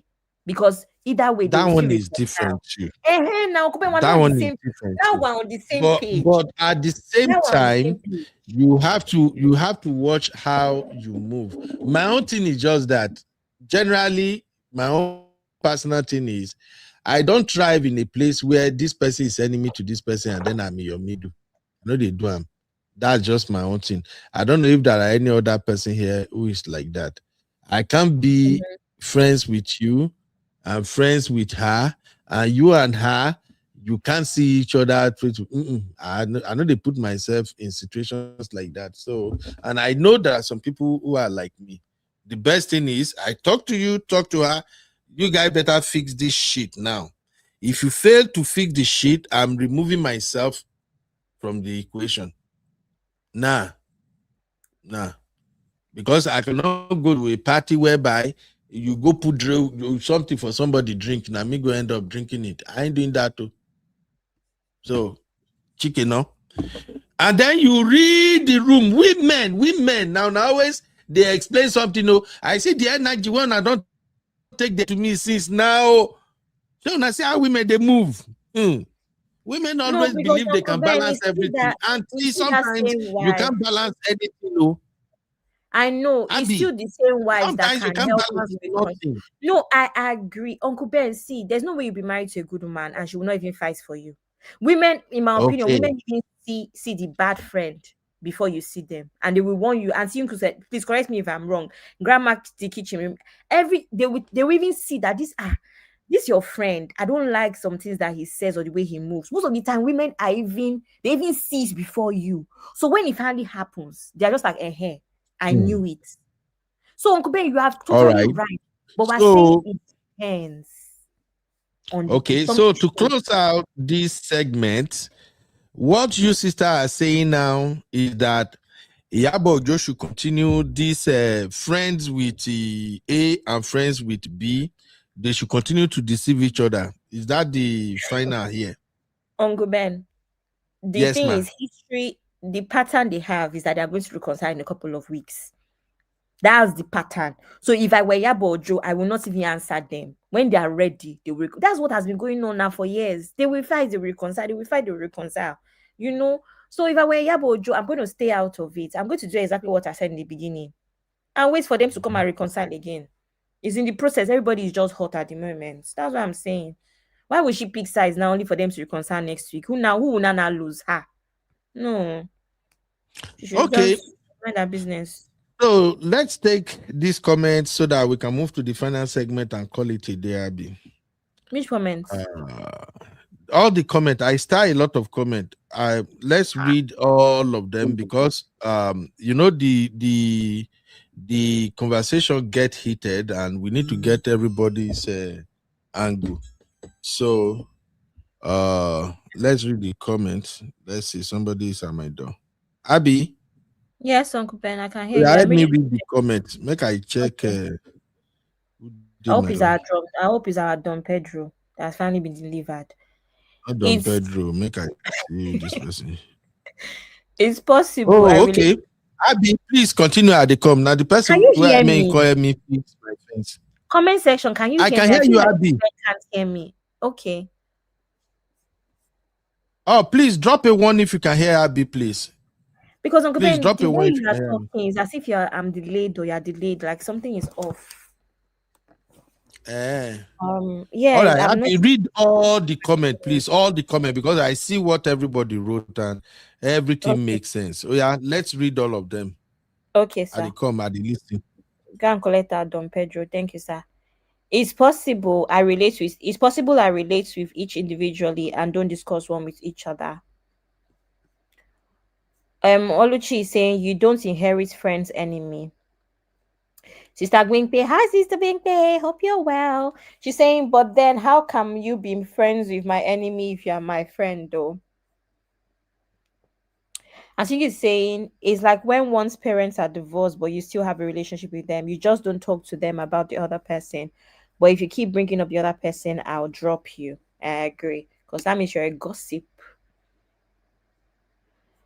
Grandma at the kitchen saying, Abby is always on the spot, on points. I will do the same with Abby. Thank you, Mama. Peanut Girl is saying, so I should carry your matter on my head when both adults don't want to settle the matter between them. You not have headache. Auntie Labelle is saying they are mature women who have different values, or won't be easy to put them on the same page. Yes, and if you do, it will take a while. Everybody has to calm down. She's going to say, me, I don't like complicated relationship. Either you are my friend or you are not. No need for all this unnecessary drama and competition. I agree, says Bingpe. This every girl is saying Uncle Ben is thinking like my husband. When he's not talking to someone, he wants me to do the same. She's by Dupsy saying men and women navigate friendships differently. Absolutely. I think he's saying enemy energy and just be unfriendly are two different energies. Exactly. See, Greenpen is saying I agree with you on that. If you are a friend of my enemy, then we cannot be friends. Okay. Sister Milade is saying Iyabo Ojo and Funke Akindele have been in the movie industry before Toyin Abraham came into the picture. Sister Bimpe is saying in Iyabo's situation, they are both her friends, so it's difficult to choose a side. Exactly. Sister Milade is saying I think Iyabo and Funke have more history together before Toyin came into the picture. It's just a tough situation, honestly. Sister Asu is saying it looks like Mercy lady is not in good terms with Funke. Yeah, there's a very funny energy, but they're on the same set. I don't even know. Mercy Aigbe's, I'm not going to lie to you, sister. So Mercy Aigbe's energy is always off. I don't know if I think it's that corset that she wears. I don't think she's comfortable in her clothes. Or maybe it's Botox. Her face is always off. Somehow, I don't know how to explain it. It's like she always seems her body language always seems a bit off at events, at least in the last couple years. I think he's saying, Uncle Ben, it depends on what the issue is, sir. Folks may not care for one another and have a mutual friend. I think he's also saying, but if it's a deep issue, I would suggest you remove yourself, of course. Yeah, I read that. Cispino girl saying you be maybe Gen X men, but you see millennial men, they can navigate. Oh, absolutely. I was even going to take Uncle Ben up on that, but I don't want to stress Uncle On Ben. what? I want to take You you want to up. take me up on what? There's this statement you made at that point where you said men, you can never be in a situation where if a man is friends with another man that are not friends, something like that, like being friends with your enemy, your friend's enemy. And I'm like, I'm so sorry, but I feel like men, they will even shake hands even when they are not cool. Like they don't see it as a big deal. It depends on the matter involved. I don't agree, Uncle Ben. Men, the men will just bro. Everybody is bro. Ogasa. No, they're like that at times too. I noticed that men do it more than women, in my opinion. Women are more likely. I agree, but let me men are more likely to explain say, brother, just shake hands and move on without thinking twice about it. Let me explain it. Yes, men, we do that. Hey, what's up, we go. But it depends. It depends on what type of person that is involved. But on an average, it depends on the average. Uncle Ben, but on an average, men do that more than women, no? I agree. Okay. So we're not taking up. Uncle Ben, you're peaceful today. That's all. We're not fighting today. Good. It's like I don't. After you were trying to press my neck earlier. I never even press your neck. You're the one that misunderstood us. Meanwhile, we're saying the same thing the whole We are time. not saying the same thing. Women always try to rationalize everything, and some things are not meant to be rationalized. No. I'm saying it now. If I see you being friends to two sworn enemy, I swear the dangerous person there is you. That's the way I see it. But if it's just like, I don't know any of your enemies. If it's just like maybe regular thing, or these two people, they go off, they come back, they go off, it's okay. But once you get to a point whereby, no, they're not even one day in the same space, and you are still maintaining this cordial, this, now you go we're on the same page. So we are saying the same thing. That's what we're all saying. Okay. That's what we're saying in the comment section. Have you read all the comments? I've not finished. I'm sure it's all about box office anyways. System Lade is saying, I heard Iyabo Ojo has helped to mediate in the past for both Funke Akindele and Toyin Abraham. Maybe Toyin is a rival to Funke Akindele. System Lade is not the first time they are fighting this fight. This is like the 6th fight in 2 years, and they'll be reconciled. So they will reconcile next month. And Siki is saying, I had a big issue with someone and Hobby didn't think twice. He blocked straight.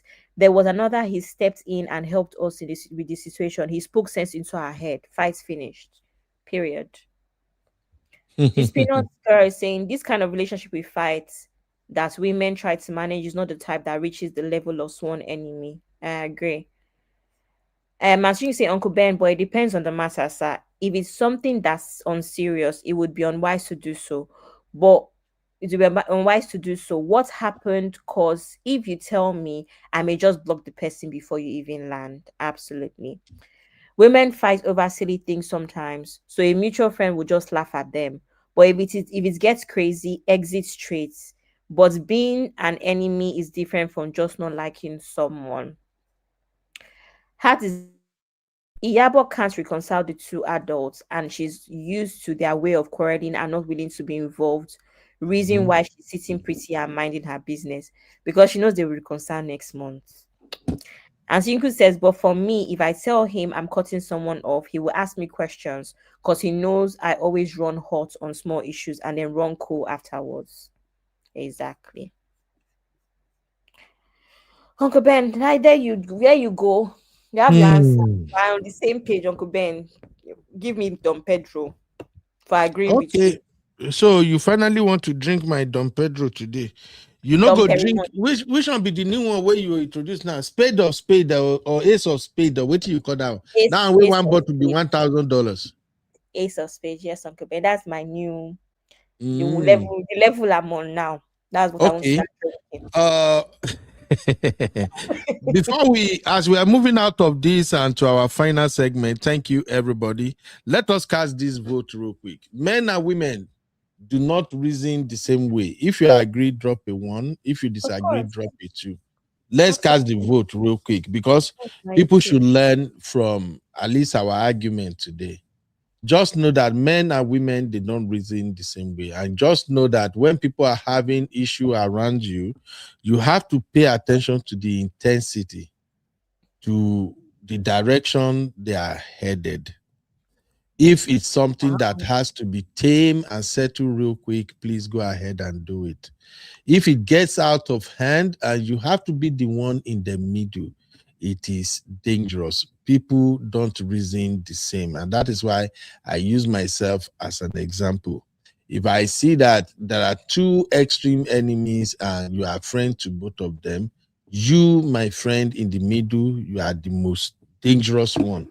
You are the one I think they should run for.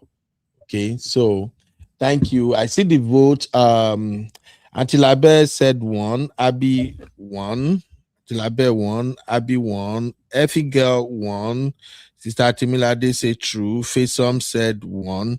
So at least with the direction of that vote, we can conclude that men and women don't reason the same way. Anyway, I hope they reconcile. These are women who are pulling their weight and then get them out. Yeah, Grandma D Kitchen said 1. Yes, exactly. They get them out. Hopefully, I think bloggers will eat for a while. Even them, they go gain traction for a while anyway. Uncle Ben, what if they are using us to promote movie like this? They can cook man do it. No be Nigeria. If Blessy CEO can say she get if Blessy CEO can give or tell us saying get cancer and we never see anything to prove otherwise. Uncle Ben, because if you see the number of angles from this one video, I'm like, there's like 4 different videos, different angles. I'm like, guys, share these people did not set their content creators to give us content. Like because a lot of people are watching. Mom of 5, I don't even know this latest about Blessing CEO, but frankly speaking, I'm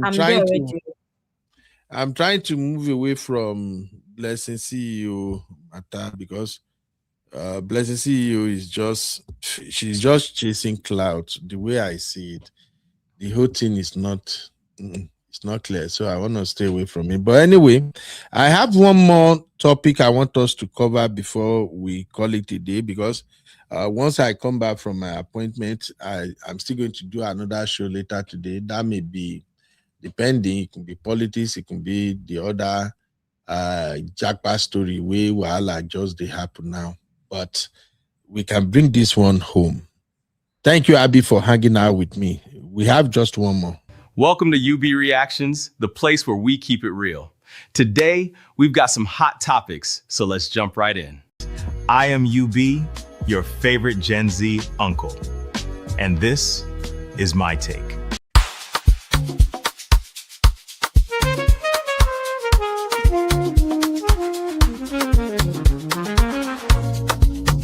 Yeah. You be in the building. Hey, vibe with Uncle Bino, let's go. Now happy hour things, you know. Hang out with you, babe. It's our vibe tonight. Hey, laugh and learn, we're shining bright. I am UB, your favorite Gen Z uncle, and this is my take. All right. Welcome back. As we are rounding up today's show, I want to talk about citizens of particular concerns. Uncle Ben, is this thing glitching? Maybe I should go and come back in. Is this citizen of particular concern covering the whole screen? Yes. Okay. Yes, is the top section of the StreamYard banner. In case you just want to put a banner and talk, maybe, you know, ladies, especially you ladies content creators, sometimes if you don't have time to make your hair, do your makeup, you don't want to show your face on the screen, so you can use that top banner to just cover the whole thing, and then you start talking. Okay. Yeah, so citizen of particular concern is our next stop.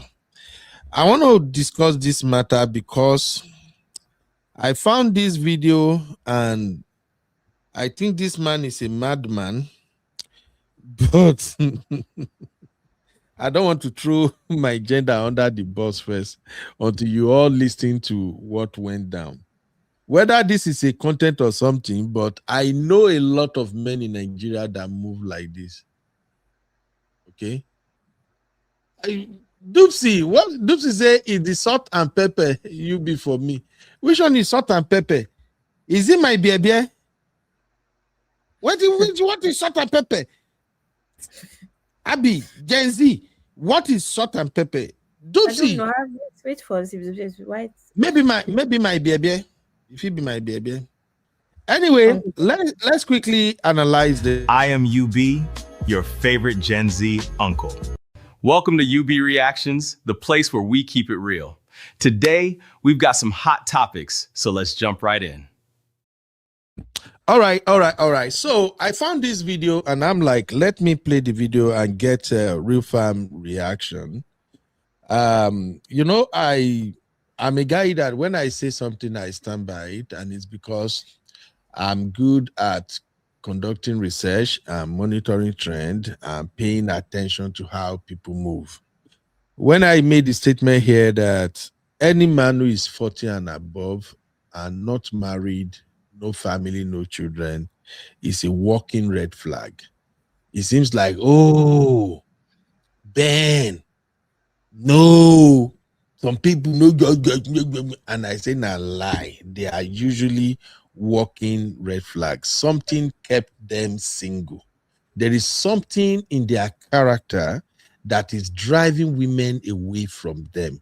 There is something in their character that make them to continue to look for the perfect woman. That is why they are freaky single and walking red flag. Listen to what this guy has got to say. Here we go, my people. Only for the guy to invite the girl to his house, and the lady refused. This guy, you know, accept refusal. Can't hear. Serious. You can't hear? Are we here? I'm hearing it now. Wait. We can't hear. Oh, please, if you can hear the video, drop one, please. Can you hear the video? Make I know whether Abby need to go out and come back in. Can you hear this guy speaking, my people? Hello? Oh, Misty, you can't hear it too? It's like breaking. He's Something breaking. like in and out and quite low. Yeah. Okay, let me go and find the one I downloaded. I have a downloaded version. Let me find it. Hopefully that will work. I don't know what's happening to StreamYard. StreamYard is doing massive update. And if I use my restream, people who want to join the show, they may be struggling to join the show. So, when I need to listen, even though the voice low, this conversation is very important. This man is a typical example of Abby. What is bigger than red flag? What's bigger than misogynistic? Is that what you want to ask? Misogynistic, right? Okay. Is that what you want to ask me? What is bigger than it? Okay. Can you guys hear it now? And he got talking. Abby, can you hear it? Only for the guy to invite the girl to his house, and the lady refused. This guy did not accept refusal. He sent her a very serious voice note. This voice note is for your ear alone, I beg. No send and give anybody you. Listen. Please permit me to talk to you. I really want to share one or two things with you. As a woman, first and foremost, I would like to know how old are you. I'm not trying to insult you. I'm not trying to be rude with you. But a lot of you ladies are the cause of the problem you're having. Ha! Sorry to say. Abby. Sir? May we never go too far. Wait till be that the way this man do now. Because for those who don't understand, he's talking to a new girl that they just met not too long, and he asked the girl to come and visit him in Port Harcourt. For the first time, he said the guy should come and visit him in his house. In his house. First visit, the guy said no, that maybe they should go on a date. And then he now sent this voice note to the girl. So I will start it again, Abby. I want you to tell me what he's doing now. Is this gaslighting or where to be the other grammar if you know be gaslighting? It's gaslighting, yeah. Okay, listen again. Very serious voice note. This voice note is for your ear alone, I beg. No send and give anybody you. Listen. Please permit me to talk to you. I really want to share one or two things with you. As a woman, first and foremost, I would like to know how old are you. I'm not trying to insult you. I'm not trying to be rude with you. But a lot of you ladies are the cause of the problem you're having. Sorry to say. A lot of you girls today are the problem of your own problem you're having today. You don't stay in Port Harcourt. You stay in Omok. Abi, you stay in Ahoda. I forgot where you told me. I met you yesterday. Me taking your number, I wasn't taking it because I'm looking for a woman. Look at me from head to toe. Do I look like somebody that is desperate for a woman? And why I collected your number was because of your auntie. He was asking me, why don't you want to get married? Abby, please, can you tell Mr. and Dr. Shandus to stop? They are cracking me up. Madam, I have 2 different degrees. I have my first degree, my BA in IMSU Owerri, Imo State. I have my second degree, University of Uyo, BSc, Sociology and Anthropology. I've applied for my master's in Canada. Women don't. My boss I was working with, I work in a big company. My boss I'm working with in Abuja, retired. And he asked me, where do you want to go to?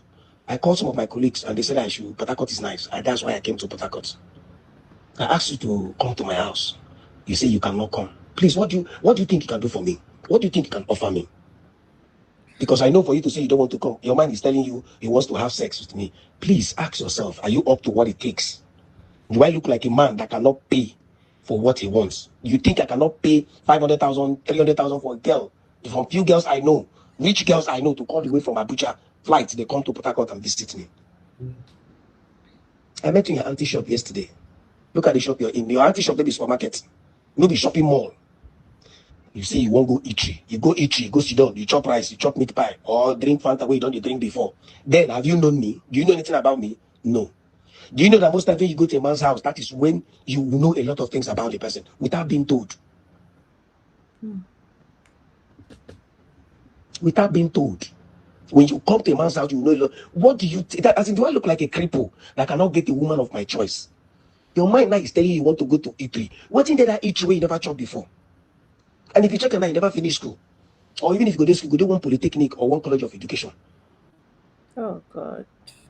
Now, like this, small thing like this, like they make marriage to come. A lot of today will be Gen Z. You will fall into disappointment hand because of the character woman get.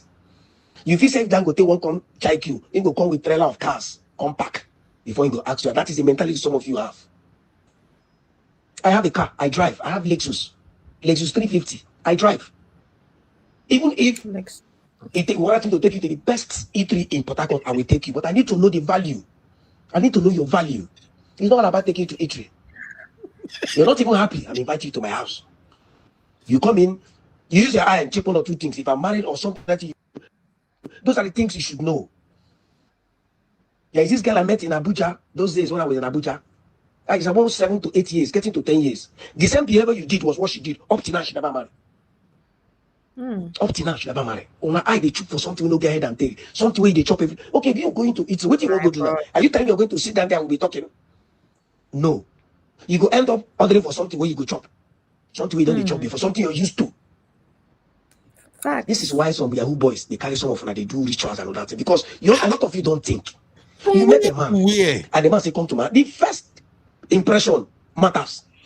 Why you don't come make you see whether that sex be problem or no waiting in they call you for. And the then first risk thing you're regret, thinking about abi. is eating. You won't go eat, you go chop meat pie, chop rice, where you don't chop before. What does that make you? Don't you know most times the way you turn a man request down, it shows that you are hungry, that you're a hungry person. When you begin to talk of eating, but no day, Yeah. love garden no day, under flyover no day where you go sit down talk with the person. Must it be eatery? That's true. Most times when you take on a hand, you show how hungry we wanna be. And tomorrow you will be like, maybe somebody is insulting you. I don't insult people, and I will never. But for me, I always want to tell you the truth. Change your mindset, change your thinking. It's very poor, it's very bad. Change your mindset, change your thinking. It's very poor, it's very bad. But then when you're done, you can go to the E3. I'm no longer interested. I'm no longer interested. I don't want to see you. If I need a woman, I can go to Uniports.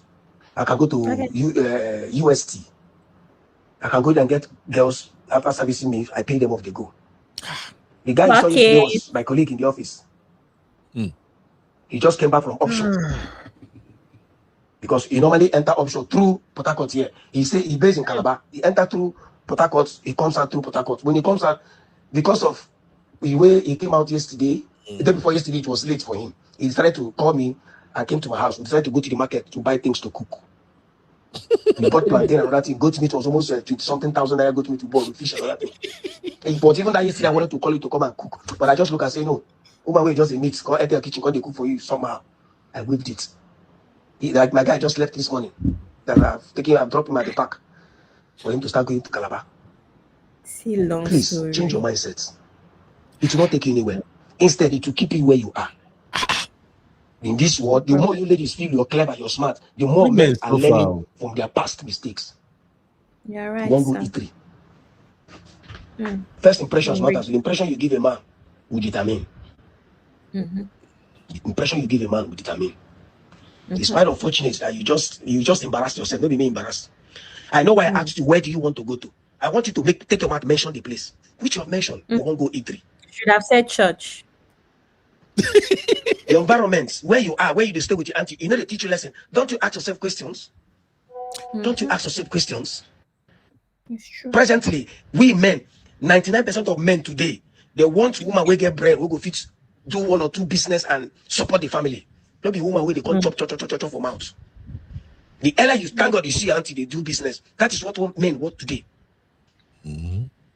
As you are, if assuming you kept, maybe you decided to say, okay, let me come to his house and see him, we'll talk. Even if that business you want to do, I don't mind support you. I don't know you from Adam, but I can do that. I don't mind if I can use 1 million naira. Start with you, make I see what you will do. Up to now, on our mindset, when they pass E3, you won't go there, a shawarma, ice cream, pizza, you don't finish. And you think, for how long will you eat those things? Before you go close, I open them. You're 30 years, 35, you're not married. Picking, you don't get. A lot of them are in social media now, so they cry up and down. If I have known what I know now, if I know what I know now, I wouldn't have been like this. All the guys that came to ask me out, almost all of them are married, doing well. They have businesses. Some others have relocated outside the country. I have a younger brother who is a citizen in Canada. He got married to a medical doctor. That was why I applied my master's there. But the special grace before this year runs out on next year, you go come out, I go. Maybe if you in Nigeria here, begin to chop the E3, make us swear the E3 go carry you go. Well, it was nice talking to you. I don't need to talk much. You guys just have fun. My thoughts out of Uncle Ben, how many minutes was that thing? 10 minutes. Uncle Ben, the thing pain. This thing pained him. He now tries to give family history. Anything that this man did not tell us is his village and his grandfather's name. Oh my God. So, Abby, okay, not just yourself. Let me ask my sisters out there. Do you guys still encounter people like this on the dating scene? Normally now, but no long whatever. Normally, if you say no to a guy, the next thing is that at least I'm sure that maybe like a couple weeks ago, someone told me you're even ugly. You're even ugly anyway. You see, You're even ugly anyway. Who wants to even talk to you, Seth? What is on your body that they want to talk to? I'm pretty sure a couple weeks ago somebody said that to me on the road. Abby, should I tell you what happened when I was listening to this voice note? I was actually, after I found it online, So I was doing my running around my neighborhood. So I put my AirPod. I can't listen to that. When I listen reach the stage where he begin to tell the guy, say, this is why some of you will be 30, you will be 35, you will be 40. I can't verse. That's why I wait. I can't. I say one small, it won't be like one small ball for deciding. That's why I kick the ball out of anger. Like, what kind of a madman is this? And shame begin hold me. Not be me they do toasting, but shame they hold me. But let's see some of the lessons we can derive from this. First of all, imagine being married to this person. As exactly. if you I was gonna ask that. Let me make it make sense, Abby. What is going on with all these things with this guy talk? I mean, Uncle Benny's person has issues. And it's the fact that I was talking to somebody a couple weeks ago, and this same age thing is a new thing that Nigerian men use to gaslight you into believing you're missing out on something. You're missing out on them. You should have chosen me because before you know it, you'll be 30, you'll be 35, you'll be old cargo, nobody wants you. It's become such a common thing. Meanwhile, you are 40. Meanwhile, you are in your 40s. Why do you think somebody wants you? We are both of us we are at risk, Onga, at this point. And in fact, you are more at risk. You don't understand. And if you did not even feel like you were not at risk, you would not be vexing like this. Because check yourself. What is really, really vexing you is that you are lonely. What is vexing you is that you are you're hot for wife. Should I tell you what I was thinking? Hey, Misty is here anyway, but should I quickly tell you what I was thinking? He has already invested in all those medicine that they buy for performance. And the girl says she's not coming. Abby, you are a bad girl. That's what has happened. You are a very, very bad girl. How did you know? Yeah, go and buy a budget. You know, he got some of those agbo when they sell for Nigeria, where we say he walk faster than Viagra. As you drink like this, that's all your body go to do. Where probably he has fantasized what he was going to do when the guy comes around. As the guy say no, they come. You know if he content is and then he carry the record. What's wrong with you? When a man asks you to come to his house, are you not supposed to know that this man is a serious man? This is what you guys do. You want to go to eatery. You want to... Misty, why do you choose to mess me up with all those comments you are dropping? Misty, you are beginning to behave. You are behaving like a Nigerian. I don't understand you anymore. Misty, Misty, the first thing that came out of your comment is madman. Yes, very madman. Very mad. He really pissed me off. Like, who does that? Who does that? Abby, I greet you. How are you, sisterly? Pro Max. Pro Max, right. I have too much beef with Uncle Beno, but let's first tackle this man here. You know? Like, who does that? How do you ask somebody out and you say, choose a place of your choice? And so I choose a place of my choice where we're going to go on a date. Then you're upset because I chose an eatery. Like, what you so in a nutshell, you didn't give me options. You should have just said, let's go on our first date in my house. Misty, haven't I told you here that we don't do dating? Okay, whatever it is. The talking stage had been skipped. Everything had been skipped. We don't do dating, Misty. The only dating we know is from your house to our house and our bed. No. That they want you to basically chase them and pitch yourself to them as a so good she wife. should have just gone, like, left her house, You should have said, yes, started cooking, cleaning, then into his bedroom, and is that dating? That's not dating. She was supposed to ask him. She was supposed to ask him, "What do you want to eat, my king?"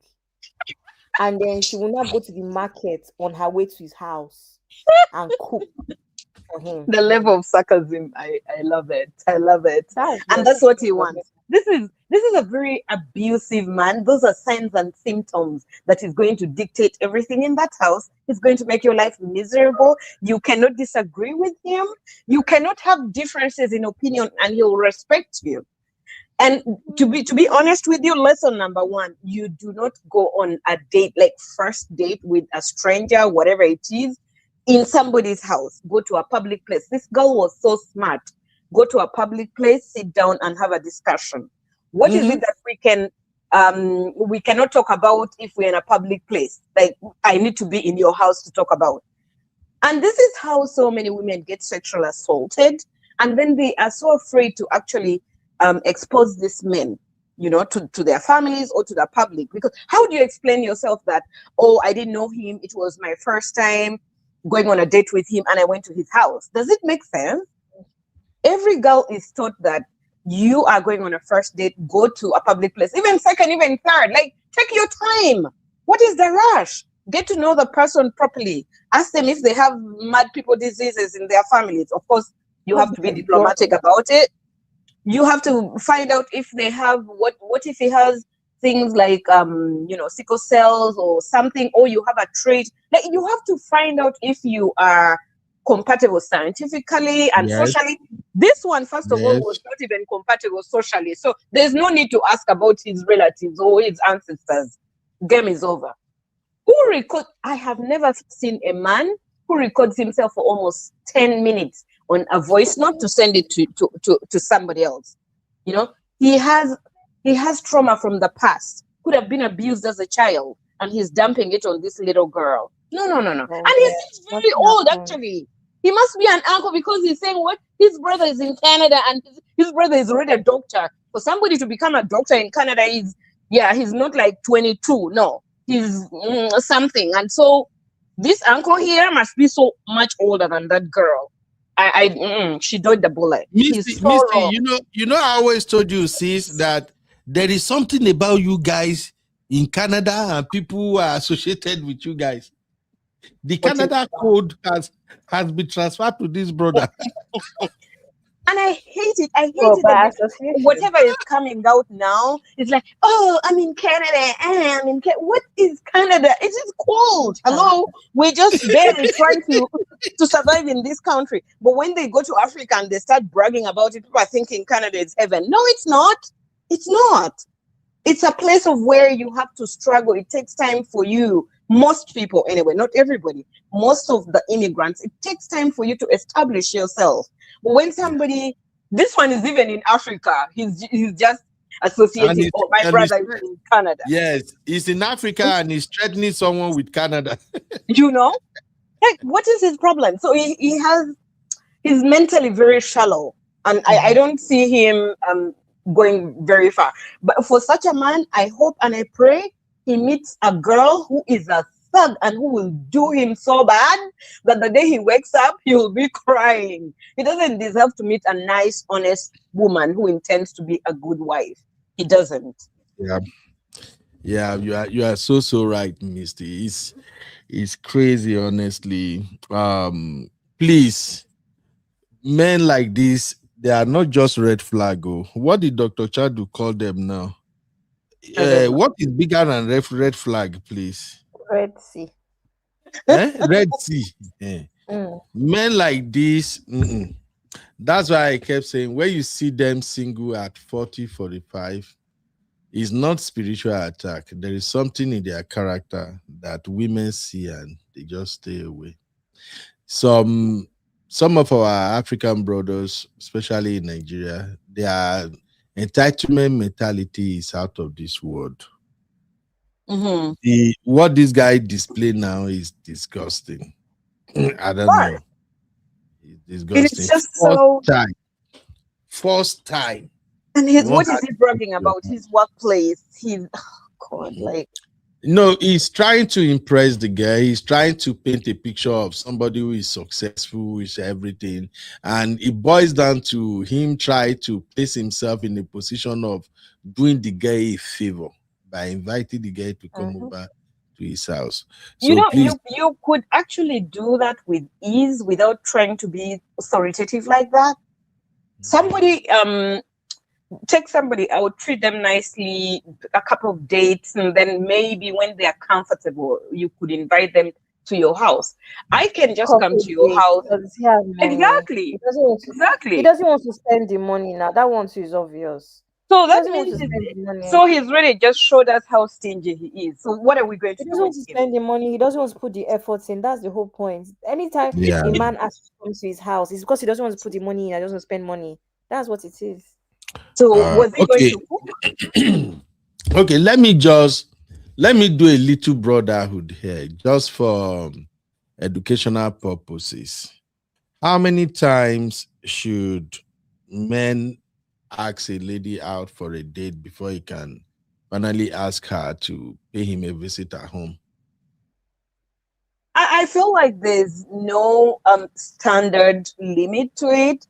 It's really according to the vibes you're feeling with each other, you know, and also the age factor could be a thing. If somebody is younger, it could be different from somebody who is much older, right? Some people, you meet somebody, you have chemistry, you don't have to date or go out for like 3 or 4, 5, 6 months before you know their place.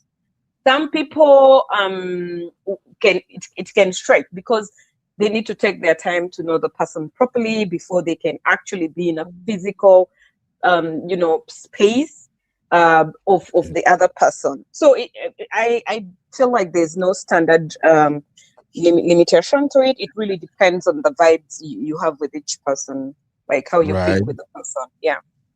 Okay. Welcome, Sister Funke. How are you doing, ma? Mom Shim said he's more than a red flag. This is a this is a red billboard. Sisters, why are you guys like this now? Now just made me laugh today. All the fight guys that they go fight to now, and I laugh. I just end up the laugh. MJ says, I'd rather they be single than end up with Oga like that gutter rat. Ah, MJs. Okay. Now, Misty and Abby, let me ask it like this. If the guy is somebody you have known, you know, you'll be seeing each other, but not close or anything, but you'll be seeing him for a while.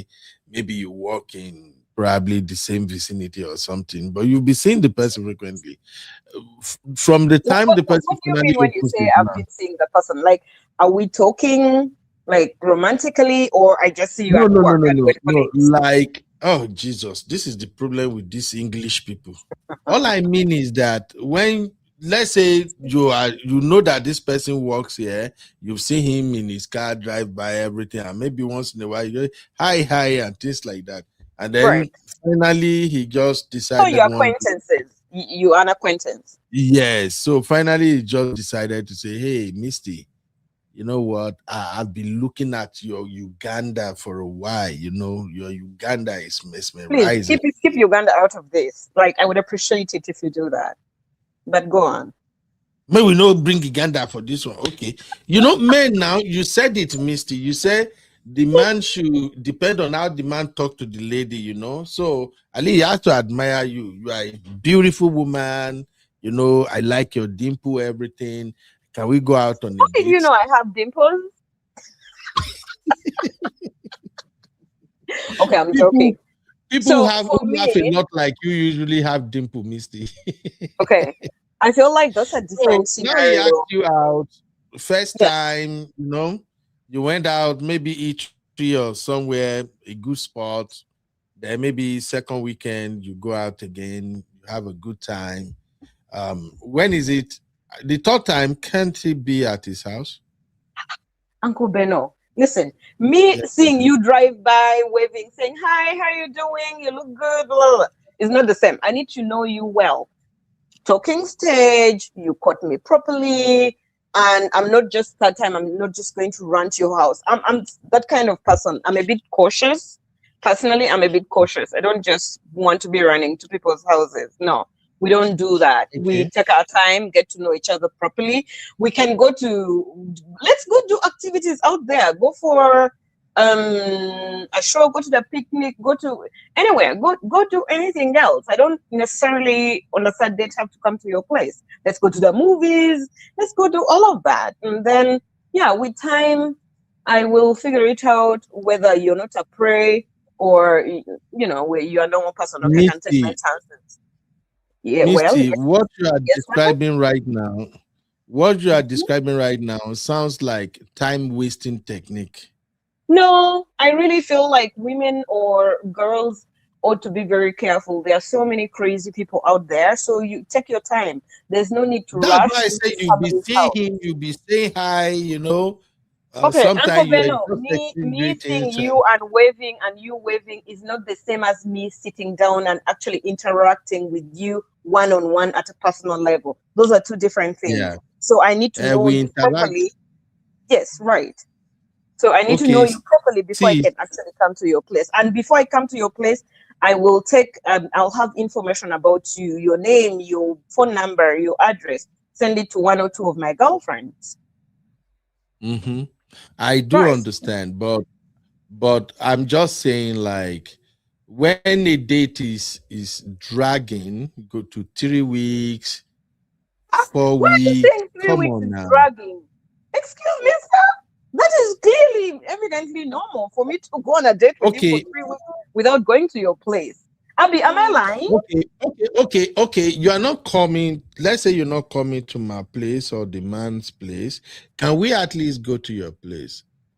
Let's say after 3 dates, can we at least go to the woman's place? Uncle Beno, predators can do these things even in your house because you are in that confined space where he can do anything. You know how men are strong? So you cannot just take those chances. What makes you think he's gonna do something irrational? Uncle Beno, we have statistics. We've seen all these things all the time. Take your time to know somebody. Why are you rushing? Why are you rushing to my place or to your place? What is there that is, that is so urgent that we have to? To make the process faster. We can make the process faster by going out. Misty, I'm just saying, as soon as we can take our meeting out of dating, we can still be dating, but I'm just saying after the third date, the 4th week, it's about time we get to see each other places, I'm just saying, it's not because of Kerewa. It's just like, now we're taking. I'm confused with the way ladies are thinking these days. That is why this brother is going nuts now.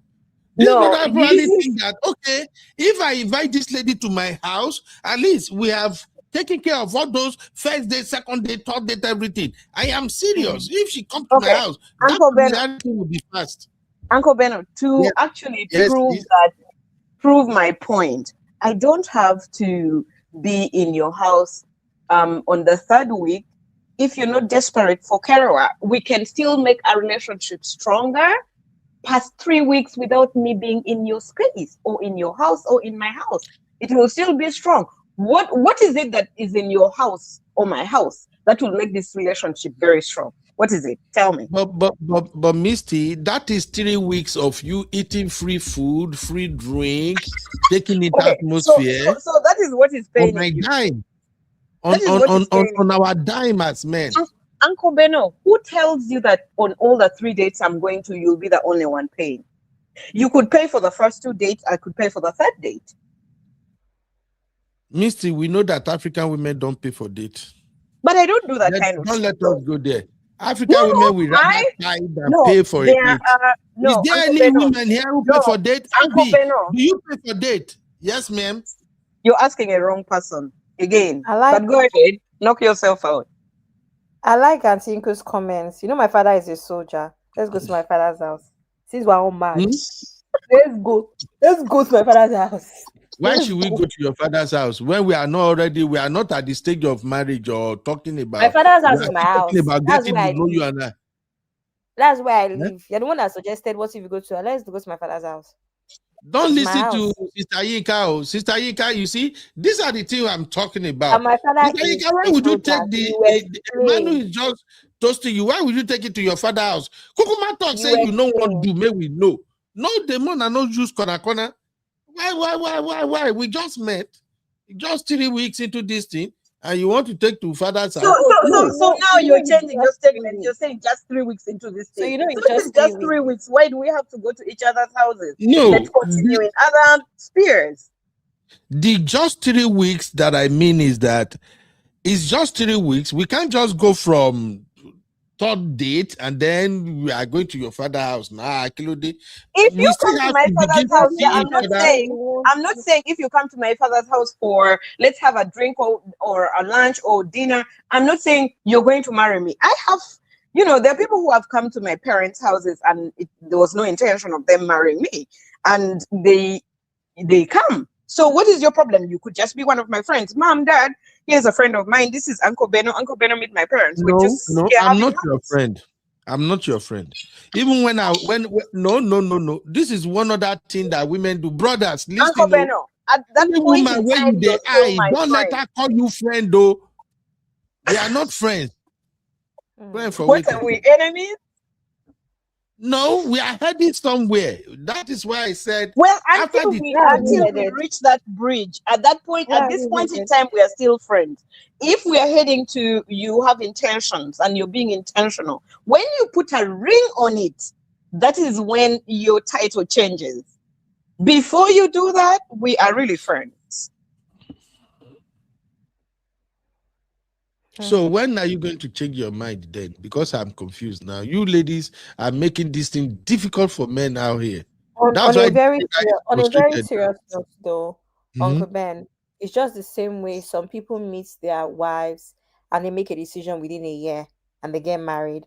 Others, it takes 2 years, 3 years. Missy said something in the beginning of when she started talking, and she said something. There's no time frame to this thing, in my opinion. It just depends on how things go, and I feel like you will always know a man that has the right principles that you're looking for. And if you as a woman, what you're looking for is something quick and sex and all, you go to his house. But if you're a woman, you're looking for something serious, and the man is looking for something serious, you'll be able to tell from the way he approaches things, how he Yeah. makes you comfortable in so many ways. So I don't think it might be 3 weeks, it might be 4 weeks, it might be 5 weeks, it might be 2 weeks, but I don't really think I put a time frame. But what is most important is that the first 3 dates, in my opinion, are not in anybody's house. And let's I remove this. agree. I agree with that one. Let's remove this whole mentality that it has to be something expensive or whatever. These days, there's so many things that That's happen. true. That I mean, for me, I would like a man to even be creative. Past we're going to these fancy restaurants. Like I don't chop. I'm tired. I'm actually tired of eating. There's so many things that's So going on what in do you London. want to do now? There's just so Should many we, nice should things we go going on jog? in London. There are many activities. There's so I many know, nice Uncle things. Beno, We nobody's just go joking I with and saw, you. run. I saw Uncle a Beno, date. no one is I'm a joking with very you. the Eh? thing about Don't me be is that I'm saying a you're going very to a church. No. the thing about me is that I'm a very I just like that someone has been thoughtful. The other day I saw a vlog of some girl where there was like an open market for like fashion stuff, and then she just walked around with her friend. Like imagine someone is saying to me, "Oh, I know this market in Camden where they have like vintage stuff. We can look around." That's a perfect third date. We don't have to spend money. We're just going to go and look at the displays of these vintage. Do you understand? Okay, fashion pieces and all. Just an And that example. is a date. Yes, it is a date. It is a date that is of my In a interest because date it's that my in a place. date that we African men, we want to be looking at your face, look at your I've started lips, with the your African men. eyebrows, Uncle look at Ben on a how previous you show. comport yourself. Abby, do you Uncle see Ben on where a his previous thoughts are? Uncle Ben on a previous show, I specifically said that what would be nice is a man checks me out and looks at my interests when he wants to plan a date. Do you understand? So walking, Uncle Ben, in this London, the way we walk, you will be surprised that the next thing you have already spent 4 hours together and you're chatting. And Uncle Ben is in an environment that is not controlled. So you will get to know the woman better. That's why I always say you go to a restaurant, right? I'm going to be well mannered, use my fork and knife, all of that stuff. Let's go and walk where I'm touching. You will see different, you will laugh. Do you understand? It's not a controlled environment where you do something that involves activity. You see a different. Okay, You see that the so person. we are If the getting person you see if the person is what's the word? If the person is spontaneous, you see if the person is fun. Not just go and be eating, Abby, eating. that is Don't your worry, own idea of dating. What it's about not the my man idea. idea of dating? Uncle Ben, it's not my idea. Anybody that comes to me to talk about this location, I will tell them that your second date needs to be somewhere where there's no control, like a restaurant. It's not about me. So that you see the dimension of the person's personality. Don't go and be with a boring person that only knows that it's steak and fries. Oh, you want to see that girl, especially if you're a Nigerian guy, you want to see that girl can be your guy too, can be your friend too, not just a pretty girl that sits and eats expensive, fancy stuff. Okay. You want to see that there's a vibe, and the only way you can So see that at is what point are we taking it home? Because here is the thing: for we African brothers and Nigeria in Uncle Beno is particular. hang on his house. I've already answered the best question. Uncle Ben, why are we talking home? I just Because said that Abby, you know why he's hang on it? Because he really, really does want to take her to his house. That is all. He's not. All these things we've explained does not add up for Uncle Beno. All he cares about is his house. Uncle Ben Uncle Ben is doing what he's doing on purpose, because I have a lot of private conversations with Uncle Ben. Uncle Ben, you and I know that if a man is serious, this is not the take you home. That's not what be on his mind. He wants to even wife you. So why you now? He wants to wife you, so he's not going to want to take you away by take you home. Abby, let me just explain this thing. Maybe it can help some sisters. On a serious note, inviting you to his house does not necessarily mean he wants to mess with you.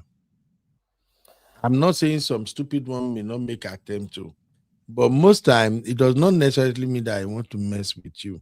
It's just that we African men, many of us, after the third date, we are already fatigued. We want something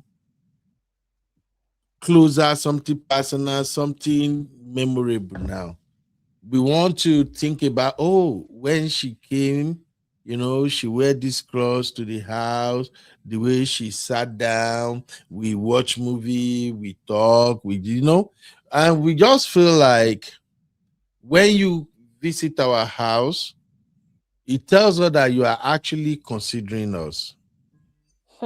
But when it is first date, second date, third date, fourth date, it kind of send a mixed messages, because there are some women, especially in this diaspora where there are a lot of loneliness, there are some women who just enjoy going out. They know they don't want to have anything to do with you, so they are just enjoying that attention of somebody coming around to pick them out for a date, open car door for them so they can sit down, you drive and all of that. You get to restaurant, you pull back the chair and all of that. So they can just be enjoying it. But for us, like I said, visiting that house does not mean the end to our dating. It just take the relationship to the next level. You feel me? Okay, Uncle That's Ben, how I we agree African men we see with it. you. I agree with you in a sense. And this is where discernment, that vibe I talked about, I know comes in. But Uncle Ben, I want you to also remember that me, Abby, and I'm speaking for a lot of Gen Z now, we also want to know that we are with men that are self-aware. Right? We want to know that there are men that understand that I may be a good man, but I know what is going on out there in the world. So I need to approach you. Uncle Ben, I'll give you an example. There's lots of times when I finish. The other day, even called me. I was finishing my work. Right. There's sometimes I finish my work in the evening. Right. And sometimes there's men that walk behind me. I always see when the men cross the road because I'm a woman. There's others that will try to walk really fast so that they're in front of me and not behind me. Those are men that are self-aware. Do you understand? So there's nothing more beautiful than being with a man that understands that you're a woman and there's certain boundaries that you put in place to protect yourself.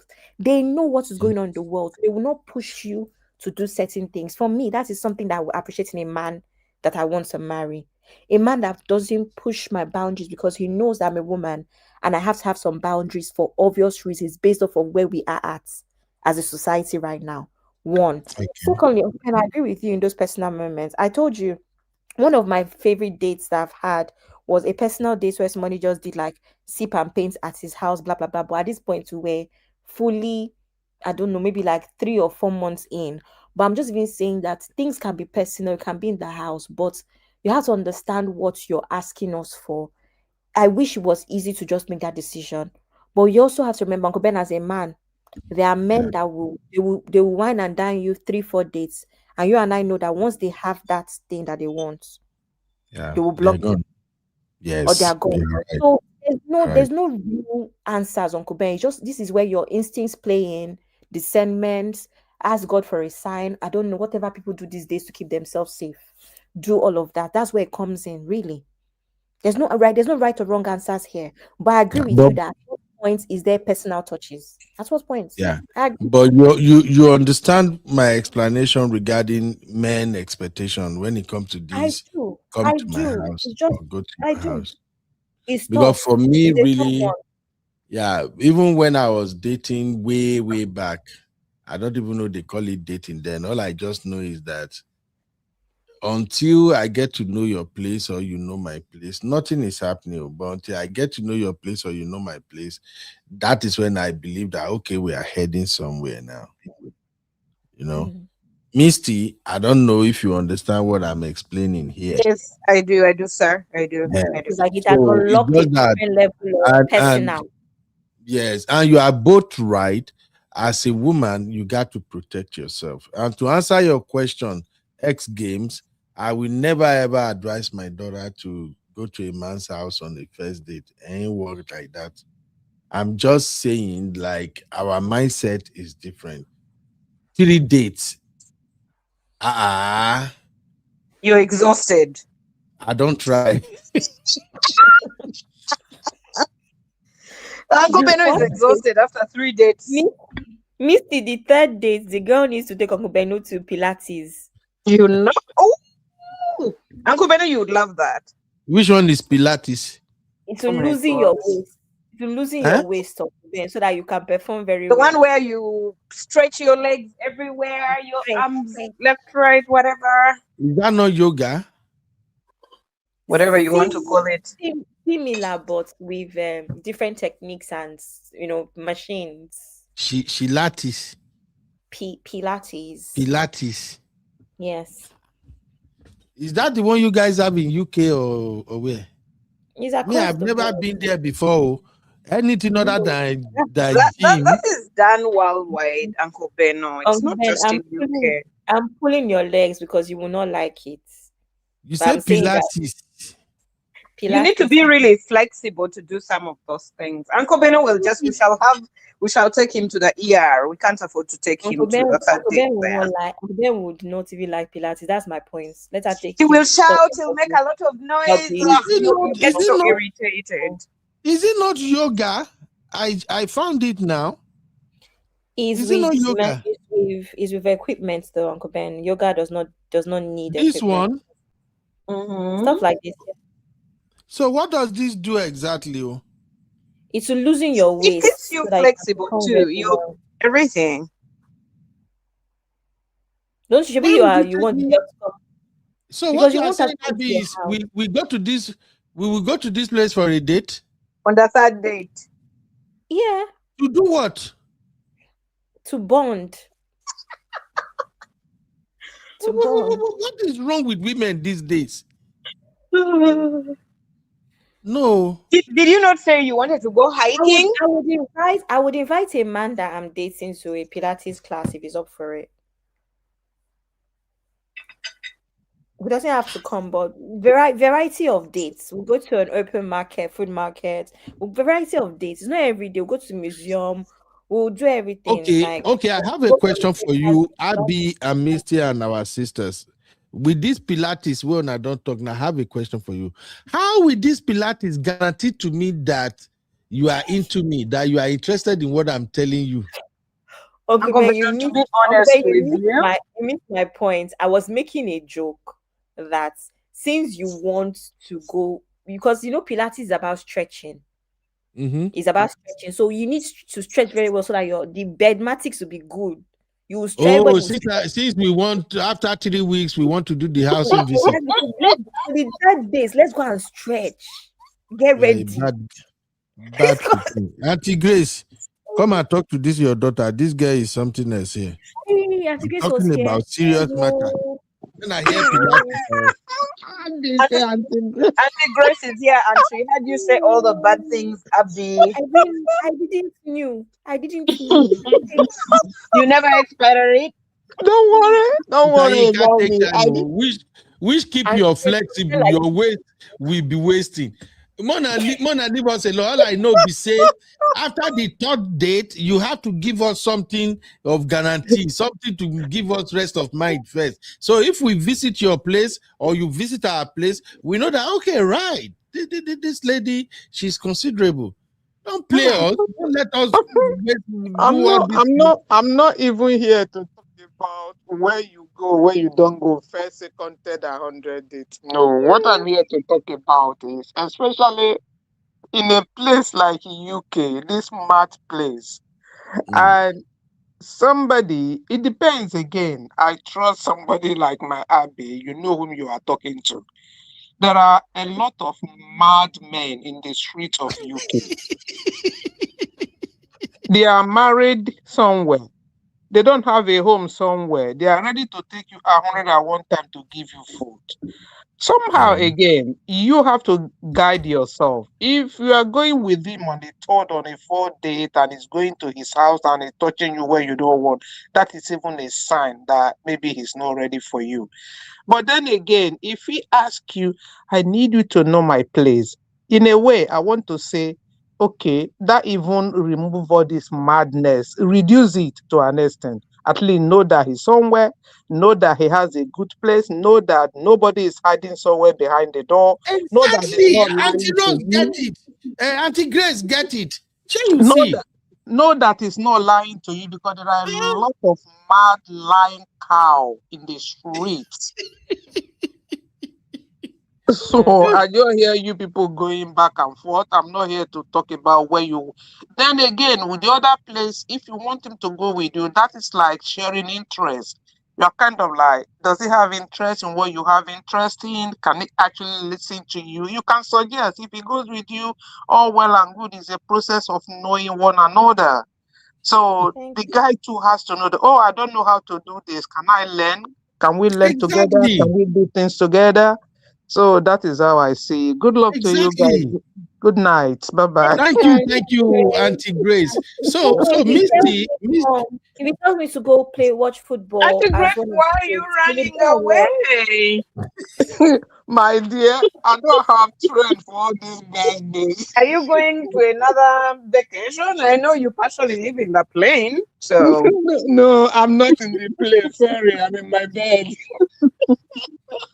All right. Have a good night. Thank you, Auntie Grace. So, good night. Yeah. Misty and Abby, the whole idea is to just take the relationship to the next level. But I get what you're saying. There are too many you just, if you're comfortable with somebody at a certain point, maybe earlier or whatever, we've really agreed on that. Then use your discretion, use your sense of judgment. That is why I like to always tell men that you have to learn how to tell women sweet things, a lot of sweet nonsense within a short period of time, that you can quickly convince her that you are the guy. Yeah, you have to learn how to talk a lot of sweet nonsense. If you are a man and you are struggling with talking to women, how to get them to at least put down their guards, come and sign up for our class. I'm a Yoruba boy. I can show you how to talk, you hype her up, you impress her. So that way she will say, okay, at least nothing is bad. And Uncle Ben, I'll tell you what. So what? When someone is trying to speak to me like that, my antennas go up, because I begin thinking that you are there's some, you're very superficial. There's really actually something going on here, and you're trying too hard. You are not being natural to me. There's something about it. But he's not going to overdo it, though. No. I mean, what you just described right now means you're going to work extra hard to try to persuade me to make me Yes, without you knowing. No. There's nothing like without me knowing. You won't okay. know. To be honest with you, Uncle Beno, I'm much older now, so maybe you're talking to somebody in their 20s, but I'm in that stage where I my sense of judgment can. Uncle Beno, I have dealt with criminals for a very long time, so you need to understand that I can tell. No, I can tell when you're acting up, you know. You see, Misty, all these things get level. The approach to a woman who is already matured is different from the approach to a younger girl. It's not the way you talk to girls under 30 that you talk to girls under 30, between 30 35. Right, and I mentioned that earlier. With women, It's not the same with women in their 40s. Their approaches are different because their priorities are different. Okay? But also, you have to understand something that we could maybe miss. There are women who may be older, but they are so desperate for a man that they will fall into this trap. Like that's what I'm saying exactly. So everybody is different. It's just a matter of when you look at the woman from the first date. If the man knows what he's doing, from the first date, you can sense what will work on her, and then by second date, you move the game up a little bit. By third date, she's already ready. Okay, so you Uncle Beno, you have classes where you tutor these men? No, Kobamio. I'm a married man who don't go and put me in trouble. I thought you just mentioned a few minutes ago that you are tutoring people. My brothers understand. They know the number to text. All I'm right. just saying. Let me let it be. Okay. Thank you, Misty. But Misty, do not eat my brother's money. Until you look at him and say, look at his black ass. My money is my money. Women are wicked, though. Some women we know they are not going to date this man. They don't even want to be his girlfriend. He's the head of the family. So I'll truly make you the head of the family. Protect, provide, everything. Anyway, Misty, one word for the guy who is yelling on the phone because the guy turned him down. That man, if I were in Africa and I knew him, we would have to get him at some corner and give him a good beating.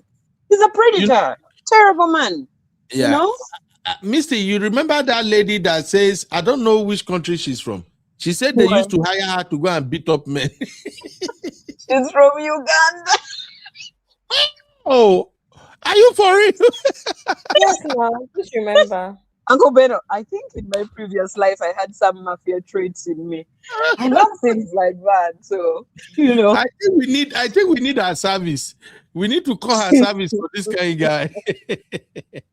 No, but I feel like in conclusion, women have to be very, very cautious when somebody asks you on a date. Do not go to their house. Do not let them in your house. Please go to a public place a couple of times, get to know them better. Do not rush. Also, try to dress up in a way that may not expose your stuff out there so much, because somebody can just grab you and you are unable to disarm them. Try to carry pepper spray in your bag. If worst case scenario, just get it and spray him. Okay, well, that is not legal advice. I shouldn't be saying that. But sisters, you know what I mean. Just take care of yourself. Use your sense of judgment within discretion, and be careful. Take care. Absolutely. And if I may just have to, sorry, pardon? I was going to say pepper spray is not legal in the UK. So the UK girlies that are Nigerian. But that's why I also say this is not legal advice. The UK girlies in the UK girlies that Nigerian always say, guys, you know the little thing in your bag. So basically, we decided that things like heat, you know, those heat sprays in bottles and stuff is what girls in their bags. Yeah, So in you can't Canada, really. it's considered a weapon. Is police So going to argue with me that I did not need it for my leg that is hurting me? Not quite. it just so Well, happened to be in that little bag, Abby, right? Like it just went in there to treat my injured leg. And Are you going to so argue with me that I don't have muscular pain? Hmm? yeah, if I have to like drop my final take on this guy, this is what I would tell you, ladies, because we are trying to make sure that people are finding love these days. There are many great men out there that really they don't have the patience to go on multiple dates before they can say you are serious. So what you can do after third date or maybe fourth one, if the brother is actually really, really kind of asking that you pay him a visit, what you can do is to get his address, everything, and tell him, okay, I'll be at your place next weekend, maybe Saturday or Sunday. When the time comes, show up with your friend, go with at least one yes, that's another way around it, I and feel that will uncomfortable about that. I you don't are know. not comfortable about that. Gen Z men are not don't like that thing. They're Yeah, always like, complaining about what it. are you Always saying? complain about it, Uncle Ben. I don't know you about see Gen X, so but Gen you Z see men are women now, always complain about that thing. let me Why would I explain it to come with you. your friend? You come with a friend. They're always But Then complaining. that means I also think it's not really proper, Abby, and I'm not even a Gen It, Z. I it just feel can be like, a bit somehow. Yeah, yeah, mm, it's a bit because Uncle Ben, the problem here is that you're trying to advise the man taking you seriously and getting to the next level of person now. They were advising bringing friends. What's the balance there?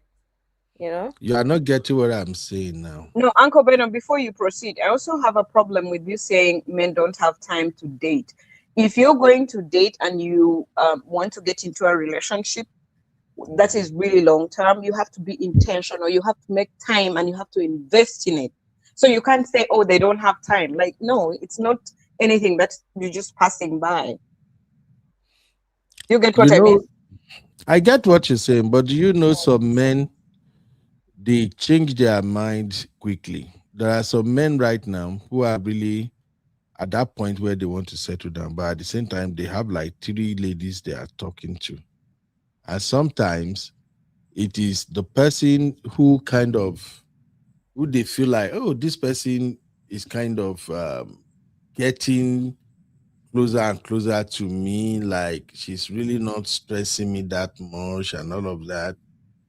That might be the person they will consider. That's why I'm suggesting that if you observe that this pay me a visit, come to my house is really a kind of big deal to him, you can get his address, show up with your friend. It will do two things for you.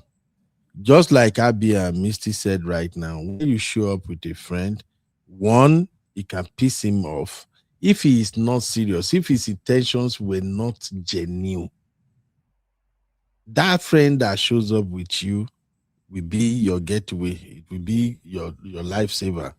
If he's truly serious with you, your friend showing up will not really mean anything.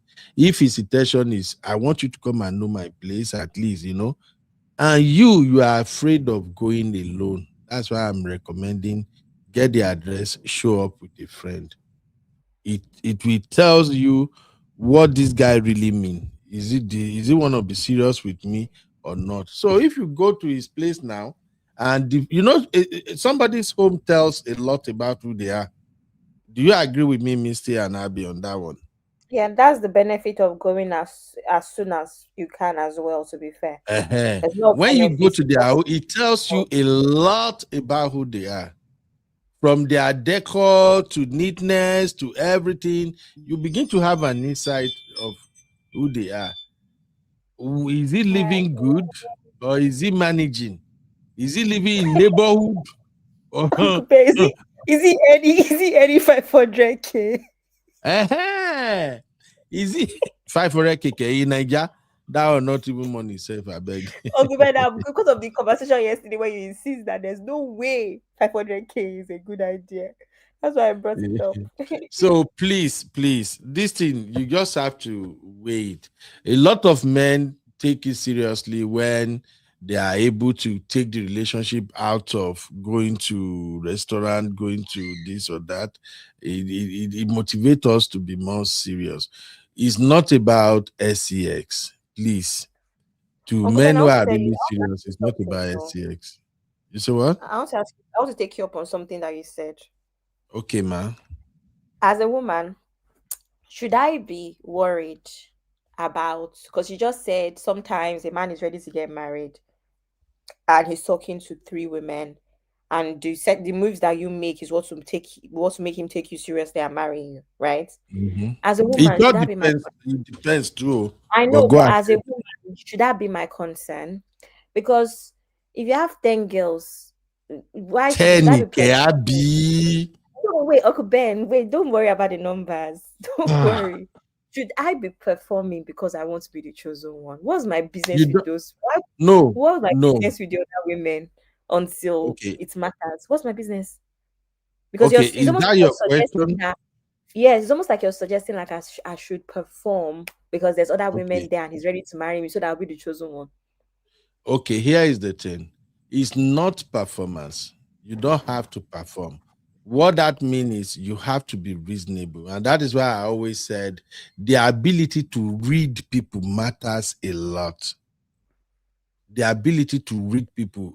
When it comes to this dating for serious relationship, if you can't read people, somebody you've been on date with 3 times, if you still can't begin to at least pen down some of the things you've observed that looks like I think this person is not serious. Oh, this person is serious. If you can't begin to identify those things, then why going on the date? Is the idea of going on a date, is it not to get to know each other? So that's the point I'm making. But I'm talking about men who are at the point whereby they want to settle down. Once they want to settle down, they usually have options. They are usually like 2 or 3 girls that they are talking to. And the way our mind is wired, among those 2 or 3 girls, yes, we may have a favorite, but somehow the person that seems to be walking with us is usually the one we think that this one is better. So that's just the point I'm making. If what he's asking for is not outrageous, if it is something within yourself, and if you believe, if he has impressed you to the point that you know that I think I can take this guy on this, come on now, just do it. You know, there are some sisters that they will deliberately don't want to cooperate. Like we used to say back in Nigeria, we could say they are playing hard to get. Those are the That one does problems. not work again, Shy 2020. So Like, those go are and the issues that I'm talking about. As I am now, if I'm single right now and I want to be married, I'm looking for a wife. Of course, I know we are going to go out on a date. I know first date, second date, third date. Yeah, it's fine, it's fun. But as a man, we are not about taking you out, watching you eating. You know, Abby, you know how you people do all those selecting who your spoon somehow. That's Hey, why man. Uncle Ben, that's why I said there's no reason for you to do 3 dates and go and be eating the whole 3 dates. Uh-huh. Go and do So something that will we sustain get bored marriage. easily, and even the one you are recommending, say, okay, next one, we want to go and see a show. Okay, we want to go and Uncle Ben, jump in somewhere. it can be Chelsea match, Sev. My point is Fine, that you need to see people in the place where they are free and they're not calculated and they're not trying to be a lady I unnecessary. agree. I And agree, vice versa. but you still have to give us something to hang on to. That's just my own point. And you know, we've had this conversation before, Abby, and what I said is always make sure you are giving the guy something, hope, something to let him know that, all right, this may work. And then if you get to a point where you say, you know, if you work, you know, if you work. I don't believe that a reasonable person will have the intention of, oh, I'm going to grape this person. No, at least they will talk you into it, do some things with you, but let's just know when it is time to make that first move of knowing each other's place. Or would it be better to after a couple of dates, even maybe after 5 dates, the next place you want to go is an hotel? Is that better? No, as per what? As per I'm a prostitute. That one, the intention is As per clear as you're a married man. If a Mm. man suggests that into me, I'm not going to believe that he's a married man. God bless you. So these are the things. No, Uncle So Ben, I agree with you. I remember I said I agree. The only issue here is just discernment, your whatever. Just pray to God. I don't know what to advise people. Dating itself is a risk, right? Like Uncle Right. Ben said, you have to give something back. If it ends, yeah. it ends. If it continues, we thank the Lord Jesus. What can we do? What can you actually Thank you, do? Gary. Now, Because for those who you can may do dates outside for 1 year, Misty, and it's I here know. in I know, right? I know. I hear you. for those who may be listening to this conversation, you might say, "Oh, they are just talking." We are not just talking. No, these are serious issues. The Those women are who are real even challenges in real. the women who are more cautious these days. I'm beginning to see ladies in their 35 and 40s. They are the one who they know they behave like young girl. They are very, very careful, extremely careful now. Because they've So been burnt before, Uncle Beno. So you can, I know. once beaten, twice beaten, thrice beaten. You know what I mean? So yeah. So thank you, everybody. I don't even know that this yet if you bring out reasonable conversation like this. Ben, are we But finished? anyway, I'm done. It's been almost 4.5 hours. It's been real. I like Ah. coming at the end of the show like this, I'm and I say I'm nice just stuff, realizing and I'm that out. we did not finish the topic. We did not talk about OPM. We did not talk about Blessing CEO. Oh, That's why yeah, I'm asking. the OPM team, Abby. Okay, Abby, if you are free to handle it, let's put a break here and discuss it. I think you share it at the back, Abby. What is OPM? I don't know OPM. Don't worry, Abby will explain it now. You will get it. Let me go and find the original first. I think Tosin and Tosin put it somewhere for me. Make I go check. The OPM man that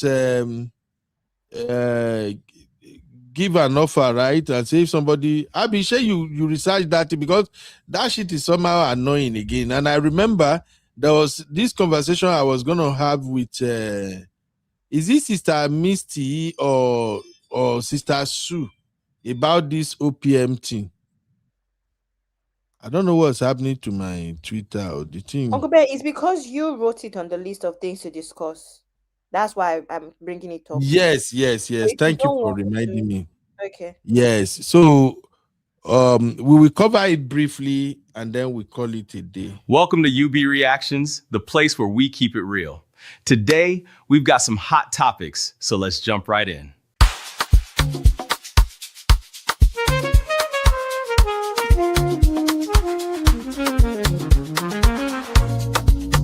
Yeah. You be in the building. Hey, vibe with Uncle Bino. Let's go. Now happy. All right. Welcome back, everybody. Thank you, Misty, for hanging out with me. Thank you, everybody in the chat. So, Abby, can you tell us what is going on with this wedding right here? This is one wedding. As a Nigerian man, I have never heard of things like this before. Now, maximum respect to the young man that got married, and maximum respect to the lady that married her. But what I heard, I don't know if it's true, so Abby, you will walk us through it. What I heard was that the OPM pastor announced that if anybody will marry his son, and the son, like I gather, they say he's autistic. If somebody will marry his son, he will give them house, he will give them money, and then maybe 2 days later or something, or 3 days, he's already conducting the wedding. So Abby, please walk us through. Misty, please listen to the story. I will join you back. Let me check my people that don't come, but I'll be listening. Yeah. I don't think that this is his son in the real sense of like son, like biological son. It's like, you know how pastors refer to their church members as son and daughter. But anyway, so this guy, as you can see, I don't know what learning disability he has, but he has one. I'm not sure if it's autism. I don't know what it is, to be honest. So I'm not going to say what it is.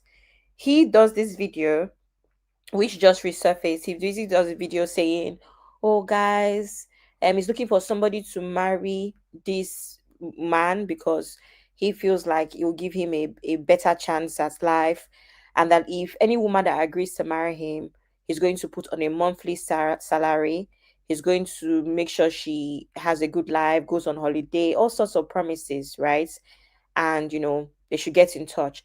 I think what I really found more strange, in my opinion, Sha, is the person that did the interview, which is that Stephen, is he Unduku, that guy that does similar content to Tayo Aina. I just found it very weird. It wasn't not him that did the interview, and I thought this guy's content was way better. But that's by the way. Anyway, so that was the announcement, and then only for us to now see that there was an update that this woman agreed to marry the young man, and they got married pretty much. And then that's when he even started trending. So instead of him trending from the wedding, and they now did like throwback for us from when he did the original video. That's kind of the way it played out on the internet.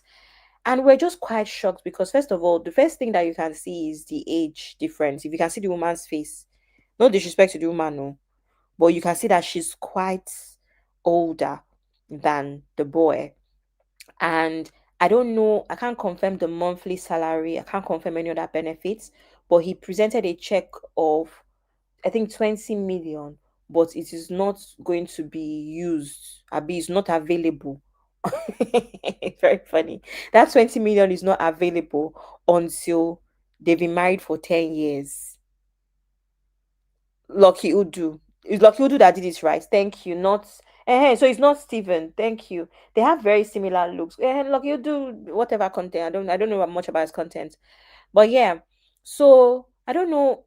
Apparently the 20 million now is not retrievable until they've been married for a minimum of 10 years and the man is still alive. The young man is still alive. So me, I'm just thinking, so you're doing this thing, you're not sure. I'm not trying to be rude to this pastor, but this pastor also has had a few scandals where he helps people in court, but he doesn't like see it through in a sense. So you could promise something and he doesn't see it through. So how do you even know that this marriage is like it makes sense for you to get married? Because are you sure of this your monthly salary that they promised you? Those are the issues. One. Secondly, to be married only for you to now unlock this 20 million naira after 10 years. Please, what will 20 million naira be? The way Nigeria is headed. The way Nigeria is going, where we are headed, what will 20 million be in 10 years, even? But anyway, I later saw a video where this woman said that she didn't say her age, I don't think, but she's a widow and she has 3 children. So that kind of, made us understand her look and her being quite, she looks quite advanced in age. So yeah, that's pretty much the story. I just find it very, very strange. I don't know. I should have actually played the video. At the problem, I don't know where to find it. I don't really. My ex is not. Let me see if I can find it.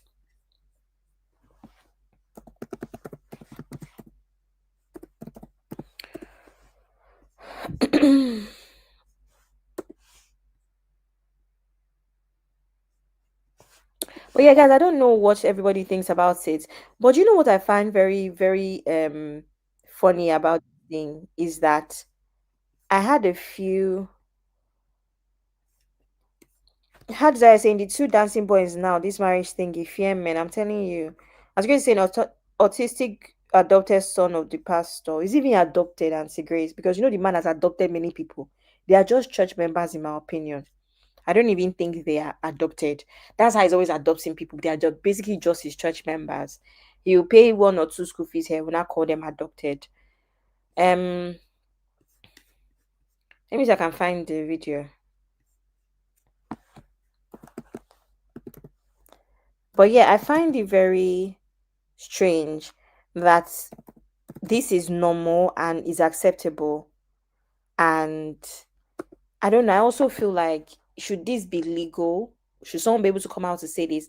And guys, do you know that what I noticed is that a lot of people claimed under the post that I saw on was that on X, a lot of people claim that this thing is common. That is a lot of families that are maybe well-to-do that have a disabled son, and they just dump the son and pretty much get a woman to marry him, and then they just offer them some sort of financial incentive. A lot of people claim in that thread on X claim that it is not abnormal. I was quite shocked across Nigeria. Misty, what do you think about this from a legal standpoint? Should this be right? I sorry, I had to go away. I had a call. I feel like this is more of a transaction, because for two people to contract a marriage, they have to be above 18, and I think the same law is applicable in Nigeria. But then there's one party has a disability, so to me, he doesn't seem to have the capacity to contract, a marriage. Therefore, the fact that the pastor even announced that he will pay the person, it's more of a transaction. And I feel like there's abuse of authority as well, because he's the pastor of the church, and he's going most people in those churches look up to him, and they follow him. It just doesn't feel right. It doesn't sit right in the eyes of the law, or morally speaking. Because the boy can't even fully give consent. So this is, I don't know if anyone can see my screen. This is the boy. So this was the first video. An autistic person. The general overseer of OPM Church is interested to get this young man married, and there are going to be benefits attached. If you're a lady that thinks you can get married to him, you'll be put on a lifetime monthly salary, and you also get a lifetime accommodation. And let me bring the camera close, so let us hear from Daddy Gio himself. Come close. So, sir, you said you want to get this young man married, and he has a condition, a health condition that doesn't even allow him to talk. So, why do you want to get him married? Why I decided to get him married is because of the sympathy and pity I have on him. Because right now he doesn't even know what is going on with him. As he's growing and growing, there is this Is there any young girl or woman that is interested in marrying an autistic person? The general overseer of OPM Church is interested to get. Okay, so on the 29th March 2026, he got married. As part of the blessings and support for the couple, 10 million naira wedding gift, free house, overseas vacation, 20 million naira after 10 years if a boy is still alive, and many more gifts. Sorry, so if he passes, the woman does not deserve compensation for the 10 years of her life. Wow. Anyway, also members of Omega Power Ministries as his church have shown great support. One member donated 1 million, another donated 200,000. Already, miracles have started to happen. Our boy is now feeding himself without assistance, and I strongly believe that before the next 6 months, God will completely heal him and he'll begin to speak. There is nothing God cannot do. Okay, if he insists. God, I am a member of OPM, and to the glory of God and his mercy, I am standing before the great congregation of God and before our Lord Jesus Christ because of what he sent me, and I am here to feel what he sent me. When Daddy made this announcement, I now pronounce you husband and wife. Let me have the wedding card, the certificate. I hereby present your wedding certificate. All right. Oh yeah.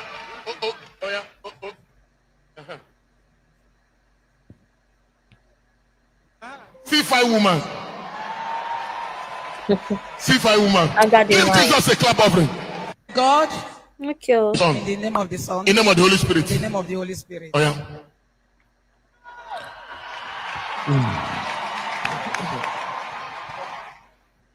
Oh, God, what the heck? With this ring, I wed you with my body and worship. Oh, my son. In the name of the Son. In the name of the Holy Spirit. In the name of the Holy Spirit. Oh, yeah. That's pretty much it, guys. That's pretty much it. So they're married, Yeah, and you can so see all the presents that they get there. 10 million naira yeah. upfront, vacation, 20 million naira. See, Missy and Uncle Ben, my own is that. So if he passes after 10 years, she doesn't get the 20 million. Why? I'm sorry, but anyway, it's a bit But funny, you know isn't it? what? This kind of marriages are considered kind of like you are. It's like predatory on the person without capacity, and so it's actually null and void from the beginning, because this guy doesn't understand. He can't grant consent. He lacks the capacity to fully comprehend the marriage that he's entering into. So in a nutshell, the marriage is non-existent. But I guess because nobody's going to take it up to the courts or whatever, this is something that has been happening quietly in our communities. It will just slide and go by like that, It's wrong. If Misty, I think you said it all. In fact, you are in a better position to make this make sense. Ordinarily, for me, this is all shade of wrong. But again, these are humans. And I'm looking at it from the perspective of weaponized poverty in Nigeria. People do get married to people with disabilities. Please don't get me wrong. People get married to people with disability, but sometimes when those type of marriages happen, it is usually between them and their carer. There are some people who are providing, healthcare services to disabled person, and when they have spent a long time together, sometimes they may start developing affection for each other. It's happened. But in the case of this one is incentivized marriage. Abi, is it not incentive that is behind all of this? According to the post Abi share right now, they say this happened 2 days after the announcement. So it doesn't make no sense. This is a guy that he can't walk. He can't even comprehend what is happening around him. And this is a grown-ass woman. A grown woman who chooses to say, I will do it. Why? Uncle Ben, did you hear she's a widow that has 3 children? Yeah. So we all know she's doing it for the economic benefits. Abi, is there any other way to explain this? And like Misty rightly said, this man is in a position of authority. No? And in Nigeria, there is not what Father Mama Gio cannot do does not exist. My question, however, is this. If his own biological daughter have stepped up and said, Daddy, you know what? I will marry him. Will he be joining them together now? Okay. These are the issues. These are the issues. That woman had been in that church for a long time. What have you done for the woman? Do you think if he had used his power and money to have empowered that woman to say, okay, you are a window, come and take this 10 million naira and start business with it? Do you think the woman would have made this decision? Of course, no. Exactly. But life happens. That's why I kept saying, and I continue to pray that may we not be a victim of weaponized poverty. May the Lord bless us, and may the Lord guide us. And it boils down to what my sisters have been saying on this platform for a long time now. Women, work, do something for yourself. or else he gets some dirty with the raw person for body.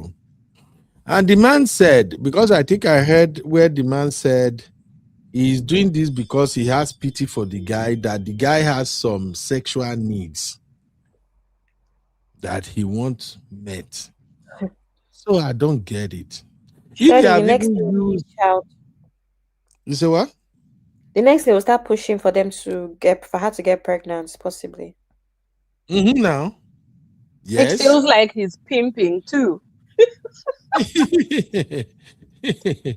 That's so, so funny.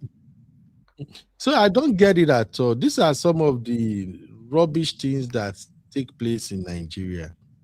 Everybody is just abusing their power. They're abusing their authority. Well, I wish them good luck. There is nothing more I can say about this. But just like one of our sisters mentioned earlier in the chat, I don't see how this is going to end well, because the woman too is taking advantage of the so-called husband she's getting married to. The woman is just after that money. Make the money enter first. You see But what Uncle thing go Ben, happen. also, did you hear in my monologue where I said that this OPM pastor is notorious for picking people up, claiming to help them, but not being able to be consistent?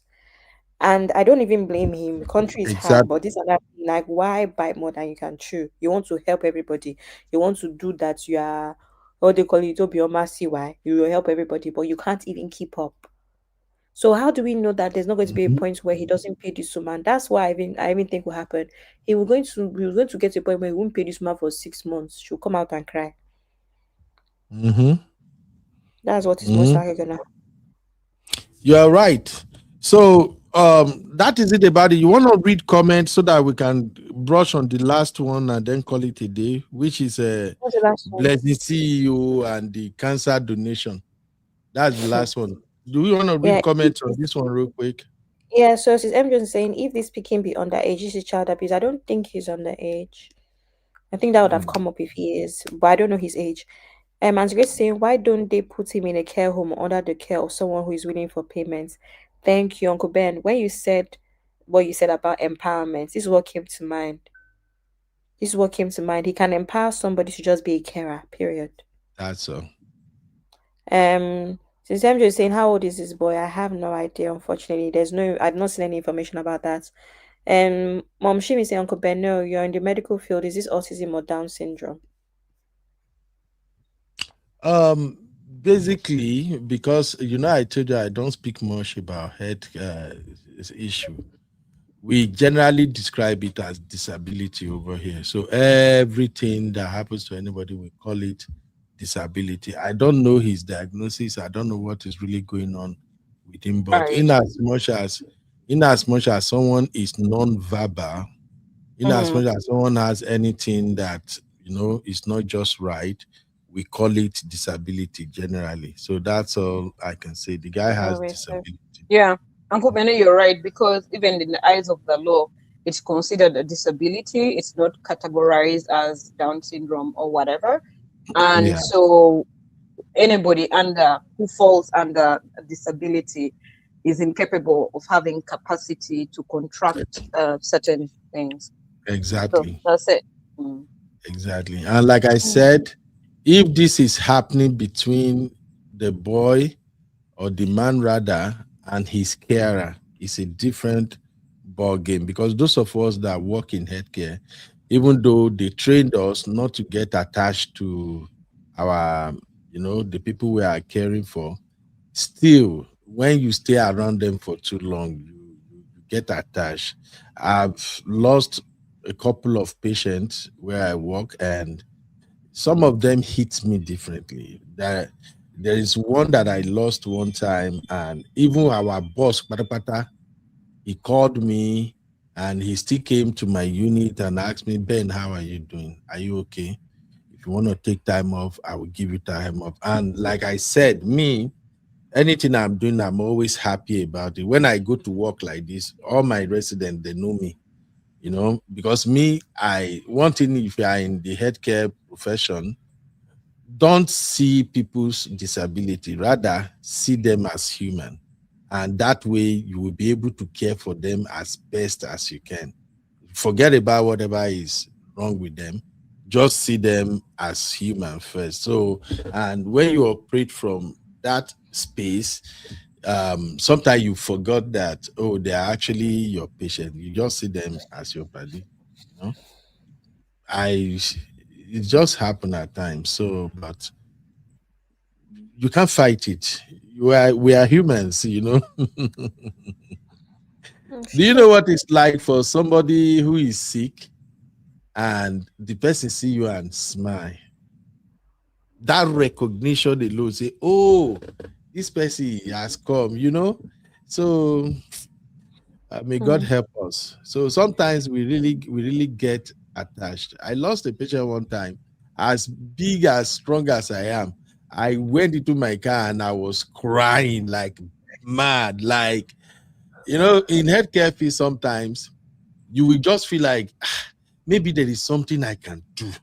Maybe I should have done something. And apparently it's just their time, you know. So it is what it is.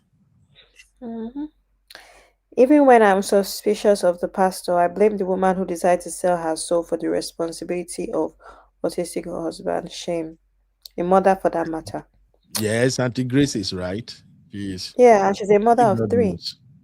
This is irritating. Yeah, but she's also vulnerable.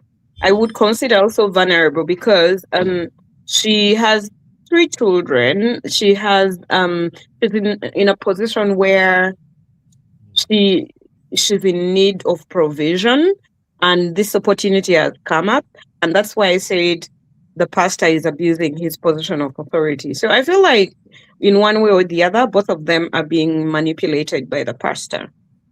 Okay. But the pastor might think he's doing something great. Yeah, sorry, Abby, go on, Mama.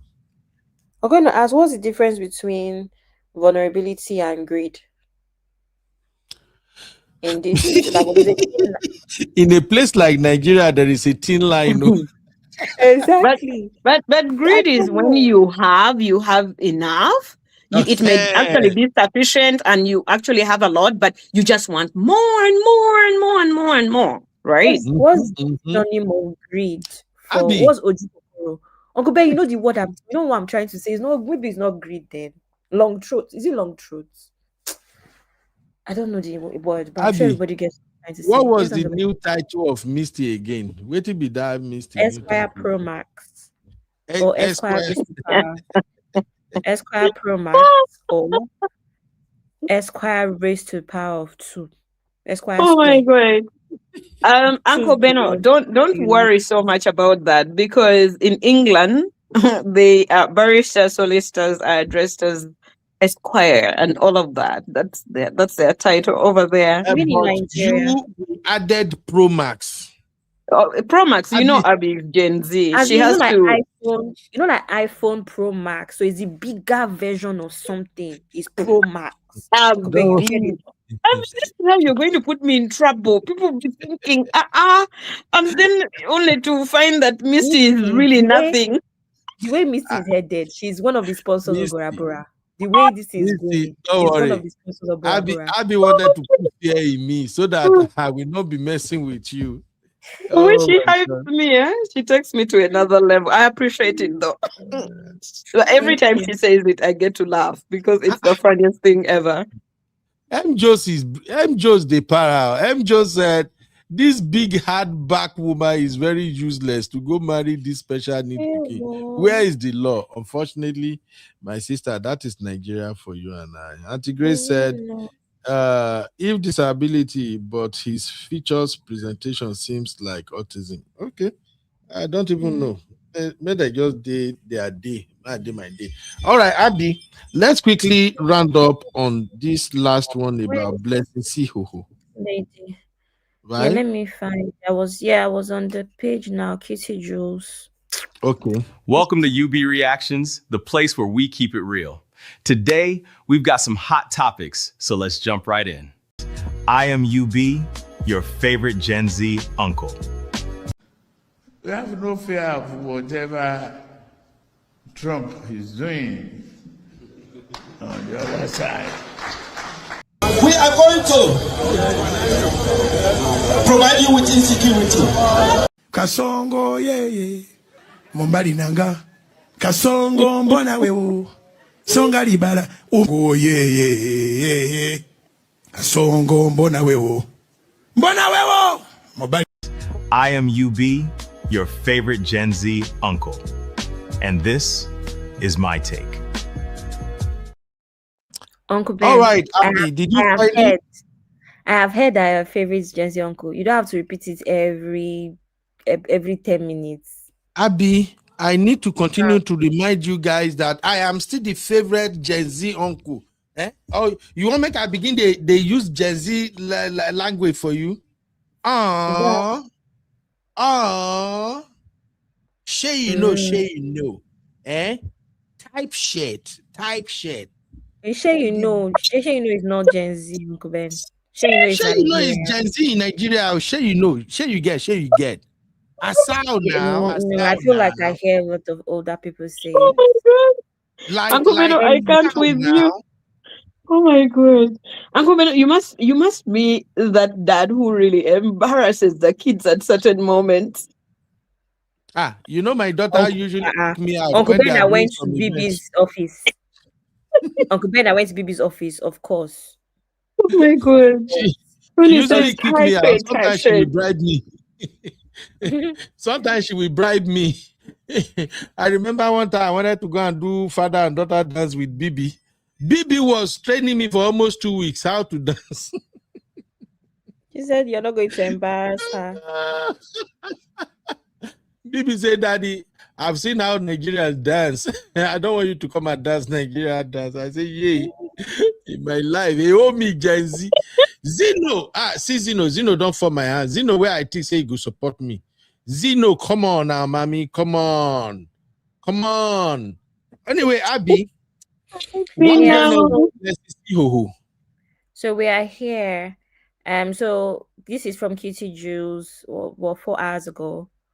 And it says, we have been speaking to the family of the patient whom Blessing edited her results. Are you serious?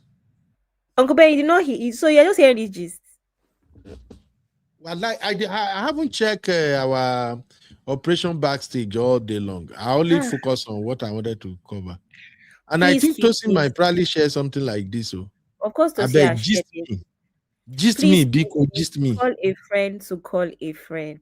As we said, okay, QT Juice, okay. And then this is QT Juice. Abby, are you serious? Have they proved this? The family are suing her. The family of that owns this result, test result are suing her. That's where we are at. Uncle Ben. Is this a cancer test result? No, this is a lawsuit. For the result she edited? Yes, Uncle Ben, let's follow the gist. Uncle Ben, sit tight. We're coming. They go carry my food at this point. Make I go carry my food. There's popcorn if you want. You can get popcorn if you want. Sit tight. Okay, there's no rush. So let me read the caption. Kichiju says, for starters, the family and solicitors of Ms. Deborah Mbara has legally implored that Ms. Blessing, popularly known as Blessing CEO, tenders a public clarification on how she edited Ms. Mbara's results. Details. We have been instructed and given permission by Ms. Mbara's family to put out these legal documents, including Ms. Mbara's medical results and also how Ms. Blessing Okoro manipulated their sister, the patient, into sending her medical results. Please stay tuned. Be right back. So this is Alan Juris Law, which says corporate attorneys and solicitors suits A15 something Asaba, Delta State, Nigeria. Sorry, it's a bit faint, and I'm just trying to read it from on here. So as you see, it says Blessing Okoro, also known as Blessing CEO, letter of demand. We act as solicitors of Ms. Mbara Deborah, trading under the name and style of Zazie Beauty Place, with office in Puka Mall along Okpanam Road, Asaba, Delta State, Nigeria, hereinafter referred to as our clients who informed us thus. 1. She was once diagnosed of breast cancer but has been healed of it. 2. After you informed her that you had been diagnosed of breast cancer, our client, as per your request and in a bid to encourage you, sent you results of the test she carried out. 3. You altered the sent result and inserted your name using same to solicit funds from Nigerians. We write as follows. We respectfully implore you to provide a public clarification regarding the altercation of a medical report reportedly claimed as yours, which was utilized to solicit funds from benevolent individuals in the interest of transparency and fairness. To be forewarned is to be forearmed. Yours faithfully, CM Inzekwe, and then the address of their office right there. Oh, man. Whew. Anyway, we move. Are you following? Hi, Zeno. Hi. Are you following? Are you following? Okay. Misty, do you have any comments before I move to the next one? As our Esquire Pro Max. Hey. Sorry, I wasn't here. I just returned. Oh, you weren't here? No, because I wasn't at my the desk. Nigerian Sorry. colleagues have put out a lawsuit. They put out lawsuits. And Misty, sorry, due to your colleagues, they ended their letter with "to be forewarned is to be forearmed." That's how she ended the letter? No, that's how the lawyer ended it too. To be forewarned is to be forearmed. Is that a lawyer's end letter? I've never seen that one before. No, you know, I tell you what, from my practice, I find that in Africa, lawyers tend to use a lot of legalese, meaning all the legal terms and jargons that you learn from law school. I find that in Africa, we tend to use it a lot. And of course, when you're writing, let's say you are suing somebody and you serve them with the notice of intention to sue or whatever, your initial letter, and you write all these things, your legalese and what is expected of a lawyer's letter, it really frightens somebody who is a layman. That's what we call people who are not lawyers, right? It really scares them. But another lawyer reading it, it's like standard procedure, right? No big deal. Then me transitioning to North America, we are in my professional rules of ethics. It's very effective communication is considered one where a lay person can read that letter or whatever you are sending to them with ease. They will comprehend and understand what you're trying to communicate to them. So we are highly discouraged from using legalese that will make somebody not understand what we're saying. That is what is considered effective communication. And I have seen lawyers who they receive correspondence from opposing counsel and they have communicated, but I have not really understood what you're saying because your legal jargons are too many and I really don't get what you're saying. Then that lawyer will actually write back and say, I need clarity as to what you seek in this letter. So like that the way that letter is ended, it's just threatening a term to that whoever it's being addressed to. It's really nothing. But they're just frightening you and maybe you would want to go run, maybe put out a public apology or whatever they are demanding of you. But another lawyer would just know this is bullshitting. Like, come on. Okay, thank you for that. No problem. Max. So as you can see here, this is the original result. I'm going to zoom it in a bit so you can see the surname is Mbara, other names Deborah, the lab number, all of that stuff, the hospital, everything, right? And we can see all of this, basically that. And then that's the second slide, right? Sorry. I thought it's 2 slides. Kilo day. Kitty juice. So this is the sorry. Sinus medical diagnostics. So this is the original letter for that Mbara Deborah lady. And Kitty Juice is saying first slide is Miss Mbara. Why are they? I'll be sorry. They are not supposed to be publishing this one now. Okay, so Uncle Ben, the first thing that I wrote, right? Yeah. Kitty Juice is saying that the family, which one is it? So Kitty Juice is saying that the family, right, and solicitors have asked her to use her platform to put this out there for Blessing CEO to tender. They give consent, right? Okay, good. Yes. So they are using her platform for Blessing CEO to tender a public clarification. That so is what I'm wondering is also, if this is a law firm, if this is a law firm, why are they not why is a process server not serving Blessing CEO? So why do they have to put it, or why do they have to resort to the media when they haven't exhausted the initial form of service? Okay, because of a couple of things. They are not serving her. Because one, this is not a service, this is clarification. Because one, they are not saying it's not her results. They want her to clarify that it is hers, right? Where she get her own result from? Yeah, because the result was because the girl gave her the result. So when she started crying, the girl reached out to her and sent her a result as a form of what's the word to encourage her, as a form of encouragement. Look at my own result, because the girl has now been cured of cancer. So the girl is no longer, she's now well. So the girl sent her the results as a form of encouragement. That see, look at my results. If I can be healed of this cancer, then I'm good to go. You may be healed. You may be healed. Okay. Abby, sorry. Just give me like 10 minutes. I sent 2 videos to your WhatsApp. Shout out to my sister Isis. Isis just sent those ones to me, and it's in line with what you had just explained now. So I sent it to you. Just play it. I'll be right back. Somebody did a job for me. I want to confirm it before I pay. I'm listening. Should I just finish reading this thing and we can play it and react? Yeah. Go ahead. Anyhow you want to do it. So, Missy, are you understanding? So, at this point, they feel like it's bold of them to accuse her of that. So, Abby, let me just make it. I want to make sure I understood.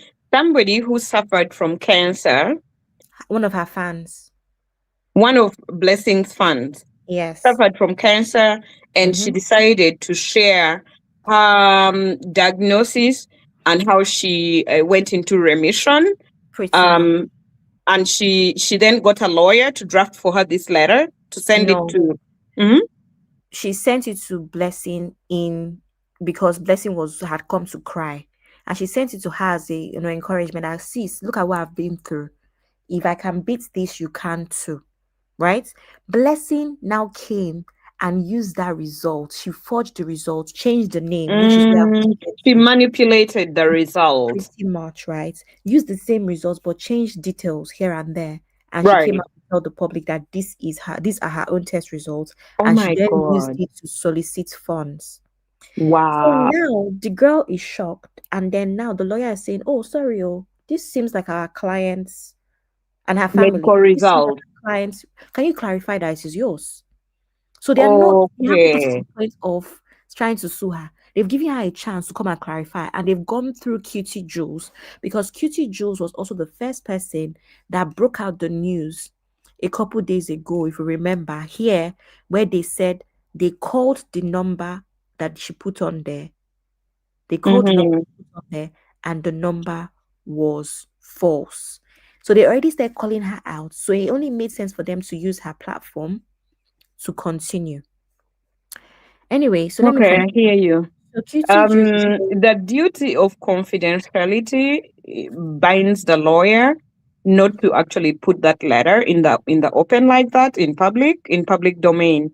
However, if you obtain your client's consent, so I guess their client permitted them. That's why. So when you said you were not here, I read the caption. The caption said that they have the consent of Deborah. Oh, their client. Okay. Got you. And the lawyer, and they are using this as a medium to clear the air, pretty much. Okay. All right. Anyway, sounds good. QTG says first slide is Ms Mbara's test results, which is believed to be the original, and second slide is the one Miss Blessing Okoro is believed by the family of Miss Mbara to have edited. The family also mentioned that Miss Blessing, who is a client of Miss Mbara is a makeup artist who got introduced to Blessing as a client.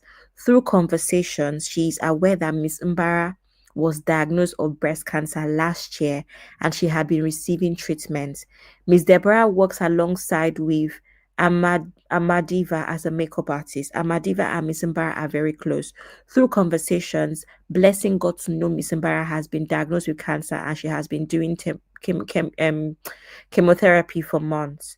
Fast forward, they saw Blessing's post that she also has cancer. Miss Mbara even called Blessing to sympathize with her as a person who has been going through such for some time, and she knows all the stress and pains of being in such. Right? So this is the original test results. Cool.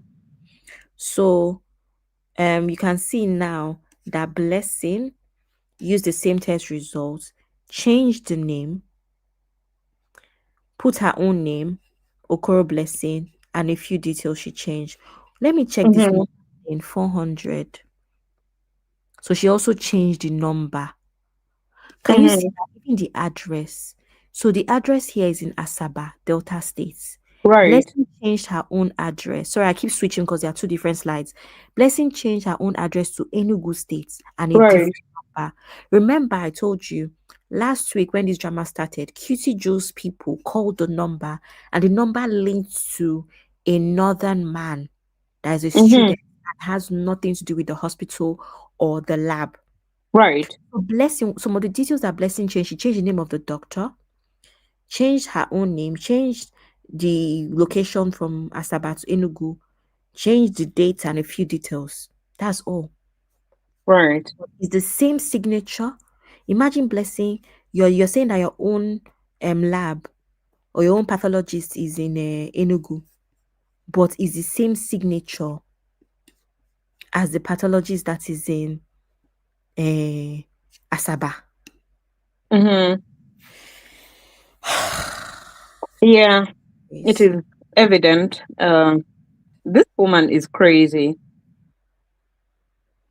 This is so she hasn't responded, has she? She hasn't responded. I'm just wondering what Daddy Freeze is going to say now, because if you see the way Daddy Freeze fought. Yeah. So I didn't watch Daddy Freeze, but was Daddy Freeze advocating for Blessing? Blessing is his friend. They are close friends. So if you see, my own thing about Daddy Freeze's live stream, if you see the way he fought his own friends, right? Like, he fought his other friends just because you people. Daddy Freeze claim now that all his friends are not being human. You people are inhumane. How can you not have pity? How can you know Daddy Freeze was hot that day? And even Victoria Yama, like she's one of the OG actresses, she was trying to explain that to Daddy Freeze. I understand your bias, this is your friend, but calm down and understand it from the point of view of those that are not close to Blessing. That's what we're asking you to understand. That with Blessing's track record, with everything that we know, that result. Yeah, first of all, you can't. It was very wrong for him to actually even go on Blessing's track record. She has a very bad track record of deceit and all of that. That's how she came to the limelight, no? Yes. Do you know that Daddy Freeze sat there and told us who lies about cancer? I was shocked at Daddy Freeze.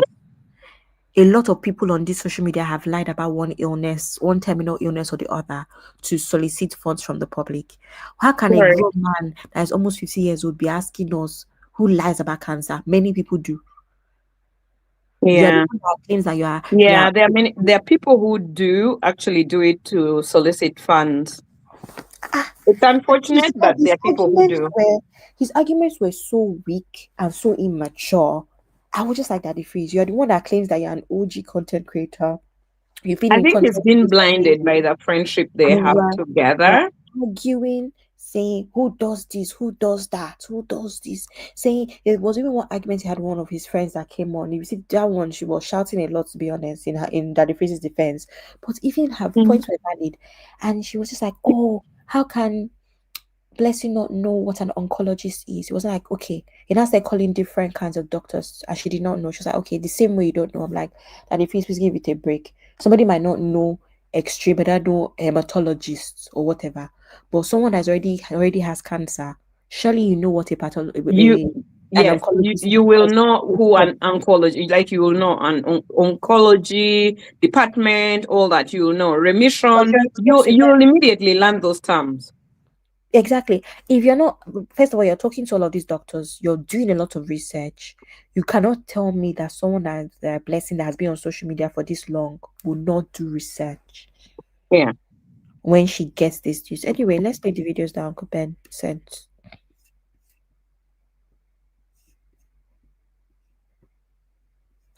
So, blessed see you. Hey, what's happened?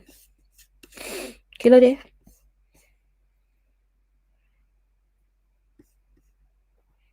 To see you. Uncle, what happened to your video, please? What's going on with Uncle's video? Why you? Has he deleted it? Hey, whoa. Maybe. This is how Instagram behaves when video has just been deleted. Oh. Blessed see you. If this thing na your chat. It's not my internet for sure. If this thing na your chat, then you know where this chat is coming from. Okay. If not this thing na your chat, then know where this chat is coming from. No me go come online, come they drag you. Okay? But you get mind. Even shave your hair.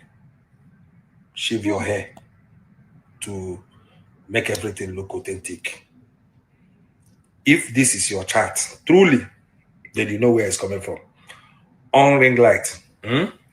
Start telling Nigerians the truth. Okay? See ya. Now your chat with this. If this is your chat, on your ring light, begin to confess. If not, I go on my own.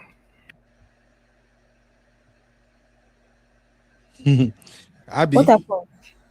Okay, maybe let me play it from here. Yeah, because I don't understand why he keeps doing this. I've been doing other things on this Instagram since this marathon. Uncle Chidi, my cars. What did I do to you, sir? Maybe Blessing see who don't reach there. Let's see. Blessed see you. If this thing na your chat, then you know where this chat is coming from. If not this thing na your chat, from.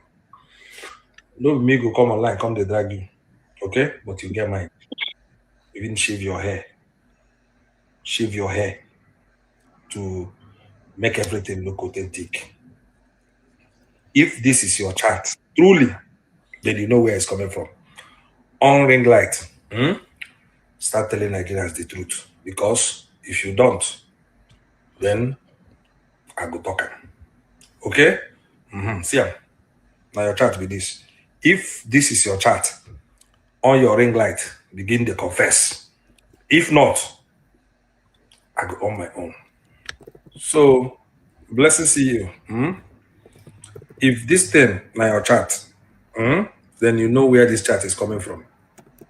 If not this thing na your chat, then know where. is repeating now. You can go to the next video. Let me play the next one. You see it? Blessed see you. People where you use their sister, take they collect money. They say they no agree. Say they go press your neck, they go carry you. So they don't sue you. This is the original result here. This one are the original one. Then the fake one, now the one where you go do the edit, put your name. My sister, you get mind. They no agree, they say they no agree. So just know as you want to take go, whether you want go knee down, you know say Sabi knee down. It's up to you. Me, I'm not dragging anybody, but this is the information here. Your full name is here, everything is here. So you know where this is coming from. So this is not fake. This is not from me. Okay? So they say they no agree. They no agree. You get mind, shave hair. Blessing CEO. People where you use their sister, take they collect money. They say they no agree. Say they go press your neck, they go carry you. So they don't sue you. This is the original result here. This one are the original one. Then the fake one, and the one where you go do the edit, put your name. My sister, you get mind. They no agree, or they say they no agree. So get mind. Just know as you want to go, whether you want to go knee down, you don't say Sabi knee down. It's up to you. Me, I'm not dragging anybody, but this is the information here. Your full name is here, everything is here. So you know where this is coming from. So this is not fake. This is not from me. Okay? So, Abby, you know, when we covered Blessing CEO the last time, I was of the opinion that Bimbo Ghost is hurting her and IVD. Because all we can do is to just extract lesson from all of this. Like I said that day, Blessing CEO was doing fine all by herself. She was okay. You know, right? Blessing was doing great all by herself until she used her own hand to go carry waiting person. And she carry waiting person now. The juju where they follow that one, the cause and everything, where the family don't put on that one, now it begin to affect Blessing CEO. So I'm sorry. It is what it is. What is she even saying here? Wow. The way marriages are crumbling today is very, very really. Shut up, Joe. Uncle Ben, I'm sorry, but in my opinion, I feel like you even talking about ghosts is giving her too much credit that something is wrong. I think she's just mad. You're giving her credit that is something beyond her control. I don't think. Okay, how do you explain this, my sister? Stage 4 madness. That's how you explain this. Really? How many stages are there, Abby? Yes. Uncle Ben, you're giving her credit. You're basically saying that it's something beyond her control. That's why she's doing this. That is ghosts that is making her do this. No. I disagree. She's mad. How best can we explain this? Madness. Hey. Uncle Ben, you know what's bad is that we knew she was lying, but but the confirmation is just mad.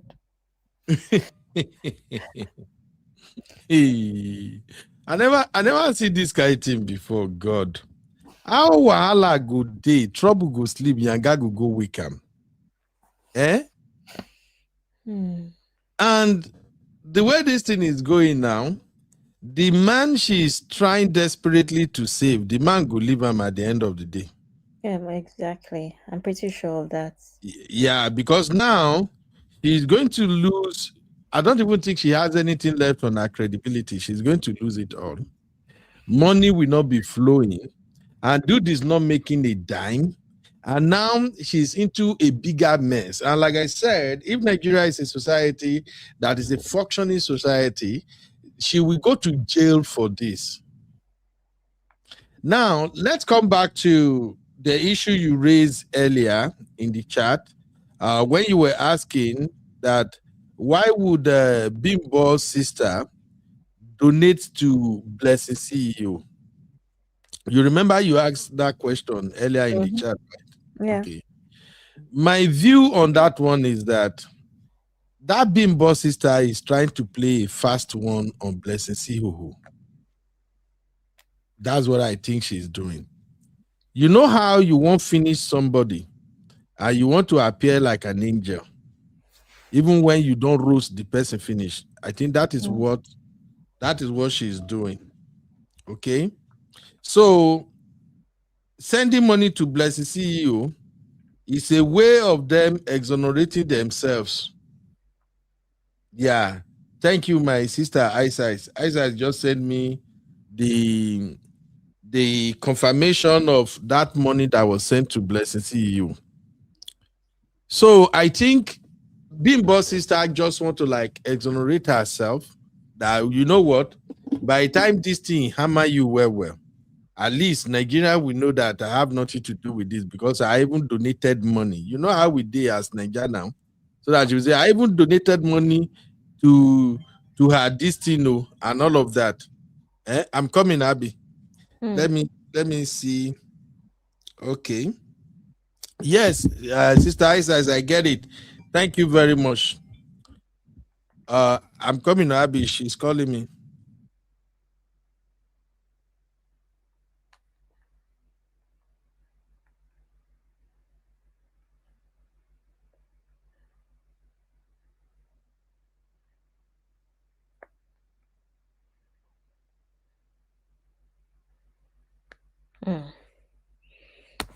I think he's a Shedusha. I think he's It's not even Isa. It's another of my beautiful sister. It's Isa. You get plenty name. Everything is on Isa's page. In fact, let me show you guys. For those who may like to go and check it out, if you want to read everything and follow it deeply, please go follow Isa's page. Isa's got all of this info right there on her page, I guess. Or is it coming from my this thing? So that is it. Anyway, I think Bimbo's sister is just trying to say, you know what? We no get hand for waiting what happened to you now. Blessing can't get away with what she did to Bimbo. And I think that is what is happening to her. I know you say, make I no talk. Say yeah, they give her more credit, but I'm just trying to explain it from our traditional standpoint. She can't get away with all she had done. Remember, this same Blessing Siho was the one that also went back and still dragged that Bimbo brother. Because from what I heard, they said the Bimbo brother had cancer, according to what is out there in the public space. They said the guy get cancer, and they flew the guy to, I think, India, right? Yes. And now she now on a ring light at that time. I remember when the matter the hot. She on a ring light and she was lambasting the poor guy, saying that something else now happened to the guy. Say no be waiting everybody they talk, say it happened to the guy, now it happened to the guy. But you see, back in the days, karma takes forever before it hits. Back in the days, karma goes where he go, wait. But now, karma is flying jet. When you throw shade on people, when you do something that is evil to people, just trust, karma don't enter jet, they come. You know they take at all. So whatever Blessing CEO get out of this, I think she deserve it. Yeah, she deserve it. She make a mess of Bimbo's demise, and I think it's time she want to become a masquerade that is going to dance at the public space. Oh, now I get it. When all this time I was thinking Bimbo's sister, I was thinking Bimbo the actress. I couldn't link it to now that DVI, the wife who passed on. So it's the sister. So his DVI sister-in-law is the one who contributed 1 million naira to. Oh my God! It doesn't add up. Like there's something very wrong there. She has a cancer foundation where she usually assists people who got cancer because she lost her brother to cancer. So she's been helping people. So when this Blessing CEO issue happened now, she sent 1 million naira, and that is the name right there. Knowing very well what this woman contributed to her sister's demise, like what she said about her sister. Yes, God bless you. I don't agree with that narrative, Sha. Thank you, my eyesight. I really appreciate you, my sister. God bless you. That's not your page. You don't even post. So thank you. So that's it right there. Now, Abby, you say you don't agree with that narrative. Give me your own angle. that woman wanted to do that Asheju thing where you say, even if you're doing bad for me, I did good though. So, cancer is so sad. Even after everything that you've done, I still wish you well. That's what I saw here. Those all those fake nice people, in my opinion. That's what I see. Okay. I don't see any trap. Is she police? It's trap. She wanted to do for niceness and do all that. I leave you for God. I leave you to God kind of thing. That's my opinion. This is Lacks crazy. self-preservation and wisdom. That's Yeah. what I see here. I'm sorry. I don't see anything. Anyway, good luck to her now. The cancer will finally The catch her. explanation of some people is really getting out of hand in Nigeria. Rubbish. Can you believe What it? pushed her into this? And now, coming to DF. DF has done live stream this evening. No, he has done live stream on waiting even do live stream on now. One of the topics that we Pastor Yeah, OPM. the Pastor Chibuzo. I saw it. You will come and talk about your friend. No. Okay, did you watch his live stream where he was fighting his other friends? No, I did watch it. As soon as I read in the real farm, say he's fighting everybody and all of that. I told you I don't watch DF like that. I only watch him when there is anything important that I just feel like, okay, let me hear his take, but not when he's doing this is shenanigans. This that one kind was of important because I know that him and Blessing they are besties. So I really wanted to see if he'll be honest. All his friends, so Samaria, all those people that regularly, if you see the way he fought them, I said,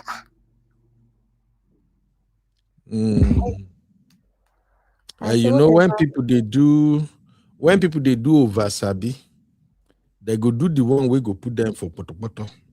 Uncle Ben, in light of what we're hearing about content creators getting percentage of money when they raise money for the sick, maybe Daddy Fizz was getting 10% or when they finish raising money. But the way he fought, come on, allegedly. No, sometimes maybe he just choose to ignore the fact that is staring him in the face. Everybody knew when Blessing came out to announce that thing, he get K-leg. So he just fight. A doctor. So we know hear word for that life. I grew up in a doctor's house. I shouted. My father is a this. My father had the hospital. I know what I'm saying. Nobody lies about cancer. Daddy Freeze, what do you mean nobody lies about cancer? Are you a baby? Okay. Many people lie. Now I think I will go with the popular narrative people are putting out there that Blessing CEO is broke. She's looking for money to set up IVD. I think that is just what it all comes down to. But if the family of the girl she forged the result want to sue her, let them do it. We need to begin to use people as scapegoats in Nigeria so we can get heads way. This one is too big. People don't really like Blessing CEO, so I think this time she's going down. She's not, some people they like them, so they ignore them sometimes when they do nonsense. Yeah. People don't like Blessing, so this time I think she's going down. Yeah, she messed up. And it's becoming too much of Nigerian content creator now. I was watching that show where I even think we're going to cover that one tomorrow, Seth. This thing of collecting money from people who are looking for public fund before you post them on your platform and shit like that is getting out of hand. They accused Lucky Udo of doing the same thing. This guy also turned out to be doing the same shit. What was that? We're saying the cash Harrison. And now King Michi is now doing the same thing. This is madness. All these people, they don't get conscience. Look, I'm a business mindset kind of guy. If you want to say, hey, to use my platform I'm taking 20% of whatever is donated. And we both sign, we agree. Deal is a deal. But playing this victim is the one I can't comprehend. That's the one I can't comprehend.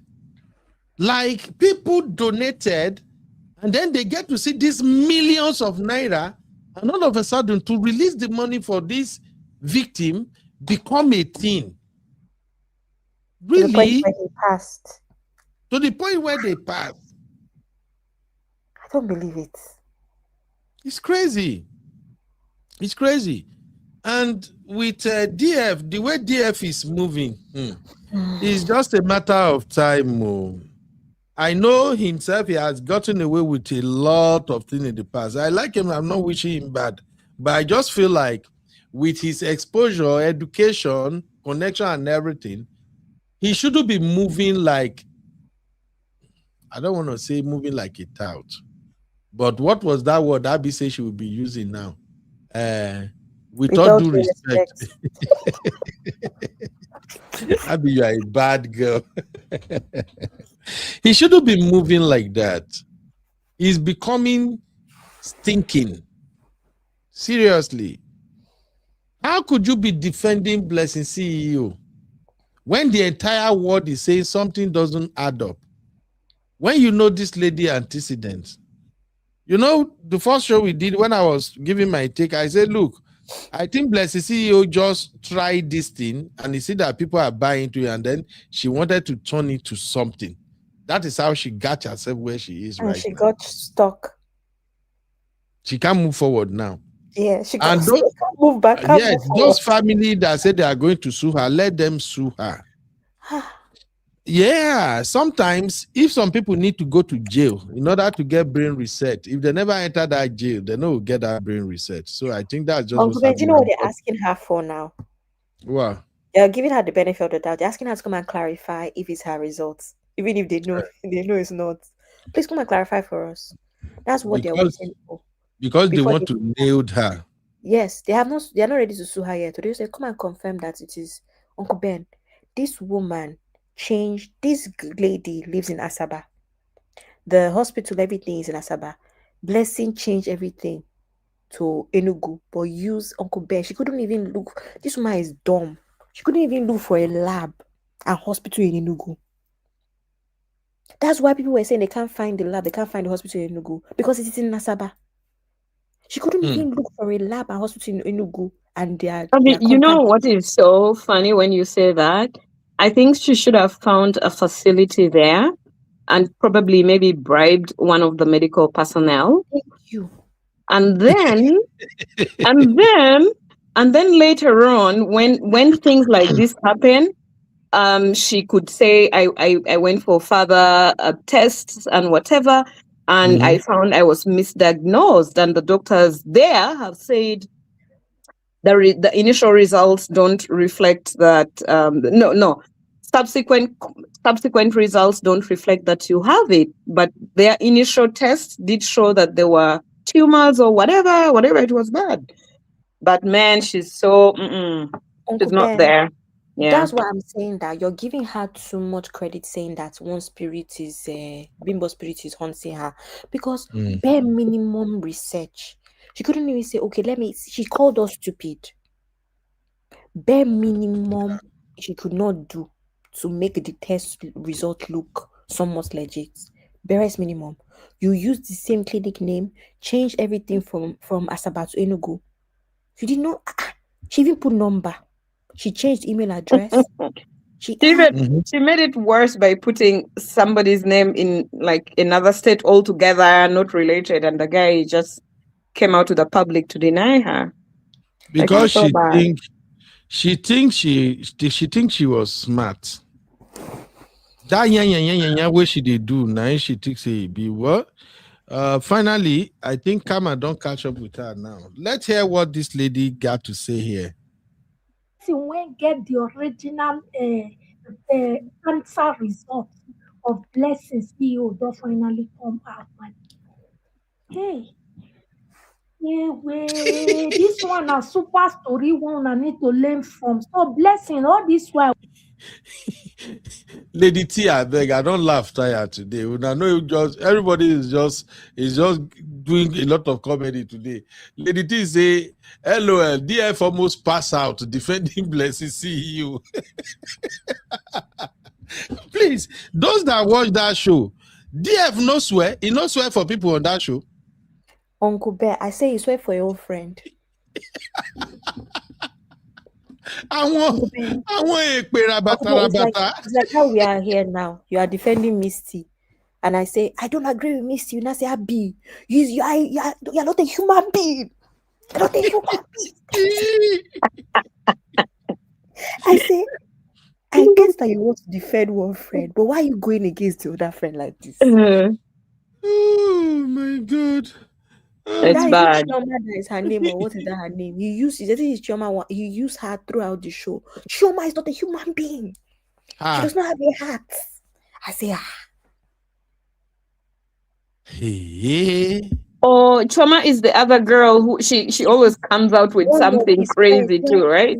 Remaining Small Thing would have fought with Victoria Ayama and that nurse lady that is his friend.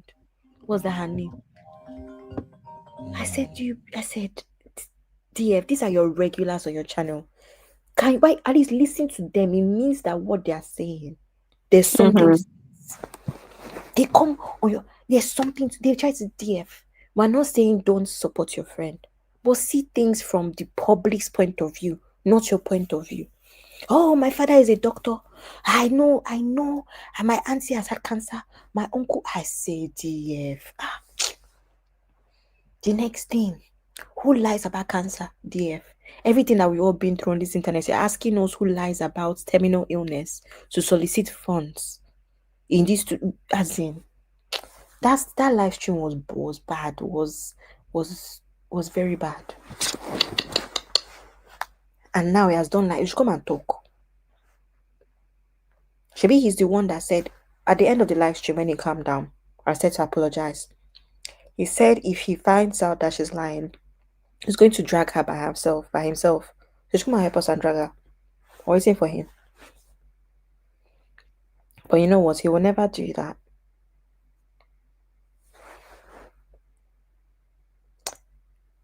Cynthia, thank you. Cynthia is her name. Where's Uncle Ben? I'm getting a phone call. So me, I don't know.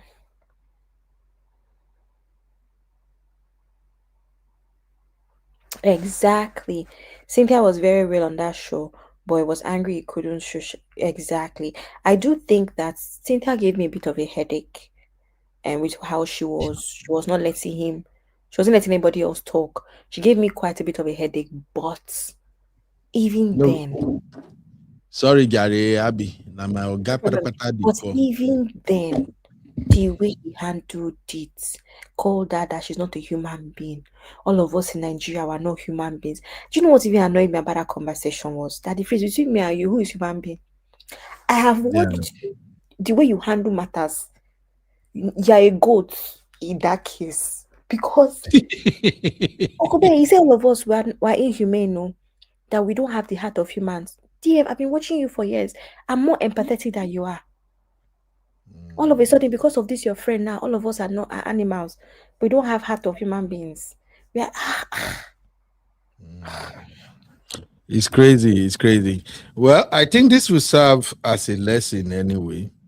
It will serve as a lesson to everyone out there who is into this nonsensical behavior. Isaiah said, make I see blessed dandruff. I see him, but I have to respect women. I don't want to show him. She didn't think it through. There is something in Yoruba. Abby, there is something in Yoruba language that we call ashishe. What will be the grammar of ashishe now? Please, Isaiah and all my Yoruba sisters, help me interpret. What is the grammar for ashishe? Isaiah is not Yoruba. Isaiah is not Yoruba. Isaiah is the hair Yoruba, Abi. There is something called ashishe. I just don't know the grammar now. When you do, how do I? Is it like? Is it not like blunder? Mistake. Blunder is mistake. No, Ashishe is when it be like say you take your hand, go cause something for yourself. But with the call and Ashishe, in Yoruba, even we turn on to prayer. Allah Maje Shishe. God, please don't let me do something wrong Like there, use but my I hand don't know cause problem for myself. hair. So Blessed CEO is the one that is bringing all this madness to herself. And you not go do all this. There is just a limit that you can go with all these shady Ben, practices. I don't agree. Oh, she must have cancer. Oh. She must have it. No, she won't have it in Jesus' name. She must. She has. I just want her to pay restitution. Uncle Ben is better than this thing that she has done. You know, I've been saying it since, because the way cancer is. Yeah, I don't wish it on anybody. She should have, but she went too far. I think they should at least sanction her. She's supposed to be taught a lesson with this so that she will serve as a deterrent to other people that are into Uncle Ben, this. you know the problem I have with Blessing is that Blessing has gone too far so many times. Even on the issue with Bimbo and the family, where she made a film, see all the nonsense that she constant live streams. How many months did she stay in prison before she came out? The problem is that the repercussions are not enough. Because when we still go to her page, she still has 1 million of followers. So the way do we go from here, Uncle Ben? It's just problematic. Okay, Lady T said, I believe Cynthia was so sure Blessing was lying and could tell where DF was heading. Reason she flared up at DF. Okay, so that Cynthia is the one DF was really fighting. You know, I asked if, I hope it's not my own Cynthia. It's not your own Cynthia. How? No, you know, when I asked, I'm like, no, it's a Cynthia that is on his page. Lady T, to be very honest, Cynthia, I've never heard Cynthia level-headed in my life. Since I've been watching DF and been hearing Cynthia on that show, she's always fighting. I don't even know is that Cynthia anyway. It's one of his regular contributors. She's not super regular, but she comes on here and there. So that's why for me, like I said, even me, she was giving me a headache because I was like, okay, Cynthia, we don't hear you, but calm down small. I've not seen someone that can for 30 minutes the para throughout. She does not stop. Hi. So Cynthia is like that normally. As I say, she started with stage 4. People added cancer. She ginger, then claim Bob. I told you she was just playing. She was just playing around, and the moment she saw that traffic on her page, she just thought, oh wait, people are actually saying, hey, bless it be okay, bless it be this, and then she just said, oh, see opportunity to grab quick money. But this has gone too far. Anyway, I pray that God will minister unto her. Yeah. Uncle Ben, this is not a God matter. Oh, Uncle Ben now. No, Abby. Sometimes we have to pray for sinners, you know. Uncle Ben, this is not a God matter. You're supposed to say we are talking about the law. We're talking about the law. Which one is God matter? God knows nothing. She needs to face consequences. If you call God, he's doing as if, oh, let's forgive and forget. Let's God minister to her so she'll come out and apologize. No. No, not with her track record. Not with her track record, Uncle Ben. This is not the time for it to be nice. Abby. Her track record is so bad. You know, I'm a pastor. Since when? You know, I still pray for Tinubu today. Sure, you know. I have a good heart. I wasn't hearing you calling him Bami. You see your Bami. Bami. Tinubu is Bami. Trump is my uncle. So. Yes, you claiming that person as your Bami. Okay. You know, I'm a Yoruba guy, and there is something in Yoruba land. I know, even though people take advantage of it a lot, but it's still what it is. As a Yoruba person, no matter how wrong an elderly person could be, you still have to at least respect his age. You know, that's just the thing for me. I don't get any connection to Tinubu or anything. I'm not even his supporter or anything, but he's still an old man. We still have, and if not for the dirty politics he's playing right now, he would have lived this world as a legend, you know. So, Uncle Beno, I must be honest with you. Yes, ma'am. I have never understood how you have so much loyalty to this man. You express your loyalty to him very openly, and you see all the many things, all shades of wrong he's done to people, and people are dying, and you express all this loyalty to him, and then you still say, I find it very contradictory, and you still go ahead and say, oh, do the right thing. Um, I love you. I cannot reconcile, to be honest with you. And I really, every time you say those things, I feel very sad that the country is in this state and you know it and you say it, and yet you still express all this loyalty to him. Like, what is it? Is it because he's an old man? That's why you constantly say you have so much respect for him. When you have respect for somebody, that means they've been acting right, and you are very impressed with the way they conduct themselves, the kind of things they do. So what is this that you keep talking about? Maybe today you'll make it make sense to me. All right.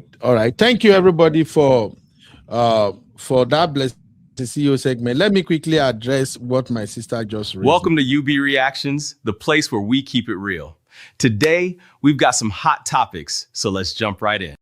I am UB, your favorite Gen Z uncle, and this is my take. All right, Misty, thank you very much for that question. Like I've always said, I like people who see me do something, they don't understand it, and they ask me. It makes a lot of sense. So I will explain for those who don't get it. Now, my explanation may not really make sense that much to you, but those who are from Nigeria and those who are Yoruba, they will get it. First of all, I do not have any loyalty to Tinubu. Let me just quickly make that clear. I don't have one iota of loyalty to Tinubu, so I won't say it's loyalty. What I have for Tinubu is respect. And I've explained it here multiple occasions during political roundtable. I have respect for Tinubu for several reasons. And I've also stated that one problem I have with Tinubu is I don't agree with his political ideology or philosophy. Even while I was in Lagos, when he was Lagos State governor and all of that, I have never been one of the people who like his political philosophy. But when it comes to certain things that he does, I respect it for him. That is on one hand. I will explain on that side, but let me emphasize on that one. You see, you've listened to my story here, Misty. I think one time I explained how I got admission into the university. I've said it here before that I've been carrying myself since I was 12 years old boy. I've been fending for myself. How I went to school, only God knows it. I did not finish SS3. I don't even study, I don't do SS2, SS3. Those who study in Nigeria, they will know what I'm saying. I only attend GSS1, GSS2. I think I did GSS3. I did not finish it then. I started at SS1.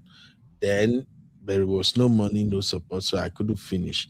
It was when I left Ondo State and came to Lagos that I now enroll myself in evening classes. Abby, you know those evening classes, right? Yes, I do. For people who want to do GC, WAEC, so there are some of these evening classes that they run like school. So you can attend 2 years, 3 years. It all depends on what you are going for. So those are the school I attended. And I sponsored myself. I was selling engine oil when I was going to those schools. So after the school, after my mom passed, and my mom insisted that I must go to the university. My mom made it like that was it's like I owe her that going to, because my mom always regretted that. My mom used to be very rich. After my dad passed, all the money that my dad owes to my mom, the family did not pay it to her. All the material, because my dad is a contractor. He builds schools, houses, and things like that. And my mom is one of the suppliers of cement, zinc, plank, everything.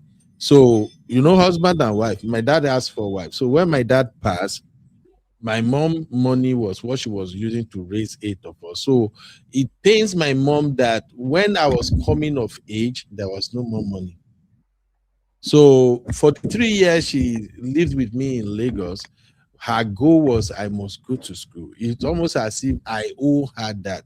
So after I went to evening classes, I did GC and everything.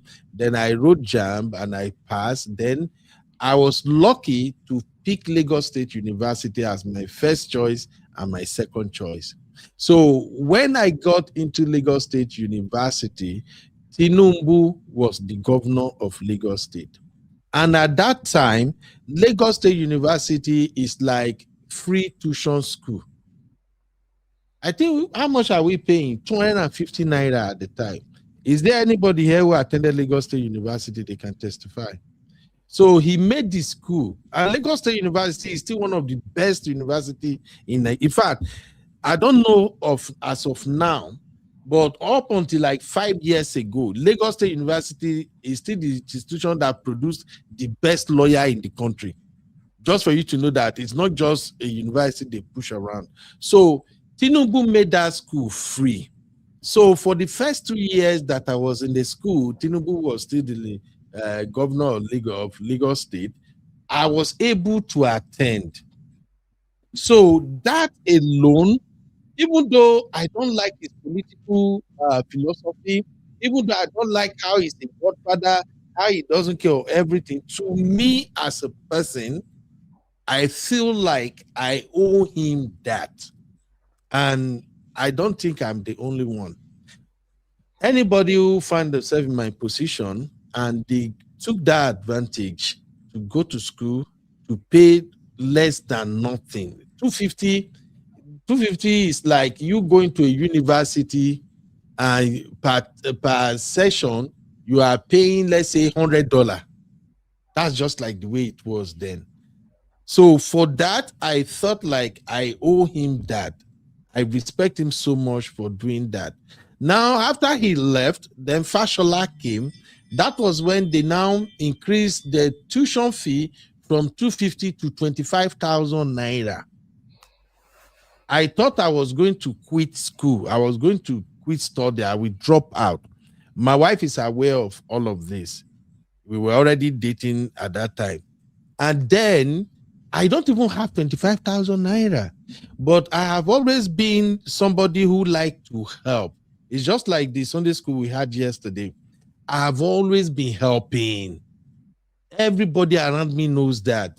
Anything, even till now, anything I can do for you that doesn't cost me money is something I can just do that it's only going to take my attention or me sharing my knowledge with you. I will just do it.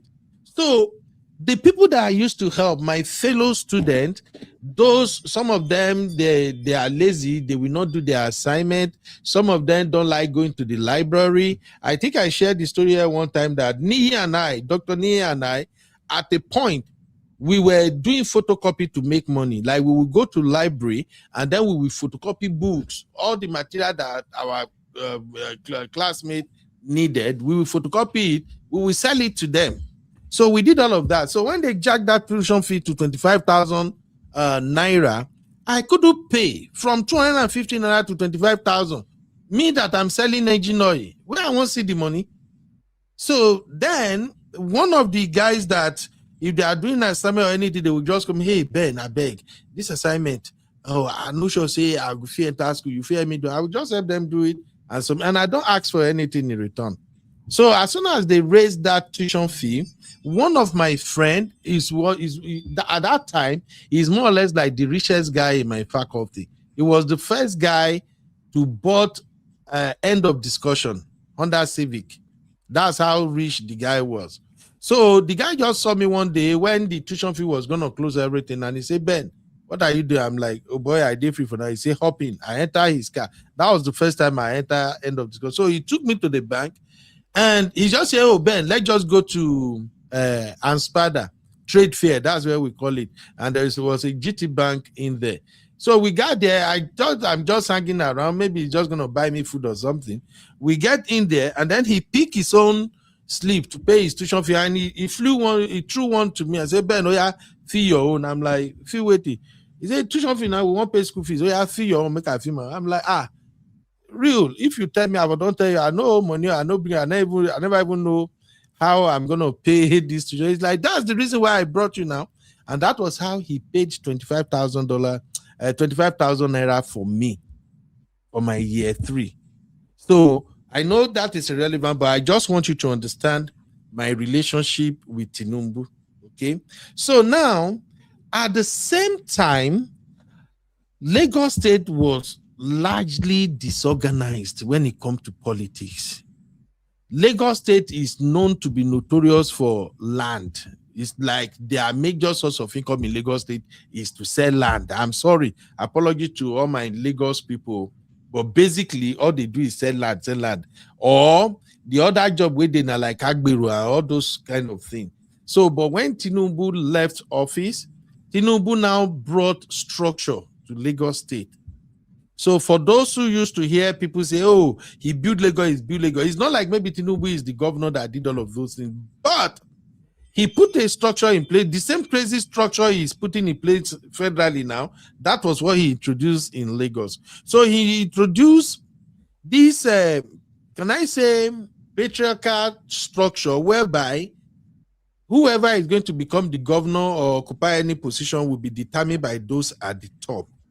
So as a result of that, nobody can contest governorship in Lagos State if he doesn't get Tinubu approval. And it's not just Tinubu. There are these local kind of authority that they created that those people, I think they were like maybe 10 of them or something.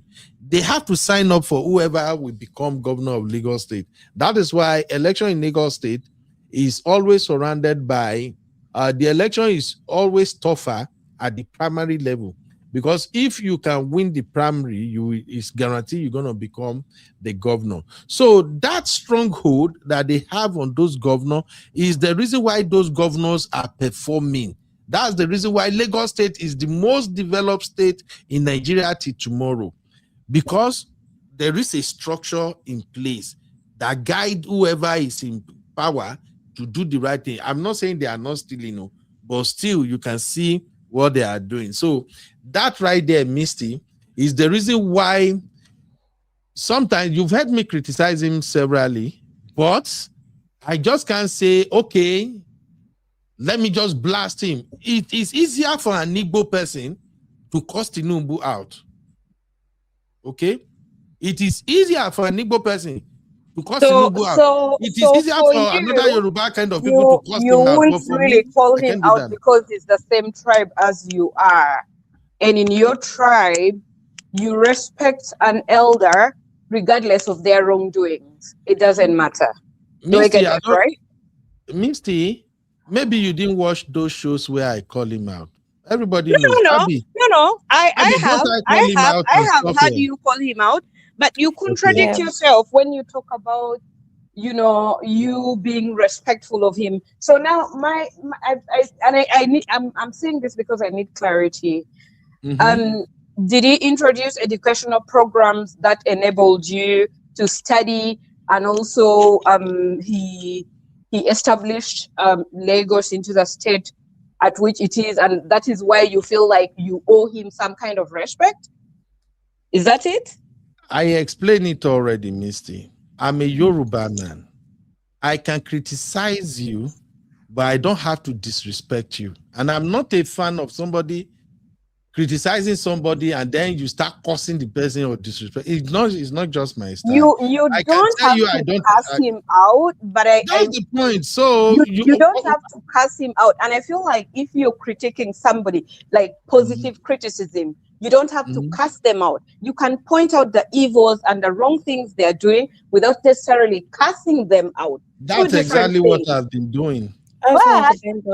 So let me okay, this maybe will be a conversation for another day, because I am an observer and I'm an outsider and I see it differently and I hear it differently. No, so Misty, No, it's Uncle okay, Ben Misty. definitely does that. But I think what it is here is just difference in ideologies, because I'm also a Yoruba girl, and I understand the importance of sister, brother, baba, and see. I understand, but at the same time, I'm also Gen Z, where for me, I think I'm one of those ones that really, I think that's where Misty falls under.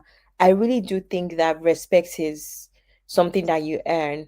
And it's something that, quite frankly, if you're much older and you act a fool, you're going to lose your respect from people that meant to respect you, which is why they always say that you have to carry yourself a certain way. And they always say that insults from younger ones is very hurtful. That's just the truth. So I think it's a difference in ideology as well.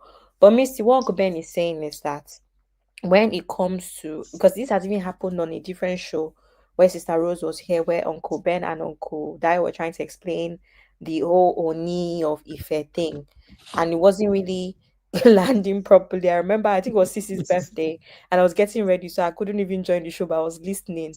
And Missy, I think what I'm trying to say is that from a traditional standpoint, regardless of what is going on, he feels like is kind of ingrained in him to still be respectful, especially to an older man that could be, I mean, this Tinubu could be Uncle Ben's dad based off of age, pretty much. Yeah, you say Uncle Ben, grandpa.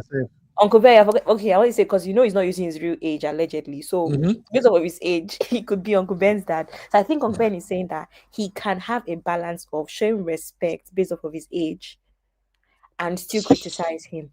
But Uncle Ben criticizes Tinubu all the time. However, Misty, I understand your sentiments because me, I don't have respect for Tinubu. I don't care. But that's the Gen Z me talking. But I understand from a Yoruba standpoint why Uncle Ben says "Ba me," whatever. I wouldn't do it because I'm sick of him and I don't think he deserves our respect anymore. But I understand where Uncle Ben is coming from. And Okay, remember, I there guess was a if you show. explain it, it's Sorry, Missy, one culture. second. It's There was a culture. show that was talking about Sheyi Tinubu, and people were talking about how, oh my God, he's this, he's that. And I said, listen, every time I've heard about Sheyi Tinubu, people have said he's a nice guy. But the reality of life is that we all experience people differently.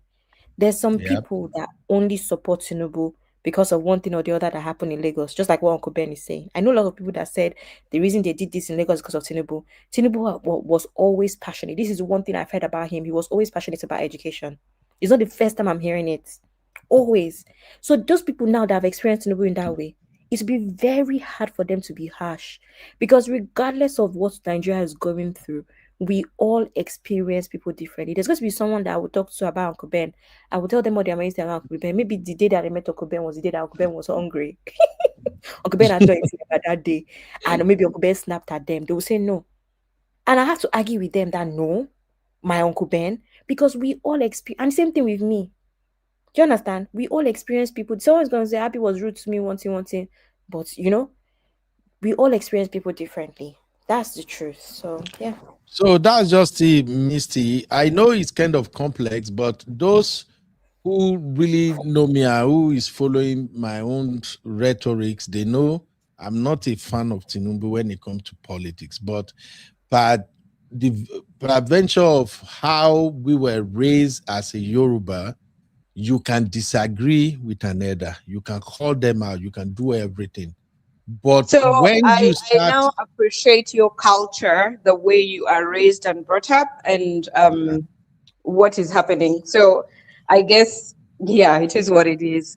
But yeah, I found it really very difficult to understand you for a very long time. And today it was just too much for me. I'm like, okay, I have to ask.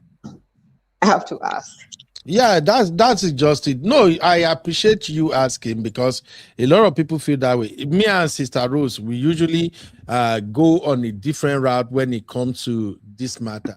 And I do understand. But for me, even right now, I think I said it here, I've lost a lot of Yoruba friends because of Tinubu since 2023. Because I'm supporting Peter Obi and I don't hide it. I lost a lot of Yoruba friends, both online and offline. And I don't give an F Because I always say this, I do not see the reason why I should support somebody who is making life difficult for me. And I don't see the reason why, just like when we were talking about, what's her name earlier, Toyin Abraham. That's why I say I don't understand why somebody would like Toyin Abraham a lot, and then you dislike Tinubu, and Toyin Abraham is Tinubu fan. You see what I'm saying? So that is all the thing. The way we were raised, if you don't agree with something, voice your disagreement. But you don't have to be disrespectful about it. What people are doing, mostly online for outsiders who might not understand it, let me just tell you now. What people are doing online is to use their anger and frustration to curse Tinubu. And that is why I kept saying that if we want to go by the history of the president we have in Nigeria, when it comes to how they handle insult, Tinubu is an angel. Oh, and absolutely. that is not me siding him. It's a fact. All the people you see right now on social media, they not born their father well. May they do that to Buhari? They not born anybody father well to do that to Obasanjo. Look at small Eniola Badmus. How any small thing she's arresting people. Honestly. So I don't know if you get what I'm saying now, Misty. I know people are frustrated, they are angry. Even me, I'm mad at Tinubu. Do you know how many times I've talked about how do I retire and go to this country the way it is? The last time I went to Nigeria, I never knew how far my system have adjusted to the American environment. The last time I went to Nigeria was when the reality hit me. I will be sweating, Misty. And we go out like this. Even with AC, with everything, as soon as we come out, we enter people's house. No AC, na fan they go on. The next thing, my head everywhere, water my handkerchief go soak. You see, the noise, the insecurity, the everything is becoming obvious to me. So every time I'm conflicted, like, Tinubu, you know better. You can do this thing. That is why when I go to my brother one-man platform and some other political platform that I used to go, and they will be talking about Tinubu in a post, like, I always ask them, are you guys oblivious of the insecurity and the poor attitude towards fighting corruption? How do you fix a country when corruption is allowed to run free, and on the other hand, people are being killed every day? And we will be here saying he's doing a great job. The World Bank is giving him, the IMF. One time I asked them, what do you expect IMF to do? Tinubu has borrowed money more than any other president before. Buhari borrowed about, how many? Is it 80 trillion or 80 billion? I don't even know how much they call that money. When there was a subsidy, Tinubu removed subsidy. We are supposed to be having more money. But instead, Tinubu is borrowing more money. So, my dear sister Misty, I'm not against him. It's just that if you are listening to Nigerian platform, people choose to curse him, to haul curses at him, to say all nasty things at him, instead of attacking the main issue on ground. But as a Yoruba guy, I cannot, in my right senses, start hauling curses at him. Because let's even come down to it. I am not living in Nigeria. I've done business twice in Nigeria. I've been burnt twice, and I removed my hand.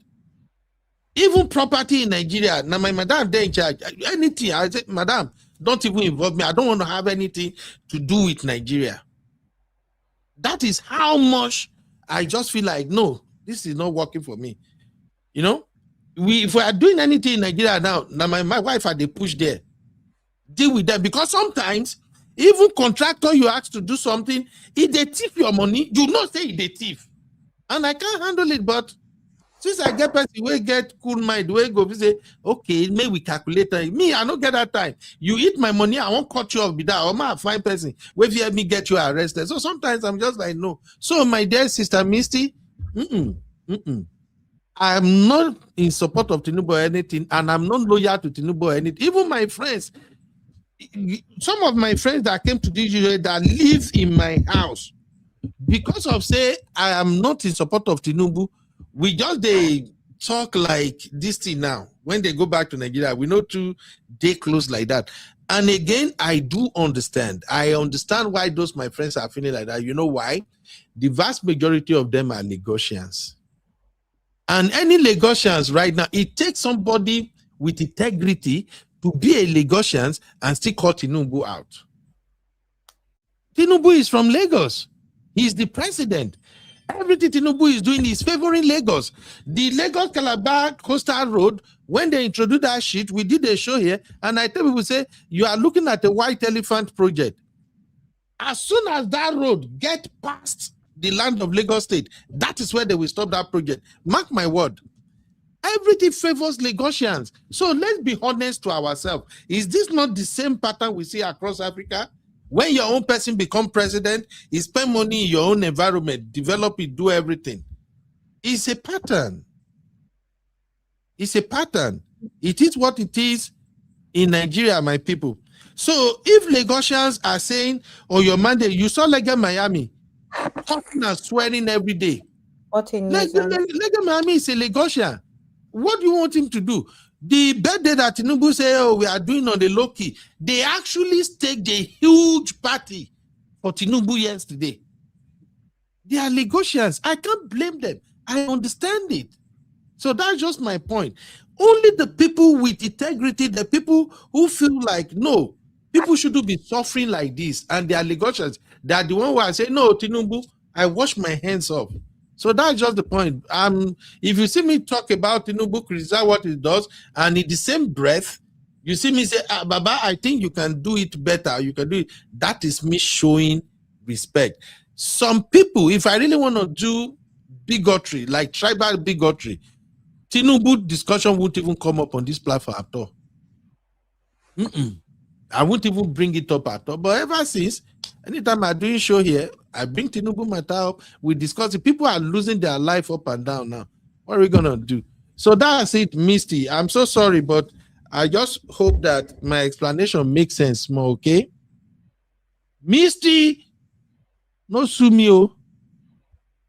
Thank God, say Misty, no sue me. Hey, Misty will not start practicing in Nigeria too, so we can call her Esquire iPad. Because what's bigger than Pro Max iPhone is iPad. Yes, so yes, so. Esquire cubed. That's Esquire raised to power 3. No, Pro Max. Let me stay on that Pro Max level for now. We're going to stick at the iPad level.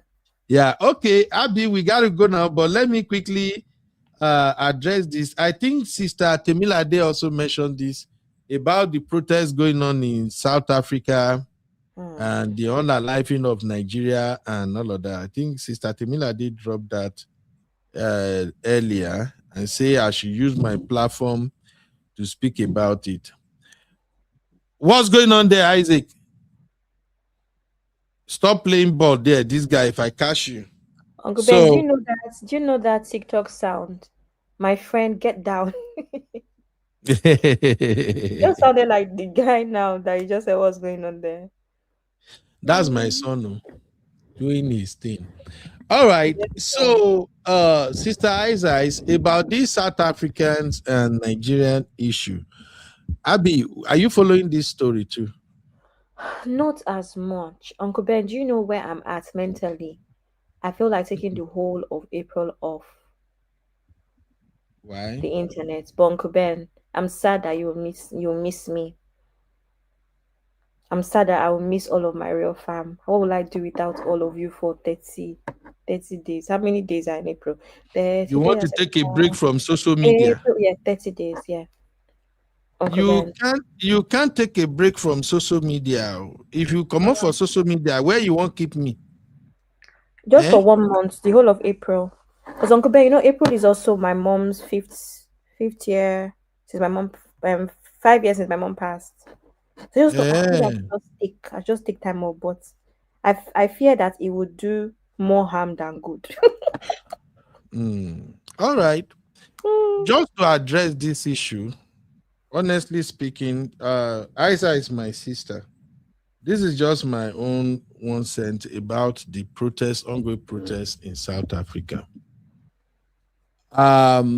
I addressed the issue one time here, and I said, if you go to someone's land, no matter how you were being deceived with, oh, you have now naturalized, you are now a citizen and all of that, you still have to respect them. I don't know if Abi has been following our platform when I addressed that before. Yeah. Anywhere you live, if you live in the UK, you live in Canada, you live in the US, you have to respect the citizen. You have to know that, as a matter of fact, you were not born and bred in that country. You only came to that country either for education or for employment or, for a better word, for a greener pasture. And the earlier you realize this, the better. Because you're going to find yourself in some situation whereby if you were in your own country, the way you're going to react will be different from how you will handle it. When you migrated to a country where the citizen or indigenous or whatever, the citizens of that country, they feel like they are being suppressed. They feel like their infrastructure are not working for them. And you, as a foreigner, you figure a way, either as a result of being super smart, you find a way to do better. You have to be conscious of that. You have to be conscious of the fact that people will be jealous of you. So that being said, I've also been one of the people who is so strong by advocating for leave an environment when it's no longer safe. I don't understand how people will go to other people's country and then maybe they will bomb bridges. Or they will go to other people's country and then just feel like, oh, that's my land where I'm coming from. I don't want to have anything to do with them. You are on someone else's ground.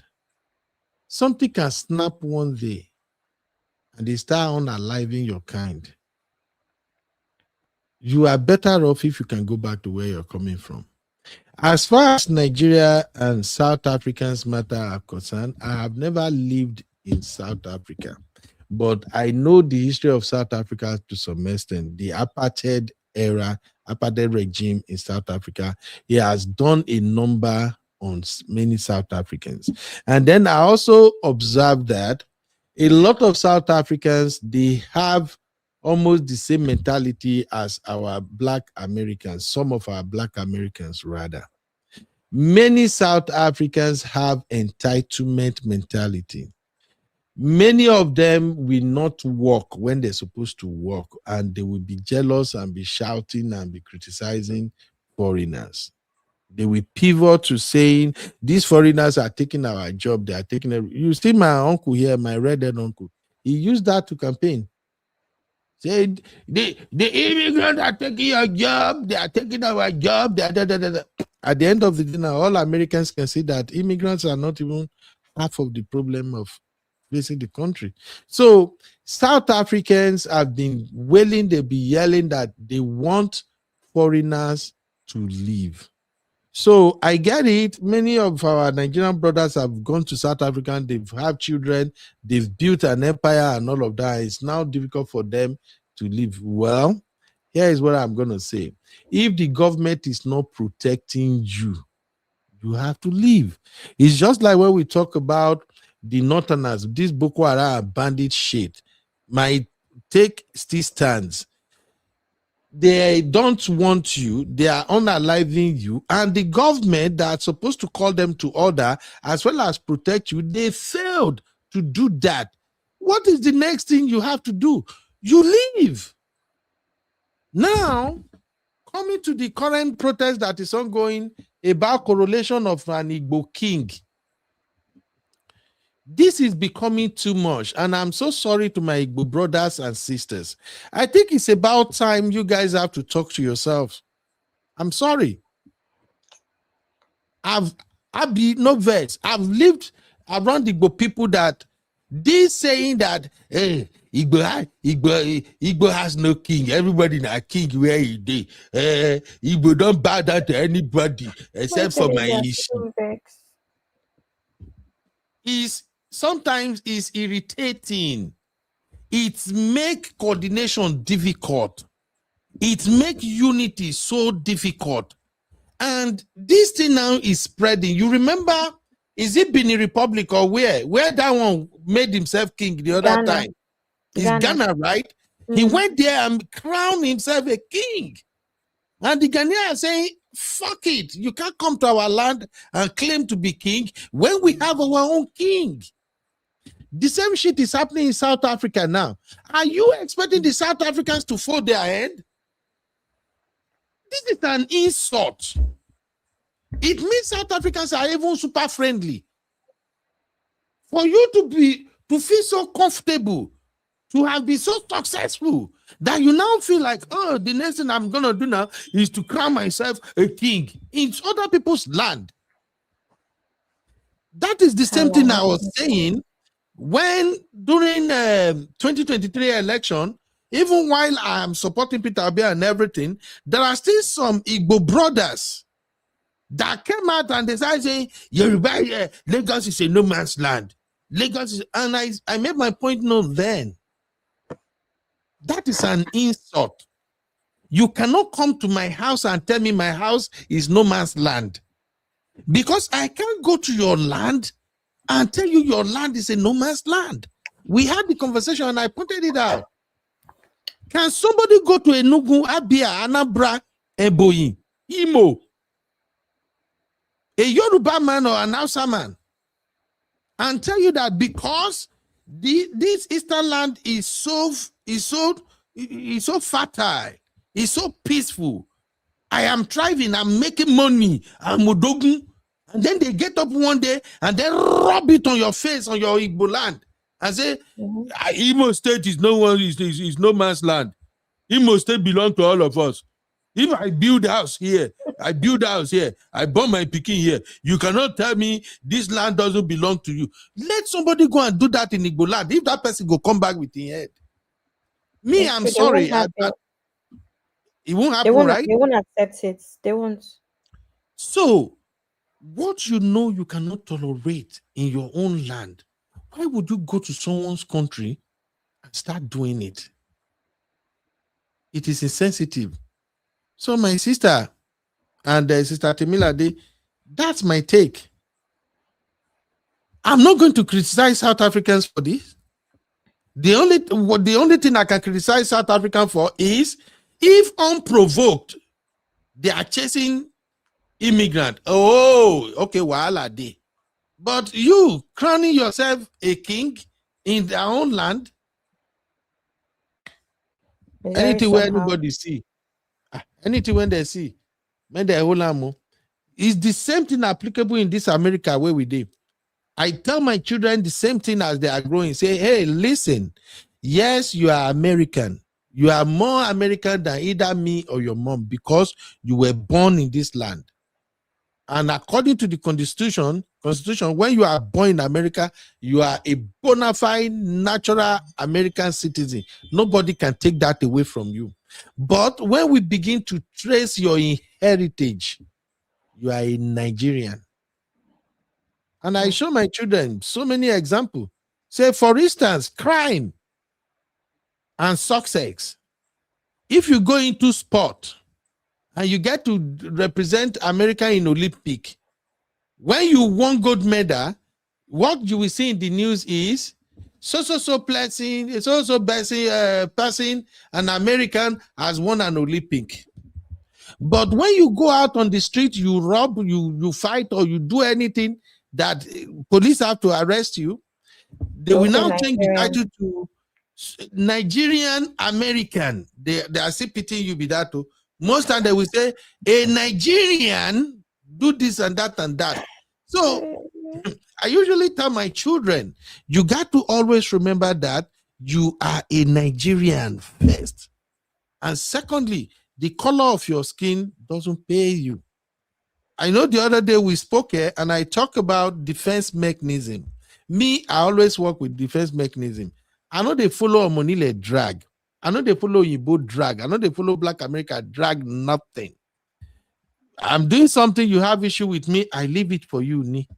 Yes. That does not mean that, oh, he's a coward. No. It make no sense. Okay? The law is there. The law says you should respect me as American citizen. But if your racism cloud your judgment and you want to treat me the other way around, my first instinct is de-escalate. Protect yourself. Leave the environment. In other words, remove yourself from the equation. Abby, what are your thoughts about this? So that's just my own take.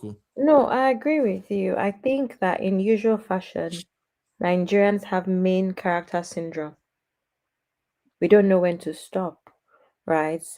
But I said it during the Ghana one as well. The reality is some of the things that the South Africans especially do are very counterproductive.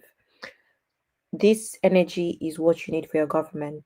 You need to ask your government why these people are in your country, especially the ones that are there illegally.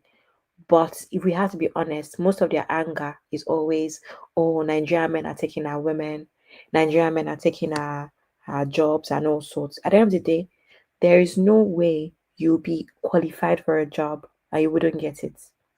That's just the truth. So to me, those are just irrelevant excuses, right? I've never heard anything that serious. Of course, we have the Nigerians that perpetrate crime, as we know. And I always say that one of the things that works against us, unfortunately, is our population. We are so vast. There's too many of us where it is obvious when we occupy a space. Uncle Ben, I don't know if you know what I mean. I know. I get it. Even if it's where it's meant to be 2 Nigerians, it ends up being 200 because of our population. So it's going to always seem like, oh, there's so many crimes perpetrated by Nigerians, blah, blah, blah. Yes, but it's not the most of us. It's still a very small minority. But because of our population, it seems like a lot. So I'm not even here to not be fair. I hear them and where they're coming from. But a lot of the other reasons are very petty. And most especially, you should be channeling this energy towards your government. Do you know what I mean? Same thing happened during that Miss Nigeria's case, Chidinma, when the way they were going at her. Okay, you're mad. She's not exactly Nigerian. She's Mozambique, from Mozambique. She's this, she's that. Why are you not asking your own home office, about what they call it in South Africa, embassy, whatever they call it? Why not asking them why? I don't know. I say home office. Home office is a UK thing, isn't it? You shall get my points. Yeah, immigration system. Why are you not asking them why this girl is representing you? And she went to represent Nigeria, came second. So where do we go from here? You know? So these are the issues, Uncle Ben. I can see their anger, but I'm not going to lie. I feel like their anger is more from a place of jealousy than anything else. And then for Nigerians, we need to stop having main character syndrome. You don't go somewhere and take over somebody's land. You don't go somewhere and take over somebody's land. King for what? Not to. Exactly. King for what? I don't understand. In a village, in a place that's not your place. The Nigerians, we have main character syndrome. That's it. That's the truth, Uncle Ben. And Sister Natu, we did here, Gary. M just said, why would you go to South Africa to be king? Because you know what's mad, Uncle Ben? He can't be king in his own land. He knows what he's doing. This type of mentality many Nigerians take everywhere, which causes alienation among individuals. Exactly what you were saying, Abby. Exactly what you were saying. Even amongst ourselves, we have main character syndrome. Yeah. So that is it. Let's just stop, please. Me, I'm not for this madness of trying to do too much wherever you find yourself. Respect people in their land. The land has favors you. You have been successful. Isn't that enough? You can go to your hometown and get your chieftaincy title. I know a lot of successful Igbo men over here who does that. Many of them are kings. They go to their community, they get their chieftaincy title, they do their coronation, everything. They come back to the United States and people recognize their title. They call them by their title. You can come back, you can have a party, you can set up a party for your people to celebrate you. I cover a lot of that type of party, those correlation, welcome home or whatever party. But calling yourself a king in another man's land, you are risking too much. Let us stop. And I will say this to all Africans generally. We are trying. God has been really good to us. Wherever we go, we put in the work, we study, we acquire skills, certification, everything. And at the end of the day, it shows in our accomplishments. But don't let us forget that there are people in that environment who are the indigene of that country who are not even doing half of what we are doing. They don't even live 30% of the type of life that we are living. Let's not throw it on their faces. Please. I agree. Let's not do that. America, for instance, is a very lovely place. Nobody cares the kind of car you drive. Nobody cares the kinds of how you live or everything. But when you are doing too much, when you are trying to rub it on their faces, it hits them differently. They don't like it. And This environment, exactly. For us who live in the Western world, the way I understand this American environment, it is structured in a way that their own citizens are strongly to survive. I did a show that I posted on American Reality Cam, my other channel. When they have lockdown and the government did not pay TSA workers, those people that work in at the airport, did you know that just 1 month of them not receiving their payment, things started falling apart for a lot of them. They started struggling real bad. And I look and I say, we Nigerians, we should be thanking God though. We Africans, let's thank God for our upbringing, our discipline, and our financial prudence. Because, no be to boast, I still know that there are many Africans that if you don't pay them 1 month salary, they can still survive for 2-3 months before the thing will begin choke their neck. No be all of them. But I'm just saying that to say that the way their system is structured, the system is structured in a way that they have to depend on the system. And remember, the way they grew up over here, this their policy of once you are 18, you are an adult, do whatever you want. It has put so many of them at risk. How? None of them, majority of them were not taught how to manage money. They just believe in get the money, buy whatever you want, live your life. And that's why when you look around, it will looks like they are living better than you. You will see them. I'm on a cruise. I just landed on a cruise. I just went on a vacation. Oh, we went hiking. Let me tell you, many of these folks, they do all of that on credit card. Why you that you are saving small.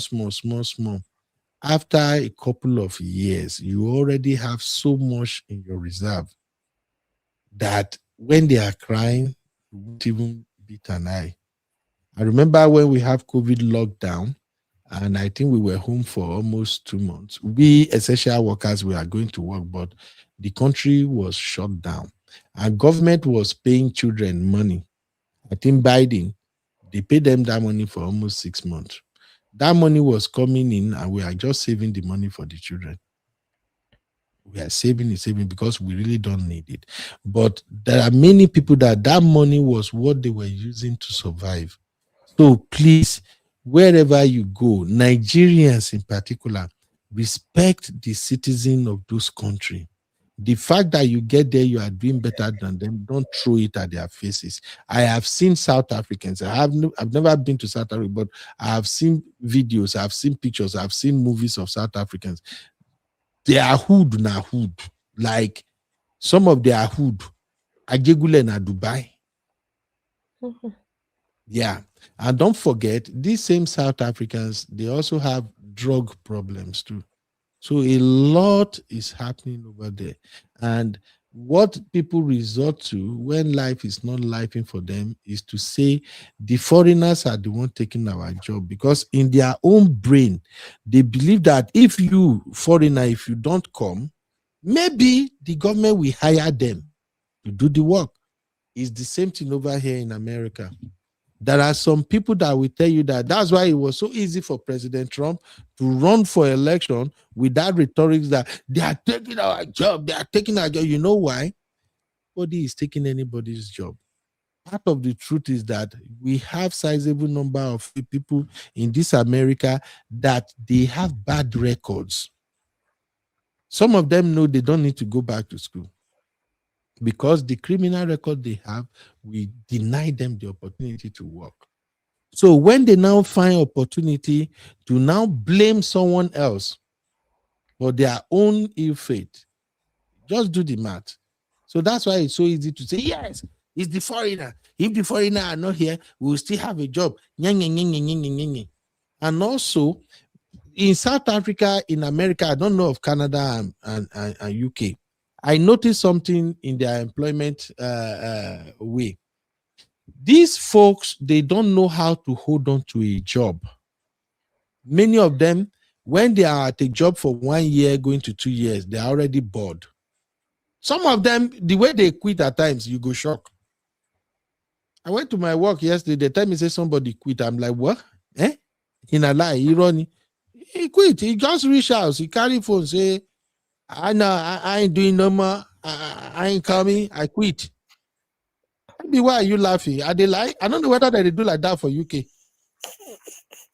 What are you laughing?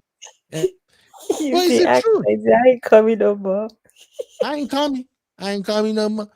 Shay, your job been stressing me out. They not come again with that. You know? Some of that, look, I hire one. My manager hire one last year now, between August and September. When he sent the guy this thing to me, I check him. Now, African American guy, I'm like, bro, you know, see Mexican, you know, see someone else where you go hire. No disrespect here. It's just because by the nature of where we need our staff, we need somebody who can stay for a long period. So I tell the manager there, I say, hey, bro, this guy, I can't count on this person. No. If he be saying the money where this person need, I can't come work. When he see the money, he go come out.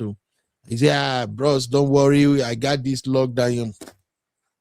Dude work only, I think 6 weeks. Oh, disappear, you can call me. You know what?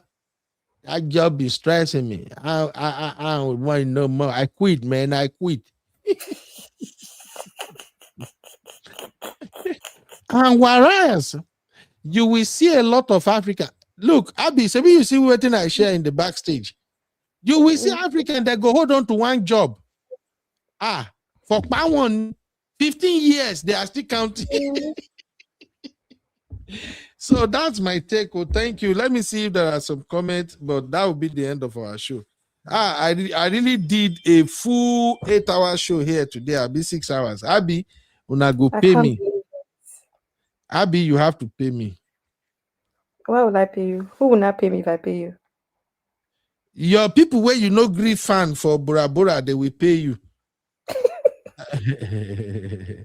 I'm just saying there's this issue in South Africa are angry about. Plenty Nigerians live harmoniously in South Africa, but there are the illegal ones. Okay.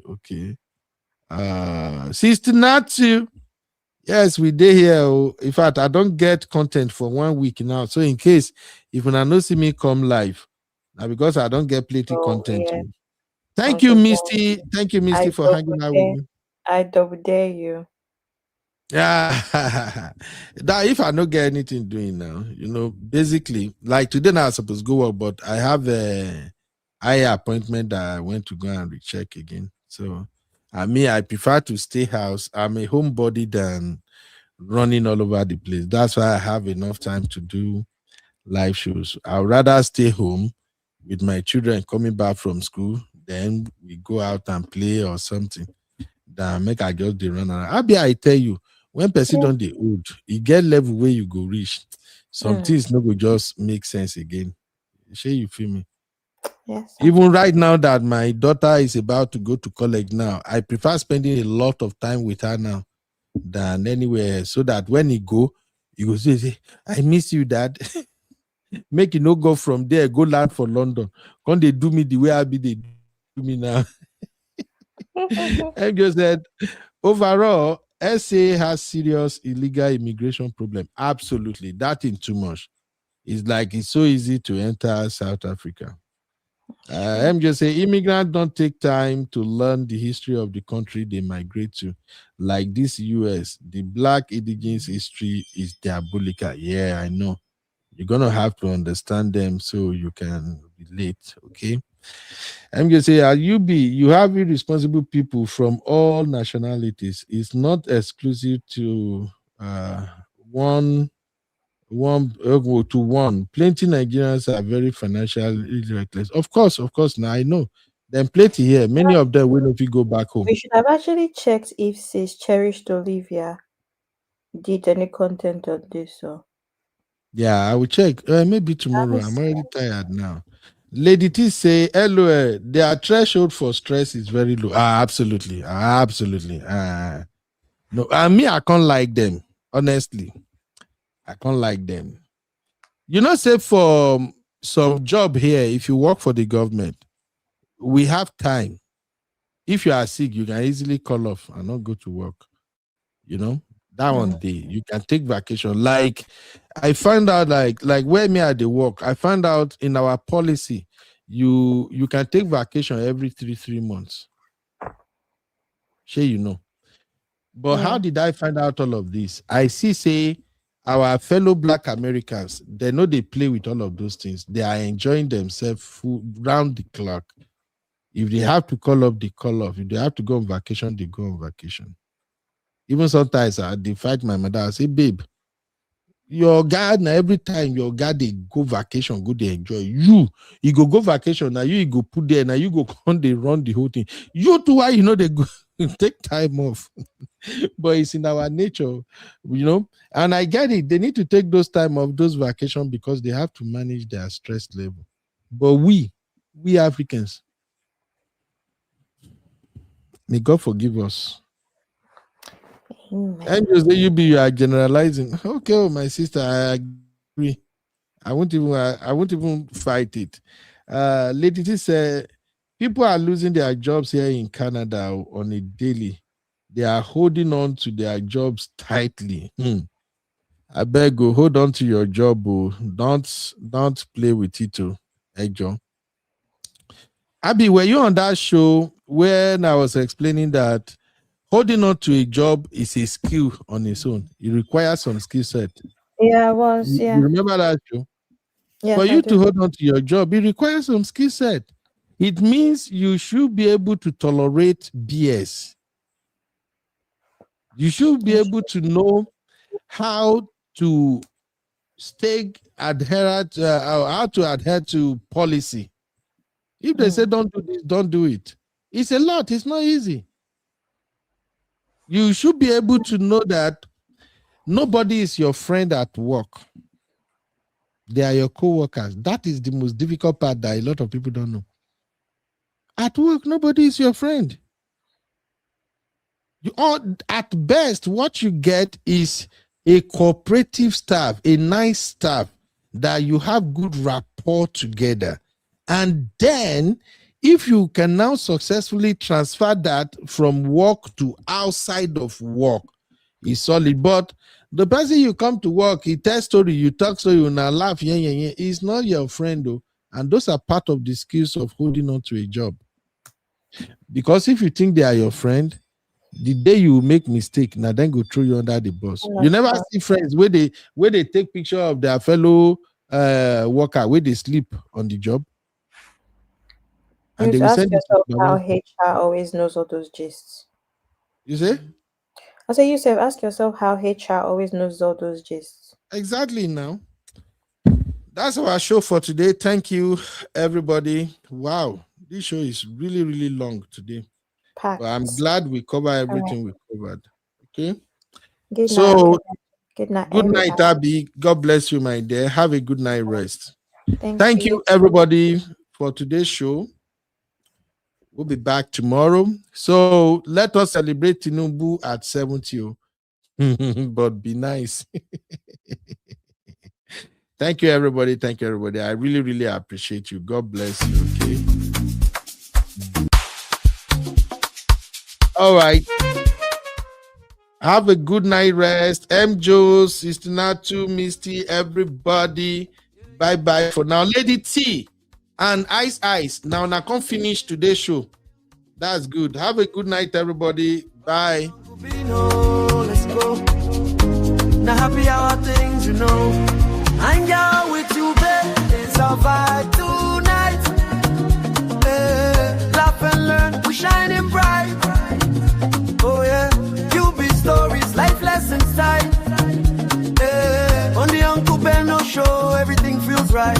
From the streets to the world, we talk real talk. Vibes on the beat, make the whole place rock. Happy hour flow with smiles non-stop. Sip and chill with you, be the energy on top. You be stories, dropping them every day.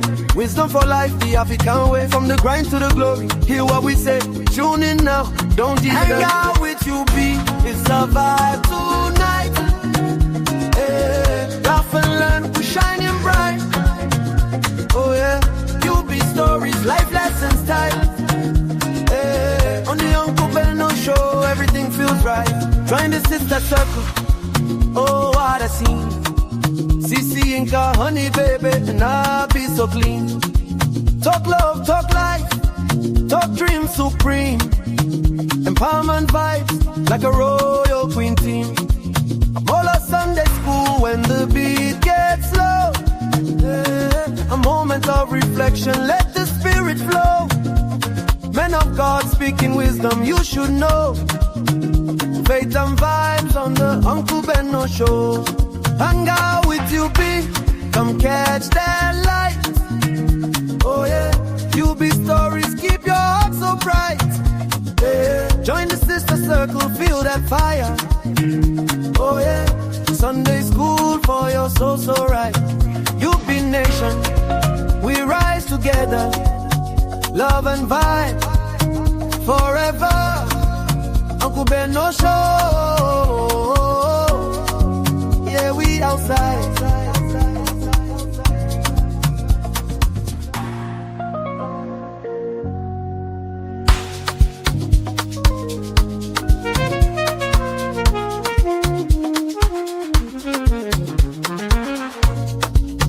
Yeah, yeah, yeah. You be in the building. Hey, vibe with Uncle Bino. Let's go. Now happy hour things, you know. Hang out with you, babe. It's our vibe tonight. Hey, laugh and learn. We shining bright. Oh yeah, you be stories, life lessons time. Hey, on the Uncle Benno show, everything feels right. From the streets to the world, we talk real talk. Vibes on the beat, make the whole place rock. Happy hour flow with smiles non-stop. Sip and chill with you, be the energy on top. You be stories, dropping them every day. Wisdom for life, the African way. From the grind to the glory, hear what we say. Tune in now, don't deviate. Hang out with you, be it's a vibe tonight. Hey, laugh and learn, we shining bright.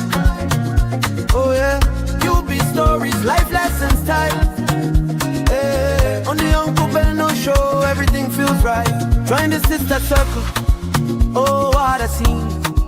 CC Inca, honey baby, and I be so clean.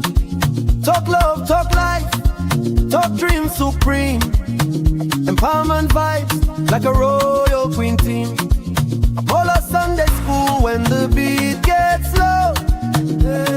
A moment of reflection, let the spirit flow. Men of God speaking wisdom, you should know. Faith and vibes on the Uncle Benno show. Hang out with you, be come catch that light. Oh yeah, you be stories, keep your heart so bright. Yeah. Join the sister circle, feel that fire. Oh yeah, Sunday school for your soul so right. You be nation, we rise together. Love and vibe forever. Uncle Benno show. Yeah, we outside.